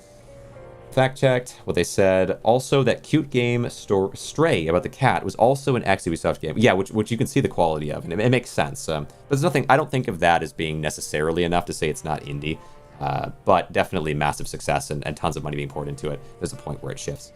Kind of Ubisoft fires great devs so they can go and make great games. Yeah, which is, I mean, that's why earlier when I think yesterday I was talking about my personal distaste for Riot as the way that Riot operates in terms of daily rewards and like all the different currencies and stuff, and trying to push you into buying, for only this $4.99 you can have a bunch of Stardust. Like, part of that is like I might not like Riot in some of these ways and some of their attitudes. Like, if a game is good, let me play it and like it because it's good, not because you're trying to hack my brain with daily rewards or whatever, and battle passes and all that crap. But at the same time, if people go to Riot and they learn from that and they leave Riot and they go and create some awesome game, then great, right? And they would not have been able to do that without that big studio's existence. So like I'm not like super judgy of it. I just don't personally like the games themselves from those companies because they're so like, I can get this kid to buy this thing, get your mom's credit card type deal, or I can get you can buy like a $500 skin from whatever, right? Like, it's just kind of I'm not a fan of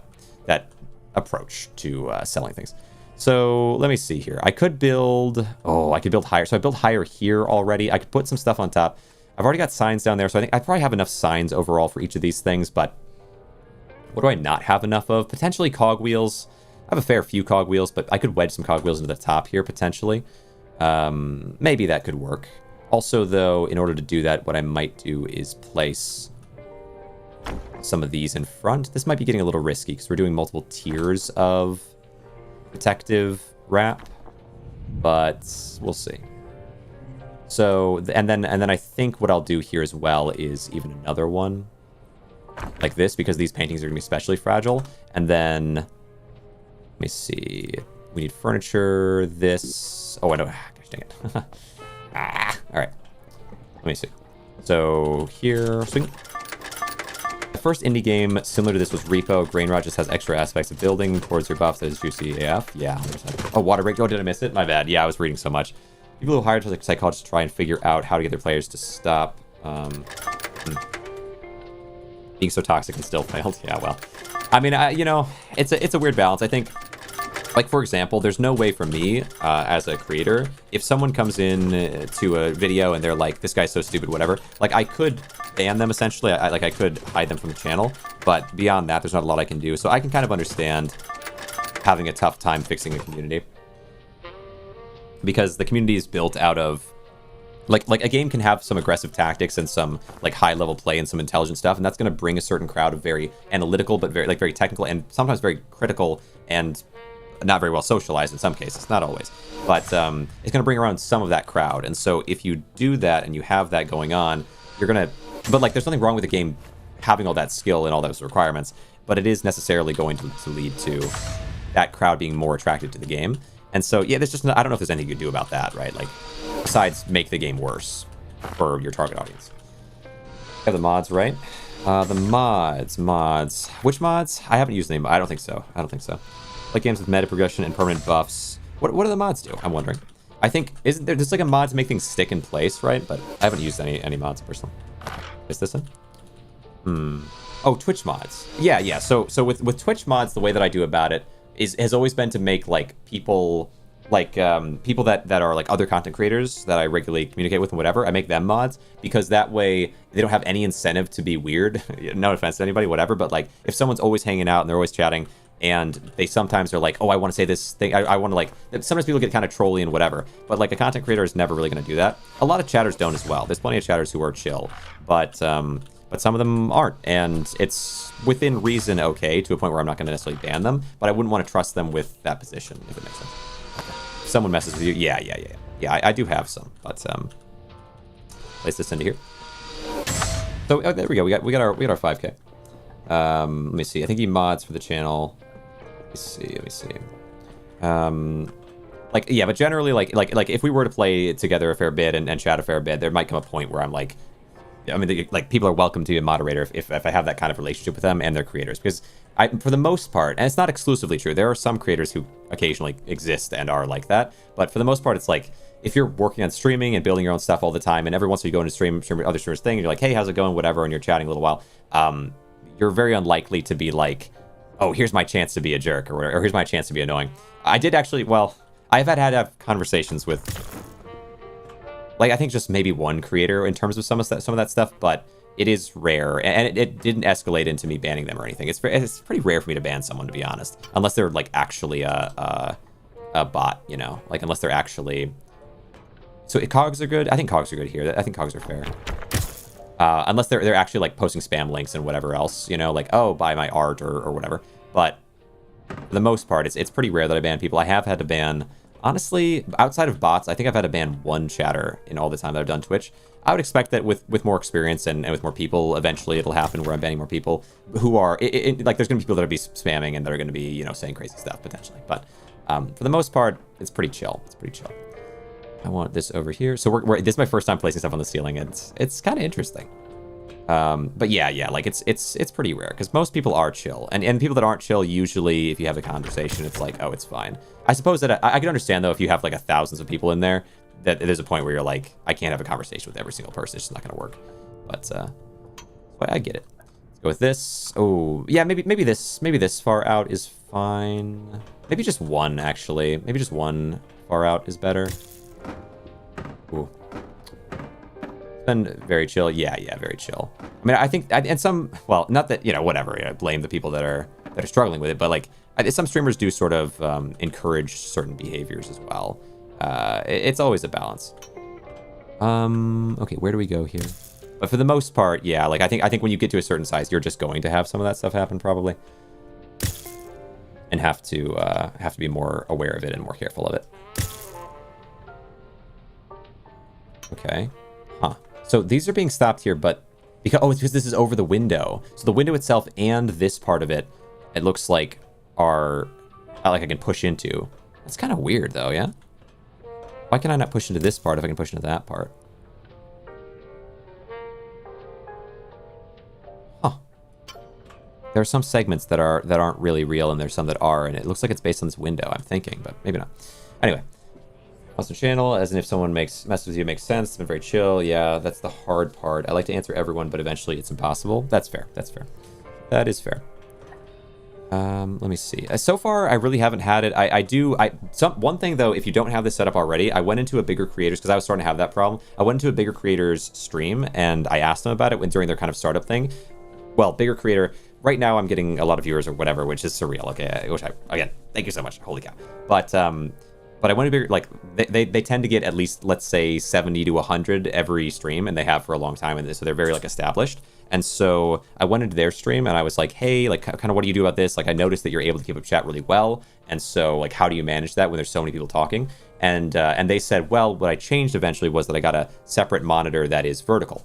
I've used a separate like little tablet thing for rating people out generally in the past. And so I have that, and so I made it vertical, and I just look at chat through that, and it does help a great deal with keeping up, where I don't have to rely on just OBS's stuff, right? Because it's not as good. Where here? So we got this in here, we got that in here, we got those up there, and then I should see if I can do. Oh, it's gonna be a little tough though. This part's gonna get a little bit tricky. So if I grab like this, this part's gonna get real tricky. Can I go this way instead, maybe then?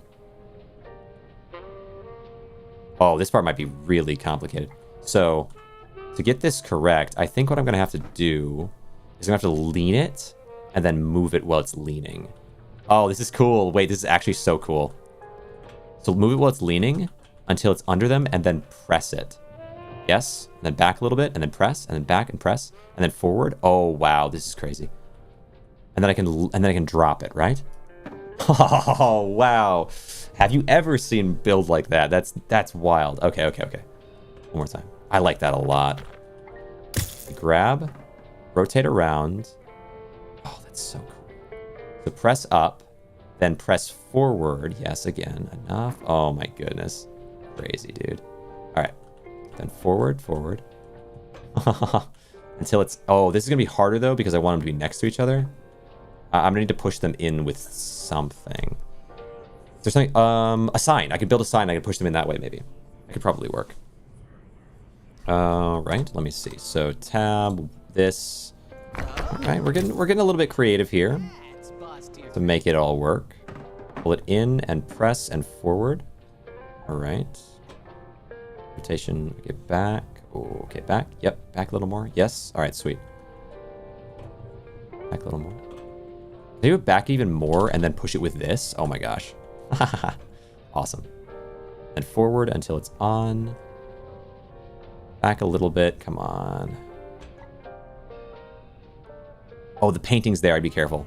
Let's see.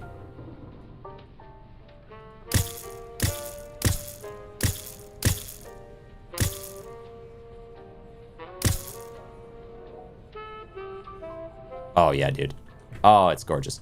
But the painting's there. I gotta be careful of, or else I'm gonna knock them off. They're at this outer edge. Tricky. Okay, interesting. You think they should add in the option to have wallpaper or change the flooring to allow a new... I do think painting doors would be a huge thing. Specifically because I'm greedy and I have a thing that I want specifically for it, or else I wouldn't really care. Is that crazy to say? Look at this. Right now, I've got this. A red door and a blue door would be just gorgeous here. It would be just gorgeous here, so I do think that would be cool. Appreciate the lurk very much. Sticks. Let me see. I think those would be great additions, yeah, for the painting. And then what else were you saying? Change the flooring to allow a new unique customization that also adds bonuses and or multipliers to the room to allow... Oh, yeah, like the color matching, maybe? Although I guess the tough thing is, would you make it more... Like, if you were to do color matching as an example of this, should it be things that are the same color, or should it be things that are different colors, or how would you go about it, I wonder? Like, I think creating an entire room that's all red is cool, but it's not necessarily better than creating a room that's black and yellow, or creating a room that's, you know, red and blue or something. So, I don't know. Maybe just using colors in general could have a boost, though. That might be a good thing, because people probably, like I'm doing here, I just put everything in the base color. So maybe just any color being used gives, like, +1 point or something. I wonder if that'd be good or not. Yeah, maybe. It would disincentivize using this color, though. So maybe that doesn't make sense. But just thinking about it a bit. Just brainstorming. All right, so for this here...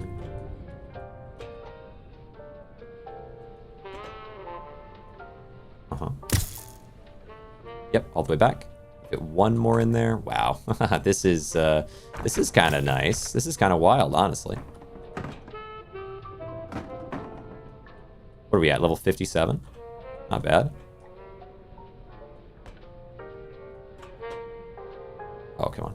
I don't know if I can wedge this in or not. Ah, yes. Oh, that's tight. Oh, that's so tight. Okay. Ow, ow, ow, ow, ow, ow, ow. All right. Oh, that looks so Wow, wow, wow, wow. I can't believe that fit. That barely fit.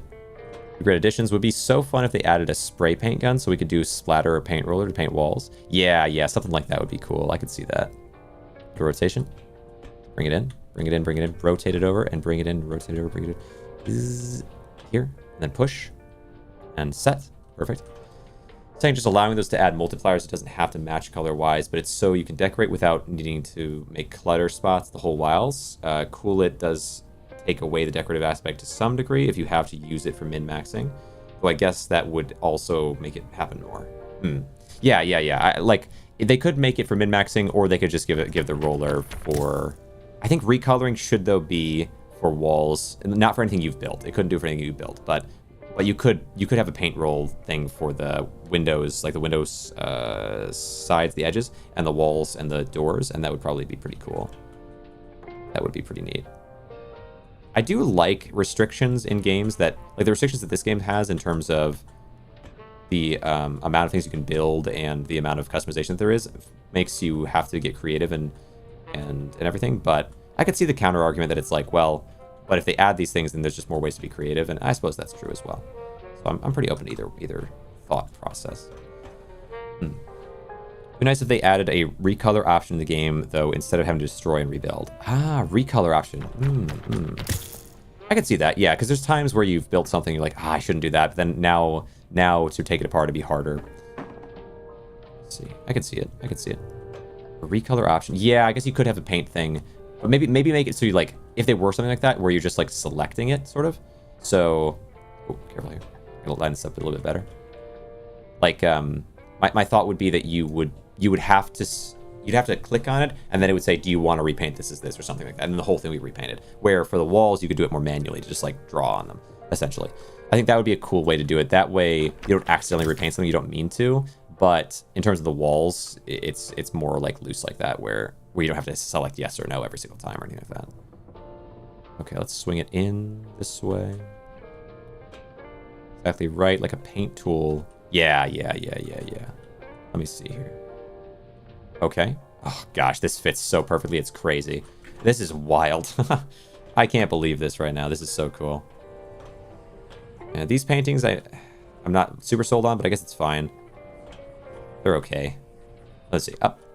But this, just exactly how tight this all is. Can I, is it possible for me to, like, jump and then crouch and get onto here? No, maybe too tight. But yeah, they fit exactly in there.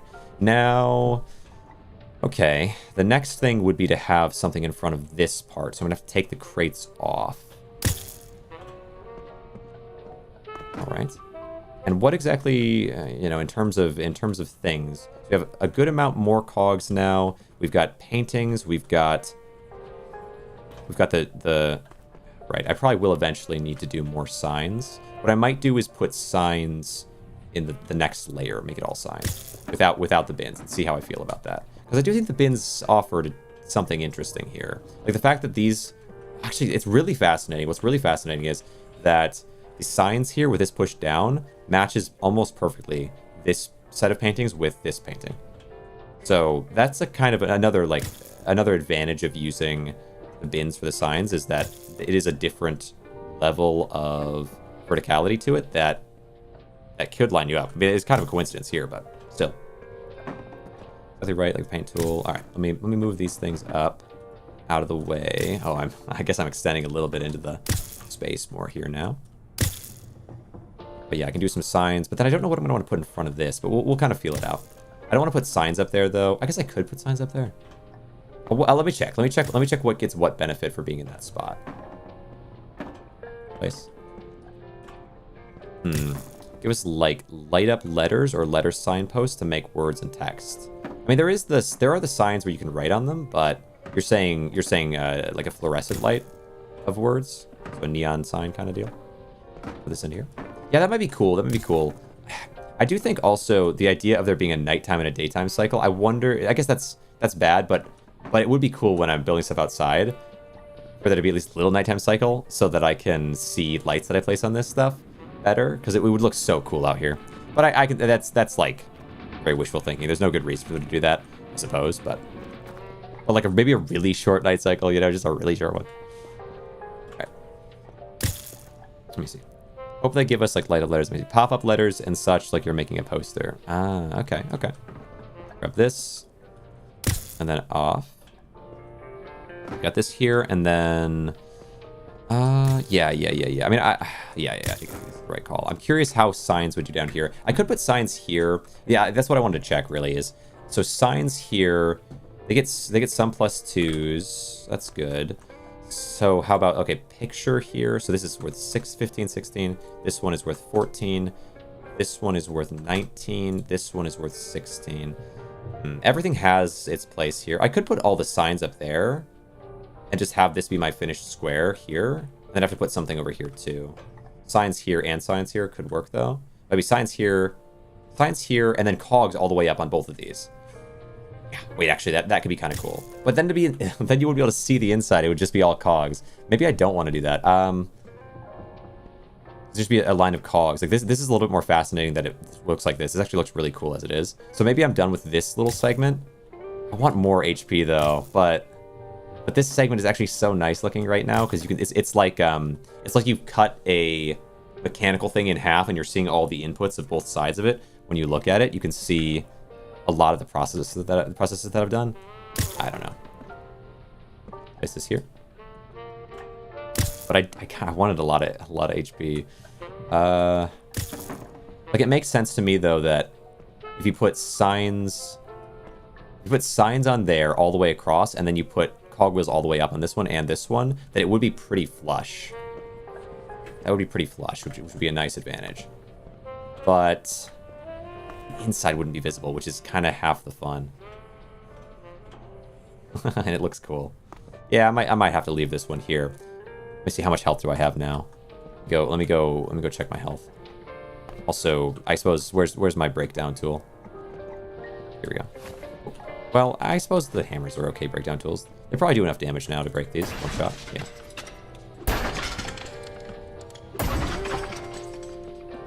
Boogie.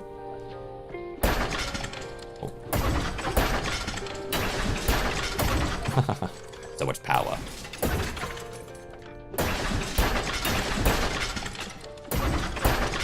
Oh, wow, that's fine. Gosh. All gone. All right. And we're left with this beauty. This beauty. Okay. I kind of like it. How'd you get the golden hammer? It is from completing all the base missions. So after the base missions, there's so much more to do in terms of, like, there's more bosses, there's pushing deeper in the levels, but, and of course the cosmetics. I mean, that's what I'm really focused on, is the building environment.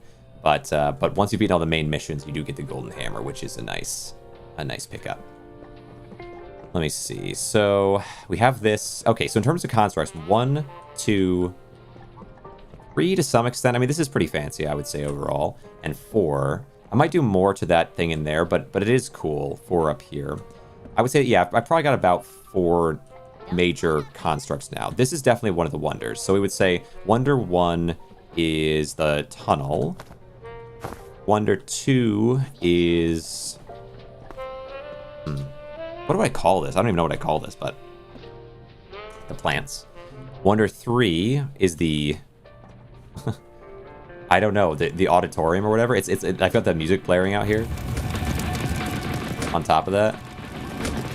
But Wonder 3 is the outdoor construction, and then Wonder 4... I mean, do I call this a wonder? I don't know if a lot of people are going to do things at this scale, so it is pretty cool, but I feel like there's more that I could do to it to make it kind of really pop. Arch de planter. Let me see. I have a chocolate cake. Oh, I'm jealous. The tower, you're so right. The tower is good. Yes, it is the tower. You're very right. Okay. Very nice. Does stacking paintings count to your room level? How did you do it? So every item in here is worth a certain amount of experience, and the only things that will give you debuffs when you have 2 of them close together are lights, as far as I'm aware. And so, yes, more paintings will be better. The paintings, so small paintings go well with big paintings, small paintings go well with cogs, small paintings go well with signs, which are inside the bins there. And so that's all being buffed, and each one of those things goes well with all of the other ones. They don't go with themselves, but they go with all the other ones. And so if I have each of the different types in there, incorporated some way, then they'll all be boosting each other, and you get to some pretty absurd numbers. Right now I'm level 53 in this room, which isn't terrible, especially considering the amount of space taken up for that level, those 53 levels, is virtually entirely in that little corner. But the painting spot, or the planting spot, what's a Mona Lisa? Tower past your tower, the cell phone tower. Right, you're so right. I haven't gone there yet. That's a good point. I think unless that's just where the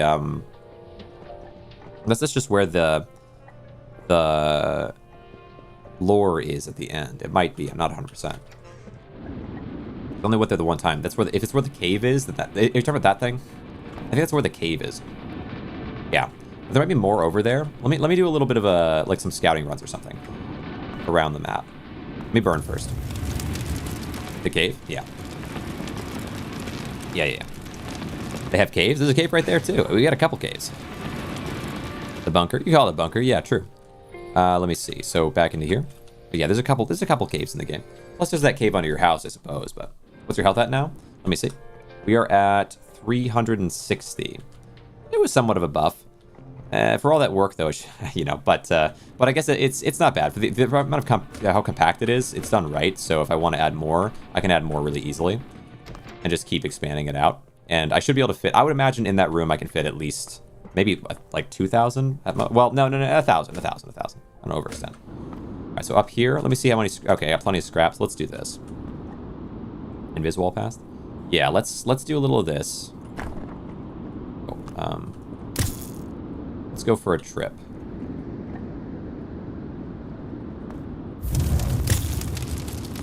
Let's go for a little trip and see. So there's the cave.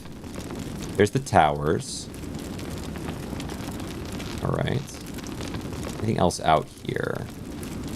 Oh, there's houses over there. Have I been to those back houses? I might not have been to those back houses yet. Those ones down there. Anywhere else? Yeah, maybe the back house is a place I could try to get to. Is it? Have I been to that back house? I might have been to it. Let me get the umbrella here. All right, let's go. Mary Poppins. I wish. Every time I do it, I think Mary Poppins, you know? I think I'm going to just float across with my umbrella. Sunken ones also don't have much of anything, I don't think. As well past the bunker, edge of the map. Let me see. So we have this house, which I'm imagining I've already been into, I would think. My attack damage is so high now that even if I don't bring a weapon to break things with, I probably could just break it with my hands if I need to. But I'm not sure if there's anything in here that I'm going to care about. Got a bed in here if I needed it. Let's see. Anything in here that's worth it. Most of the houses, though, don't really have anything that's going to really tempt me. They're just... Okay, this is the house with a bunch of locked doors. Suppose I can... Oh, wait. I probably should have brought more than one umbrella, huh? I've got multiple. I might as well have. So many locked doors in this house. This was the place, I believe, where I got the notes for... I think I missed in here. Oh. Nice. Sunken ones also don't have much of anything, I don't think. Can I? Oh, wait, here, right. There you go. Let's see. Anything in here? Anything in here worth anything? Alright. Nothing much. Nothing much. Oh, wait. Oh, no. Can't do that. Huh. Spooky. Oh, but that's probably where the spiders came from. I'm pretty sure this was just the lore house. But there's so many locked doors. Why are there so many locked doors? Is there a way I can get into one of the locked doors?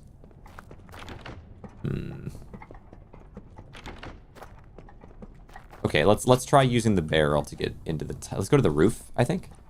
See if I can find anything that way. Let's see. This is the main way in. There's a window there. I would assume that window does not lead inside where I want to go. But, well, let me check. Okay, that window is there on this side of the house. If I can get in that window and it is the right window, then I'll do that. I know how to do that. But if that's not the right window, I'm not going to worry about it too much. So, okay.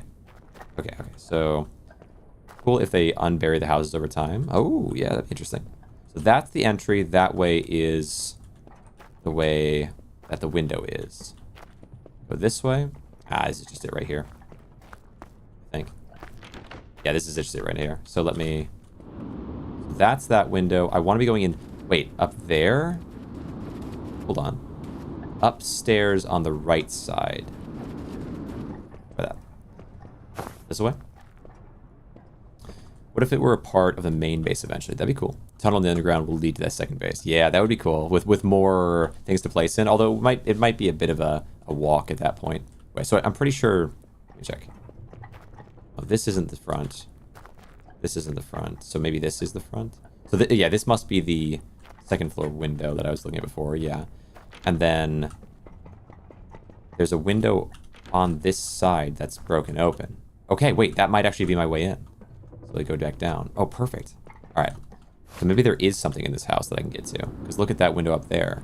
So what I want to do that, go in here. So I'm going to build the barrel out there. Okay, this should work. Oops. Oh, crap. Alright.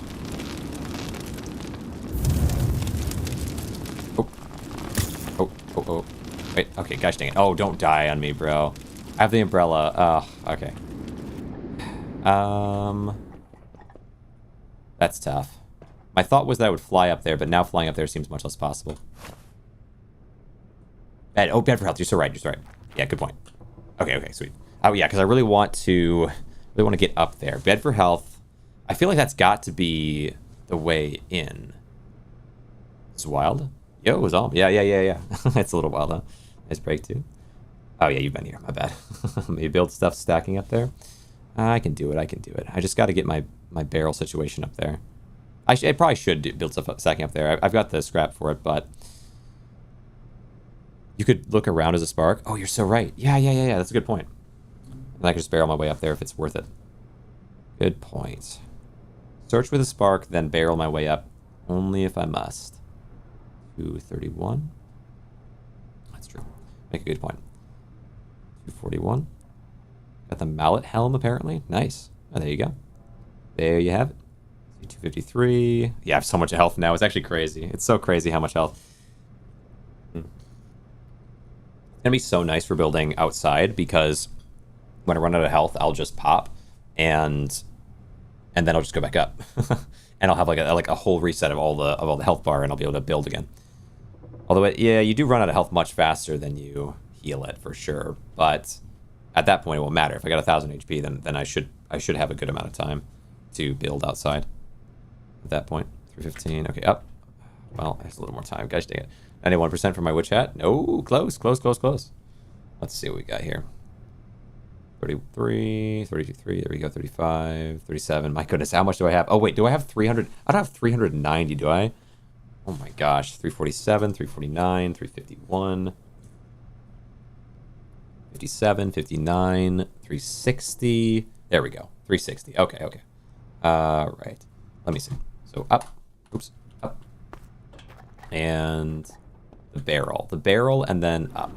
Okay. Wait. Oh, you're right. Wait. First. Wow, you lose health so fast. Okay. That was 50 health in no time.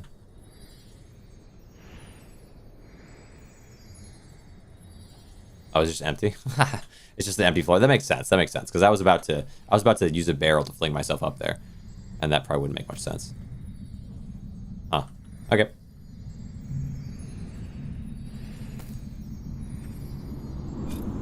All right. Well, the more you know. So, okay, that's the base. This is that, and then I think in terms of places I haven't yet gone to, there's one more major like hut out here. Burn scales with health outside. Can't confirm, but I take a lot of damage outside. Oh, so what kind of health are you looking at, Kip? I'm curious about that. That's like a symbol on it. Listening only. Okay. But yeah, I wonder about that. That's a good point. I hadn't considered that. Even possible to get more health in that room. It seems like it would not fit enough to get 1K. I think so. I mean, the amount that I've got in there already is very little. Like in terms of the overall space. I'm basically filling the whole room up. I think I could probably fit in another, like twice as much as I have without it being full up. But I could probably fit in at least 3 times. Well, yeah, 1,000 might be a lot, but I don't know. I think I could manage it because I didn't fill all the way up to the ceiling. I filled only part of it up to the ceiling so that I could still see the coolness, and it was only one little segment. Like I've got less than a full carpet, I think, worth of space filled up in that room right now. It's just very compact. 500 health, take roughly 40 to 50 each time. Okay. So we'll see. I'll try to get myself up even higher than that, I suppose, and see if it works. Have you built anything outside, Kip? I don't know if you've been around for a while here watching or not, but I built something outside already, but I want to build more things outside. I was figuring more health would help me with that, but it might be that it's a proportion of your health, which would be interesting. You filled the entire top of your little build and only got 10 health. Yeah, true. That the stacks there are tough. 350 during the run earlier, now you got 360. The run earlier, didn't I have? I think I had 270 when I was running before. But let me see. So what I need here is 1 and then pull. That way is the base. So there's this way. Is this the other house? The furthest house? Or is there another house even further? I think this is the other house. Not tried anything outside? Yeah. I gotta show you. You might get a kick out of it. We're showing up me the standard gameplay. You got 350. You think so? Let me see. Pull this back out. Grab this. My memory says 270, but I could be wrong. You know, I'm not tied to it. Go this way, and then ooh, give me the gold. Oh yeah, so this was another one that I hadn't gotten to yet. Although this place might just have a little bit of gold in it, and that's it. We'll see. Maybe. Run around those houses with glue bottles. Oh, with glue bottles. Let me see if we've got anything else out here. So pull this back and out and use it. Anything else? Is there like a little segment I can get into back here? Maybe. No. I don't see another house out here. Worth it to maybe try to fly home. My umbrella's gonna get a little low here. I wouldn't love that. Scoot in for a sec. Yeah, I think I'm gonna try to fly. Oh, there's also a graveyard there though. Let me try to fly home real fast if I could. The best one for that from here would definitely be the potted flower plant. And I'll do it like so. Let's see if we can manage this.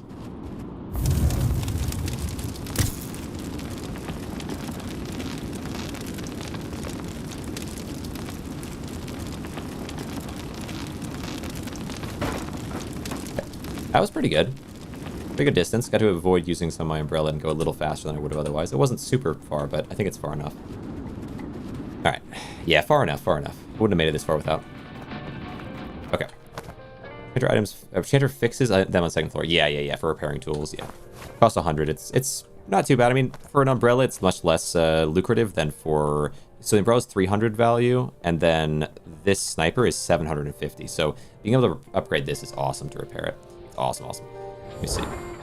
Around those houses and got glue bottles. Let me see if I do. What's my drop button again? This one. And then yeah, this thing as well. These couple things are super valuable to be putting in. And this one's only 500. This one's 750. But either way, it's for 100 cost to get a full reset on it. It's awesome. Let me see. Yeah, level 53 in here. 265 extra health from it. I mean, I believe each level it only costs 100 more. So proportionally, it should always be. I think anyway. 284. Yeah, for more stuff in the health room, I mean, I suppose if I'm trying to just min-max, but like look at the overall room size here. Right, so like the amount of the room that this is taking up is only, it's less than a quarter, a good deal less than a quarter. So I could, if I built this, it's actually substantially less. So I think about like how much more would it be if I took this whole thing, but built it all the way up to the ceiling, and then also all the way to the left wall. I think it would be 2.5 to 3 times as much boost, which is currently giving me plus 265. So 2.5 times that would be plus 4. Well, 2 times that would be plus 400, 500, 520, 530, 530. So let's say just that. So just 2x. If it's just 2x, and it's not just 2x, you can tell that this is less than half of the room. But if it were just 2x, it'd be 500 plus. I think it's actually a little bit more than that, so we could even say 600. But I think it's even more than that is. But okay, let's say even 600. If it's 600 plus health here, then you have to this side. I would say that this is less than half of this as well. And so that's another plus, let's say 300 or so. So that is 600, so 900 plus 900, which right there is 1,000. There's your 1,000. If you were to build all the way fully across this way and this way using this same proportionality, you'd be at 1,000. I think you could also then build here and have a pretty decent walkway, but it just depends on how you want to do it, you know? Let me see. Two bottles. Oh. Didn't even know there was an umbrella. Oh, you were gluing yourself. I see. I understand. I see. Can you repair tools, standard tools, apples to oranges? It's good to exploring. It's not equivalent to weapons.